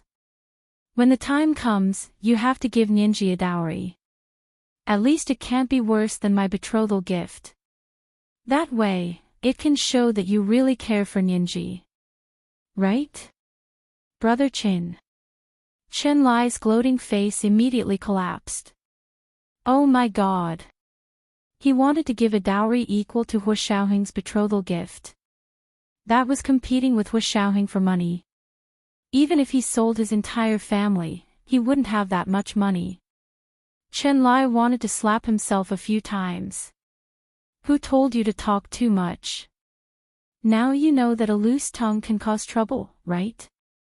Hu Xiao, since you're already married, can I leave now? Chen Lai interrupted with a red face and pretended not to hear the rest of Hu Xiaoheng's words. Hu Xiaoheng raised his eyebrows and said calmly, yes, thank you for today too. His thank you was more pronounced than Zhou Qiyuan's. Chen Lai said dejectedly, you're welcome, you're welcome. Then he went out while sticking to the corner of the wall. When he went out, he was especially considerate to close the door of the conference room. After Chen Lai and Zhou Qiyuan left, Gu Nianji finally looked up at Hu Xiaoheng. From the moment Hu Xiaoheng held her hand to sign the marriage registration form, she hadn't looked him in the eye. Hu Xiaoheng knew that he had done something wrong, but he didn't regret it. With both hands in his trouser pockets, Hu Xiaoheng stretched out his long legs and leaned against the conference table. He nodded at Gu Nianji. If you have anything to say, you can say it now. He could see that Gu Nianji couldn't hold back the words in her heart. It was probably because Zhou Qiyuan and Chen Lai were there that she didn't say it to save him some face. Although Hu Xiaoheng didn't really care about these things, Gu Nianji's actions still made him feel very touched. The emotions that had been suppressed for a long time were finally unrestrained. He no longer restrained himself and let the warmth flow from the bottom of his heart and out of his eyes. Gu Nianji's anger accumulated step by step until it reached its peak. She picked up the marriage certificate and slapped it on Hu Xiaoheng's chest. Her expression was cold. This is the condition you want me to agree to? You know, if there is no love, the marriage certificate is just a piece of paper. This marriage certificate exists because I gave you face. You know what my major is. Do you know how much of what you did to me just now violated the law? I said that the prerequisite for agreeing to your condition was not to violate the law and morality. But did you do it? As long as I want to, I can apply to the court to invalidate this marriage certificate at any time. There's no need for a divorce at all. I know. Hu Xiaoheng nodded slightly and didn't refute a word. He looked at Gu Nianji with admiration and held her hand that was slapping on his chest. He lowered his head and kissed it. But you won't. You promised to give me a chance. I know there won't be a second chance like this, so I will cherish it. This kind of Gu Nianji, full of vitality and fearlessness, was the woman he loved the most. Cowering and crying, not even daring to love, was not his Nianji. If he wanted to get rid of the knot in her heart, he had to ignite her fighting spirit. Okay then, I also have a condition. Gu Nianji retracted her hand, her fair face flushed. This can't be made public before I'm willing. I'm still a single woman in front of others, so you can't force me to fulfill my marital obligations. Hu Xiaoheng looked deeply at Gu Nianji, his Adam's apple bobbing up and down as he gulped. I won't force you to fulfill your marital obligations, but if I pursue you, you can't accept me. Hu Xiaoheng, you're thinking too much. Gu Nianji crossed her arms and looked at Hu Xiaoheng coldly. I still want to act like I'm not married. I go to school, study, get my degree, and find a job. You can't interfere, and you can't interfere with my personal life. Hu Xiaoheng nodded. Okay, but you can't stop me from pursuing you. Don't forget, you promised. Gu Nianji pursed her lips. She still felt that Hu Xiaoheng pursuing her was a fantasy. She thought about it for a while and asked. Actually, if you want to pursue me, it's fine without a marriage certificate. Why do you have to get a marriage certificate? Why? She felt that there had to be another reason. However, Hu Xiaoheng didn't explain it to her. He wouldn't tell her that the most important reason was that he didn't want to lose her, so even if it wasn't right, he would do it by hook or by crook. Of course, there was also a more important practical reason. Only if Gu Nianji became his wife could he immediately propose to General Ji to raise Gu Nianji's security level to A level, which was only slightly lower than her previous special A level. If they weren't married, he could also raise her security level, but he couldn't just go through the special confidentiality procedures through General Ji. In practical terms, that would be a lot more troublesome, and he would have to explain it to other agencies, or at least to the Senate. And he didn't want the slightest opportunity for Gu Nianji's uniqueness to be discovered by other agencies. Hu Xiaoheng still didn't say a word. He only reached out to her. Give me your phone. Now that you're my wife, your phone's security level needs to be raised. Gu Nianji was speechless.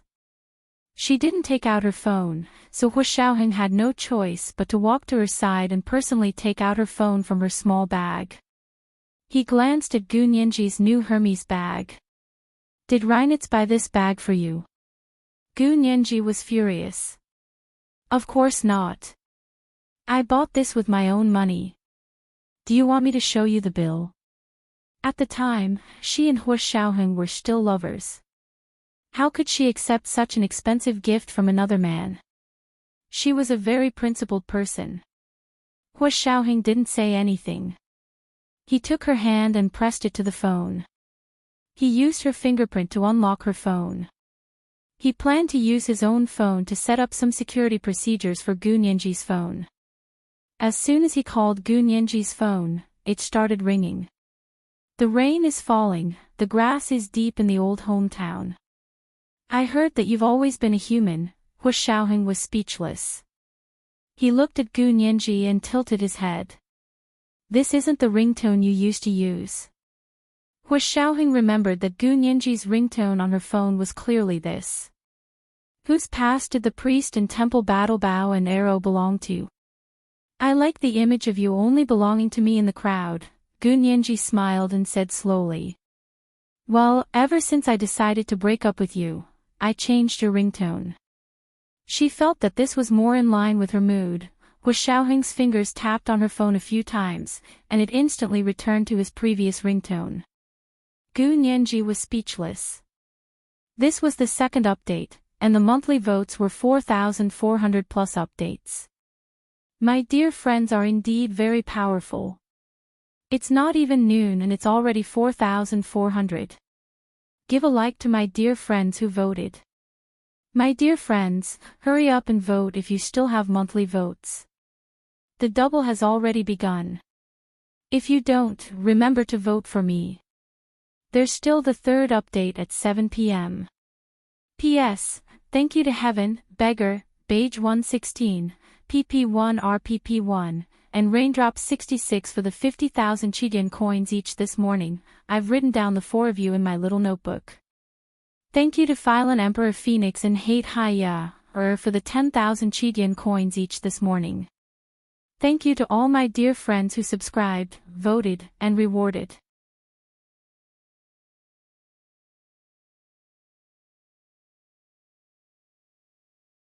Chapter 734. Seeing Hua Xiaoheng's slender fingers flying across her phone, Gu Nianji felt a little angry. This was her own phone, and she couldn't make the decisions. Gu Nianji looked at Hua Xiaoheng and clenched her fists. Glaring at him, she said, Hua Xiaoheng, don't go too far. Gu Nianji's attitude wasn't very good, and she looked like she was about to start a fight. Where she couldn't see, Hua Xiaoheng secretly curled his lips. He would rather Gu Nianji quarrel with him, or even roll on the ground and throw a tantrum. It was better than the previous few days when she appeared polite, but in reality, she was becoming more and more distant from him. Hua Xiaoheng quickly installed the security software and returned the phone to Gu Nianji. When he looked up, his expression was calm. See for yourself, these programs are only to prevent Trojan horses. They aren't meant to monitor your phone. Actually, speaking of monitoring phones, Hua Xiaoheng could enter any phone if he wanted to. Did he need to install a special surveillance program on Gu Nianji's phone? Of course not. Gu Nianji took the phone and really started to seriously check it. Her delicate fingers quickly tapped on the phone. As she looked at the various software installed on the phone, Gu Nianji suddenly remembered Hua Xiaoheng saying that Reinitz had bought her new Hermes bag for her. Her face darkened as she opened the bank app and entered her bank account to look for the spending records from 10 days ago in Germany. To her surprise, she didn't see the spending in her bank statement no matter how hard she looked. What was going on? Did the bank make a mistake? They didn't take her money. But how could that be? It wasn't like it was $100 or $200. The bag was worth $8,000, and Hermes wasn't doing charity. How could they not take her money? Gu Nianji looked for a long time, and her face gradually paled. Her fingers clutching the phone weakly, she recalled all the details of buying the bag at the Hermes flagship store in Germany. She suddenly remembered something she hadn't paid attention to at the time. Could it be that Hua Xiaoheng was telling the truth? Reinitz had paid for this bag. Gu Nianji suddenly didn't like the bag. Her face darkened as she poured out the contents of the bag. Carrying the empty bag, she asked Hua Xiaoheng, "Can I borrow a plastic bag?" Hua Xiaoheng straightened up. "You still have some bags at my official residence. Go get another one." He didn't ask Gu Nianji what was going on. She was a shy girl, and she had just said that she had integrity. Now she obviously knew that she had lost her integrity, so she was extremely embarrassed. Gu Nianji bit her lower lip and was very angry with herself. She didn't even check her bank records after she came back and was too busy splitting assets with Hua Xiaoheng. Hua Xiaoheng turned to walk out of the conference room. Gu Nianji hurried forward and tugged on his sleeve. Hua Xiaoheng stopped and turned to look at her. "What's the matter?" "I'm sorry." Gu Nianji blushed and stammered an apology. I really didn't know. I gave my own bank card to the clerk. It must have been when the clerk took the card to pay the bill that Reinitz switched." Although she was unhappy that Reinitz had lied to her, she had indeed done something wrong. Reinitz had probably bought this bag for her. Hua Xiaoheng grunted. "Return the money to Reinitz in 2 days." "Return it." Gu Nianji turned around to pack her things and stuffed the small items back into the bag. She carried it and walked beside Hua Xiaoheng. I'll have little Zay send you Reinitz's bank account number. You can just call him. Hua Xiaoheng curled his lips and looked very happy. He took Gu Nianji out of his office building and strolled all the way back to his official residence. Late autumn in the imperial capital was the time of year when the weather was the best. It was neither hot nor cold, and the sky was always a deep blue. White clouds floated indistinctly, and the maple trees by the side of the road were as red as fire. However, when Gu Nianji walked on this path, all of this became her background. Her red dress was like fire, and her eyes were clear. There seemed to be a trace of anger on her face. It was this trace of anger that made her even more beautiful. At least that was what Hua Xiaoheng thought. Although he walked beside Gu Nianji without looking sideways, he kept looking at her face from the corner of his eye. When they returned to his official residence, Hua Xiaoheng took Gu Nianji straight to the suite she used to live in. Everything here was exactly the same as before Gu Nianji moved her things away. There were only a few empty spaces in the closet. Hua Xiaoheng walked into the closet of the suite and took a bright red Hermes Berlin bag from the bag rack. It matched the color of Gu Nianji's dress very well. Use this. Hua Xiaoheng placed the bag in front of Gu Nianji. This is this year's new model. Gu Nianji was speechless. She hesitated for a moment before silently taking the bag. Then, she put her belongings into the new bag Hua Xiaoheng gave her. While she was packing, someone knocked twice on the suite door. Hua Xiaoheng turned on the video intercom inside the door and saw that it was his orderly. He asked, "What's the matter?" The orderly quickly said, "Hua Xiao, the Prime Minister's office is calling. Do you want to take it?" They didn't call his cell phone, but the landline of his official residence. It should be official business. Hua Xiaoheng glanced at Gu Nianji and said to the orderly outside the door, "Bring me to this room." Gu Nianji's room also had a landline. The orderly replied, "Yes." Not long after, the landline in Gu Nianji's suite rang. Hua Xiaoheng picked it up. A crisp, middle-aged woman's voice came through the phone. "Is this Major General Hua? I'm Kai Song-yin. I heard you were sick. Are you feeling better?" Hua Xiaoheng's brows furrowed slightly but quickly relaxed. "I'm not feeling better yet. May I ask who you are?" Kai Song-yin didn't expect Hua Xiaoheng to act like he didn't know who she was. She didn't believe him at all and smiled. "I'm Tan Gairen's mother. Thank you for saving my family's Guiren in the United States," Hua Xiaoheng said calmly. "You've got the wrong person. I didn't save your daughter. If there's nothing else, I'll hang up now. My head hurts when I hear people talking. I'm sorry." Hua Xiaoheng hung up and looked up to see Gu Nianji looking at him strangely. "What is it?" Hua Xiaoheng walked over to look at her. "Did you pack everything? Was it Mrs. Tan who called you just now?" Gu Nianji asked without batting an eyelid. "You clearly saved her daughter. How can you lie to her face?" Hua Xiaoheng picked up a strand of hair that had fallen off her shoulder and threw it into the trash can. "I didn't save her daughter. How can I admit to something like this if I didn't do it?" He couldn't admit to anything if he did it. Kai Song-yin was talking nonsense on the phone, so who knew how much information had been leaked just like that? However, Hua Xiaoheng remained calm and didn't want to alert the enemy. The Tans and the Bays were both under his surveillance now. The more they said and the more mistakes they made, the tighter his net would be. He wouldn't let any fish slip through the net. Gu Nianji understood that the missions of the Special Operations Forces could only be done and not talked about. No matter how dangerous or urgent it was, he wouldn't say a word. Gu Nianji looked down and carried the small bag Hua Xiaoheng gave her.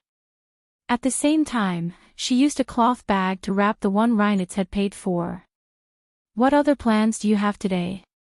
Do you want to go back to school for self-study or go out to play?" Hua Xiaoheng walked towards the door. Wait for me. I'll go change.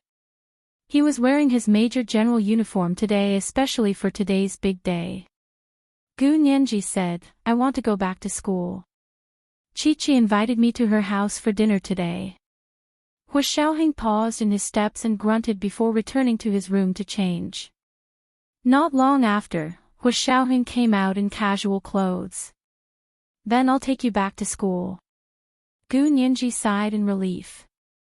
She was really afraid Hua Xiaoheng would insist on going to school with her to self-study. The two of them got into the car and drove to the university.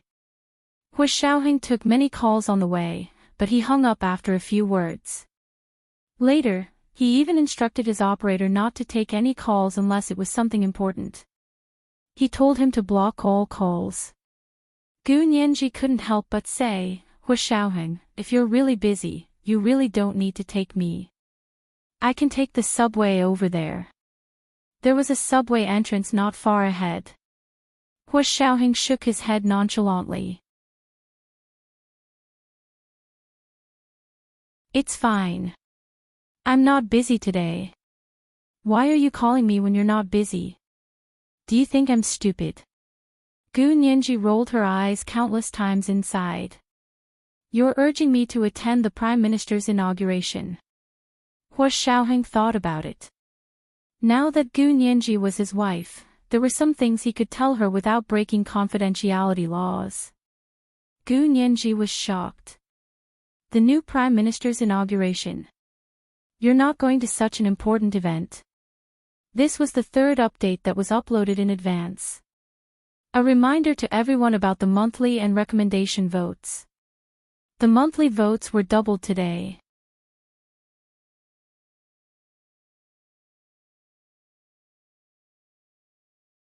Chapter 735. Gu Nianji was well aware of Hua Xiaoheng's status, which was one of the reasons she wanted to retreat from their relationship. In his position, it was only right for him to attend the inauguration of the new Prime Minister. Not to mention that so many people had been calling him. However, Hua Xiaoheng held the steering wheel and said calmly, I don't want to go because I have more important things to do. Marriage. How was it not important? This was the most important thing in his life, second to none.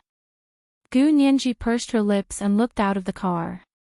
She said sullenly, Look, there's really nothing good about being with me, and it'll affect your work. I hope you'll think it through in a few days. Let's part on good terms. Attending the Prime Minister's inauguration isn't my job. Hua Xiaoheng reached out and wrapped his arms around Gu Nianji's neck. He turned her head to look in his direction. Don't even think about it. Even if we still have to part in the future, it definitely won't be on good terms. What do you mean? Gu Nianji felt her anger rising again. She was a little exasperated. We're all adults. Don't you understand that? In the past, she didn't have any temper in front of Hua Xiaoheng. She was absolutely radiant when given a little sunshine. However, in the past 2 days, she found that she was losing control of her temper more and more. You still know you're an adult. Hua Xiaoheng's lips curled into a hint of mockery. Would an adult not solve a problem but only want to avoid it? How am I avoiding the problem? I've been trying to solve the problem with you. Gu Nianji forcefully pried Hua Xiaoheng's hand away. Don't touch me. How many times have I said it? If you keep this up, I'll apply for a court injunction to not let you appear around me. Is breaking up the solution to the problem? You're still saying you're not avoiding it. Hua Xiaoheng withdrew his hand and glanced at her. You're even applying for a court injunction. Are you sure? Nianji, you're a lawyer, not an unscrupulous reporter who uses headlines to attract attention. Gu Nianji snorted and turned her head to look out the window. She refused to be outdone. Actually, our problem can't be solved at all, so the only way is to break up. But you stubbornly refuse. You even got a marriage certificate. Are you sure it won't get worse in 3 years? That's why I said that there's no such thing as good separation between us. Hu Xiaoheng looked straight ahead, and his tone became indifferent, as if he was talking about something irrelevant. However, his words were very forceful. Don't think about what will happen in 3 years. It's useless to think about it anyway. Gu Nianji couldn't help biting her fingernails. Hu Xiaoheng's strength had once made her tremble in submission, but now she was overwhelmed. Glancing at Gu Nianji, Hu Xiaoheng sighed softly in his heart. It seemed like she had been forced into a corner. She hadn't bitten her nails in a long time, and now she was biting them again. He knew that when she was nervous, she could not help but bite her fingernails. Hu Xiaoheng stopped talking and focused on driving. After a while, his phone rang again. This time, it was his father, Hu Guanchen. Xiaoheng, your grandfather and Jialan came back today. Did you pick them up? Hu Xiaoheng put on his Bluetooth headset and said calmly, I'm sick. I can't answer the call. However, he still paused and said, I'll send someone to pick you up. And, as long as you don't forget. The flight is at 1 p.m. Hu Guanchen's voice was very unhappy. Also, I heard that you won't be attending the Prime Minister's inauguration tonight. Why? Are you that sick? Yes, I'm so sick that I can't even pick up my grandfather. How can I attend the Prime Minister's inauguration? Hu Xiaoheng turned the steering wheel and skillfully made a turn to get off the highway. You can go. Isn't grandfather going too? What does it matter if I go or not? Hu Guanchen was silent for a moment. How do you know your grandfather will be going too? Hu Xiaoheng's grandfather, who was Hu Guanchen's father, Hu Xuanong, was also a general, but he had retired a few years ago. Generally speaking, people like him wouldn't be invited to this kind of occasion unless he had been a top commander, like General Ji. However, Hu Xuanong had never been a top commander. His highest position was only the second in command of the Supreme Military Council. So Hu Guanchen was still very surprised when Hu Xiaoheng said that Hu Xuanong would be attending the Prime Minister's inauguration that night. After all, Kai Songyin was the only one who contacted him about this in private. When she found out that Hu Xuanong was recuperating at the Sieyès Manor in France, she warmly invited him back to attend the Prime Minister's inauguration and even sent the invitation and plane ticket to France. Hu Xiaoheng still didn't know about this because it happened before he started monitoring the Tans. Also, the monitoring of the Tans was done in their office. Private residences couldn't be monitored. So he was only making deductions based on common sense. Grandfather has been in France for so long. If he didn't have something to do, why would he come back? Hu Xiaoheng didn't think much of it.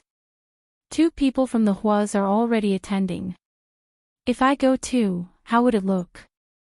Does the Huas have to bow down to the Tans? Father, I don't know when we've been so lowly. Hu Guanchen was embarrassed into anger by Hu Xiaoheng's words. Of course, he wasn't doing it for the Tan's sake. He was doing it for the sake of the Tan's daughter, Tan Guiren. He felt that she was qualified to be his daughter-in-law. In Hu Guanchen's eyes, a woman who could marry Hu Xiaoheng must have a good temper and filial piety, in addition to a good family background, outstanding character and appearance. Especially the last one, which Hu Guanchen thought was the most important. In the past, Prime Minister Dou's daughter, Dou Qingyan, had a good family background and good looks. However, Hu Guanchen was still dissatisfied because the girl was stubborn and disobedient, much less filial. He knew that Hu Xiaoheng wasn't very obedient, much less filial. If even his wife wasn't filial, then he would be even more distant from the Huas. His impression of Tan Guiren was that she had a good family background, was obedient and intelligent. She was also a great beauty. He heard that she had never had a boyfriend, and was especially obedient to her parents. She was a filial child. What do you mean by bowing down to others? Xiaoheng, when did you become so impulsive? This is basic etiquette. Hu Guanchen's expression darkened. Your grandfather and I will be there tonight. Your mother will be there too. If you don't have anything else to do, it's best if you come. I said I'm sick. Hua Xiaoheng was just short of honking. I don't have any obligation to the Tans to come and go as I please. If you keep forcing me, I'll have to block your number. Don't you dare. Hua Guanchen stood up angrily in his study, but the next moment, his phone was already beeping, indicating that Hua Xiaoheng had already hung up. He quickly called again and discovered that Hua Xiaoheng didn't block his number. He just didn't pick up the phone and transferred his call to voicemail. Hua Guanchen finally sighed in relief. Gu Nianji also fell silent when Hua Xiaoheng called. She could tell that it was Hua Xiaoheng's father calling her. But she didn't ask. She only thought of Gu Xiangwen, who was recuperating at the headquarters of the Special Operations Forces. After thinking about it for a while, Gu Nianji took out her phone to call Chen Lai. Brother Chin. Are you busy? Chen Lai was reading some papers in his office. Seeing that it was Gu Nianji calling, he quickly answered and smiled. No, I'm reading some papers. What's wrong, bride? Gu Nianji calmly ignored the word bride and only asked Chen Lai, how's my father, Mr. Gu? I actually forgot to visit him when I went over there today. She reflected on herself and felt that she was really incompetent as a daughter. Chen Lai froze for a moment and chuckled. It's fine, it's fine. Mr. Gu is still in a vegetative state anyway. He won't know even if you go. Then, in order to ease Gu Nianji's guilt, Chen Lai added, actually, your sister, Gu Yanran, hasn't been coming lately, let alone you. Take care of your body and don't let your imagination run wild. Gu Nianji smiled and said, Gu Yanran isn't my father's biological daughter, but I'm different. Chen Lai's brows immediately furrowed. Didn't Gu Nianji know that her DNA didn't actually match Gu Xiangwen's? Nianji, wait a moment. I'll take a call. Chen Lai pondered for a moment and quietly called Hua Xiaoheng from the landline. Hua Xiaoheng quietly answered with his Bluetooth headset. Hua Xiao, do you want to explain Nianji's background to her?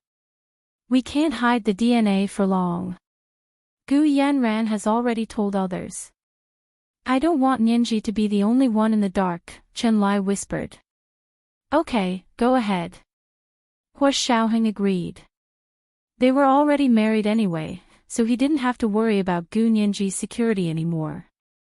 Chen Lai tactfully said to Gu Nianji, Nianji, there's something I should tell you. What is it? Gu Xiangwen's DNA doesn't match yours. You're not his biological daughter. After Chen Lai finished speaking, he heard that the phone was especially quiet. Gu Nianji seemed to have even stopped breathing. Then, Chen Lai braced himself and said. But Gu Yanran and Gu Xiangwen's DNA is completely the same. They're biological father and daughter. Gu Nianji felt her face burn as if she had been slapped in the face. Although she didn't have much affection for Gu Xiangwen, she had always thought that she was his biological daughter, and Gu Yanran was adopted. She had always known that her DNA didn't match Gu Yanran's, but she didn't know that her DNA didn't match Gu Xiangwen's either. This was King awkward. Gu Nianji pursed her lips. Got it. Thank you, Brother Chin. After hanging up, Gu Nianji looked at Hua Xiaoheng. Did you know that Gu Xiangwen isn't my biological father? Hua Xiaoheng glanced at her. Yeah, I only found out not long ago. But there were still some unexplainable parts about this, so we didn't say anything. It wasn't until Gu Yanran suddenly revealed this when Gu Nianji went missing. Gu Nianji's thoughts were almost the same as Hua Xiaoheng's. She quickly thought of this question. Since no one said anything, why did you suddenly tell me? Hua Xiaoheng didn't hide it from her. Gu Yanran revealed this when you went missing. Gu Nianji was speechless. This is the first update. My dear friends, your combat power is even more powerful than I thought. Come on. It's the 4th update today. It includes 2 monthly votes and updates. Today is Monday, so don't forget your recommendation votes. Monthly votes of 4,900 plus updates at 1 p.m., 3rd update at 7 p.m., and monthly votes of 5,400 plus updates at 11 p.m. The double monthly votes are continuing. My dear friends, don't stop. P.S. Thank you to Fictional for tipping 100,000 Chidian coins. Congratulations to Fictional for becoming the 16th Major General. I've already written down the 2 updates in my notebook. You're tuning into the LoveLore Library YouTube channel. We're so grateful for your support, and don't forget to subscribe to join us on this incredible journey through captivating stories. Your generosity through donations truly makes a world of difference, as it's the primary source of revenue that allows me to expand and enhance this channel for you. Thank you from the bottom of my heart for being a part of this adventure.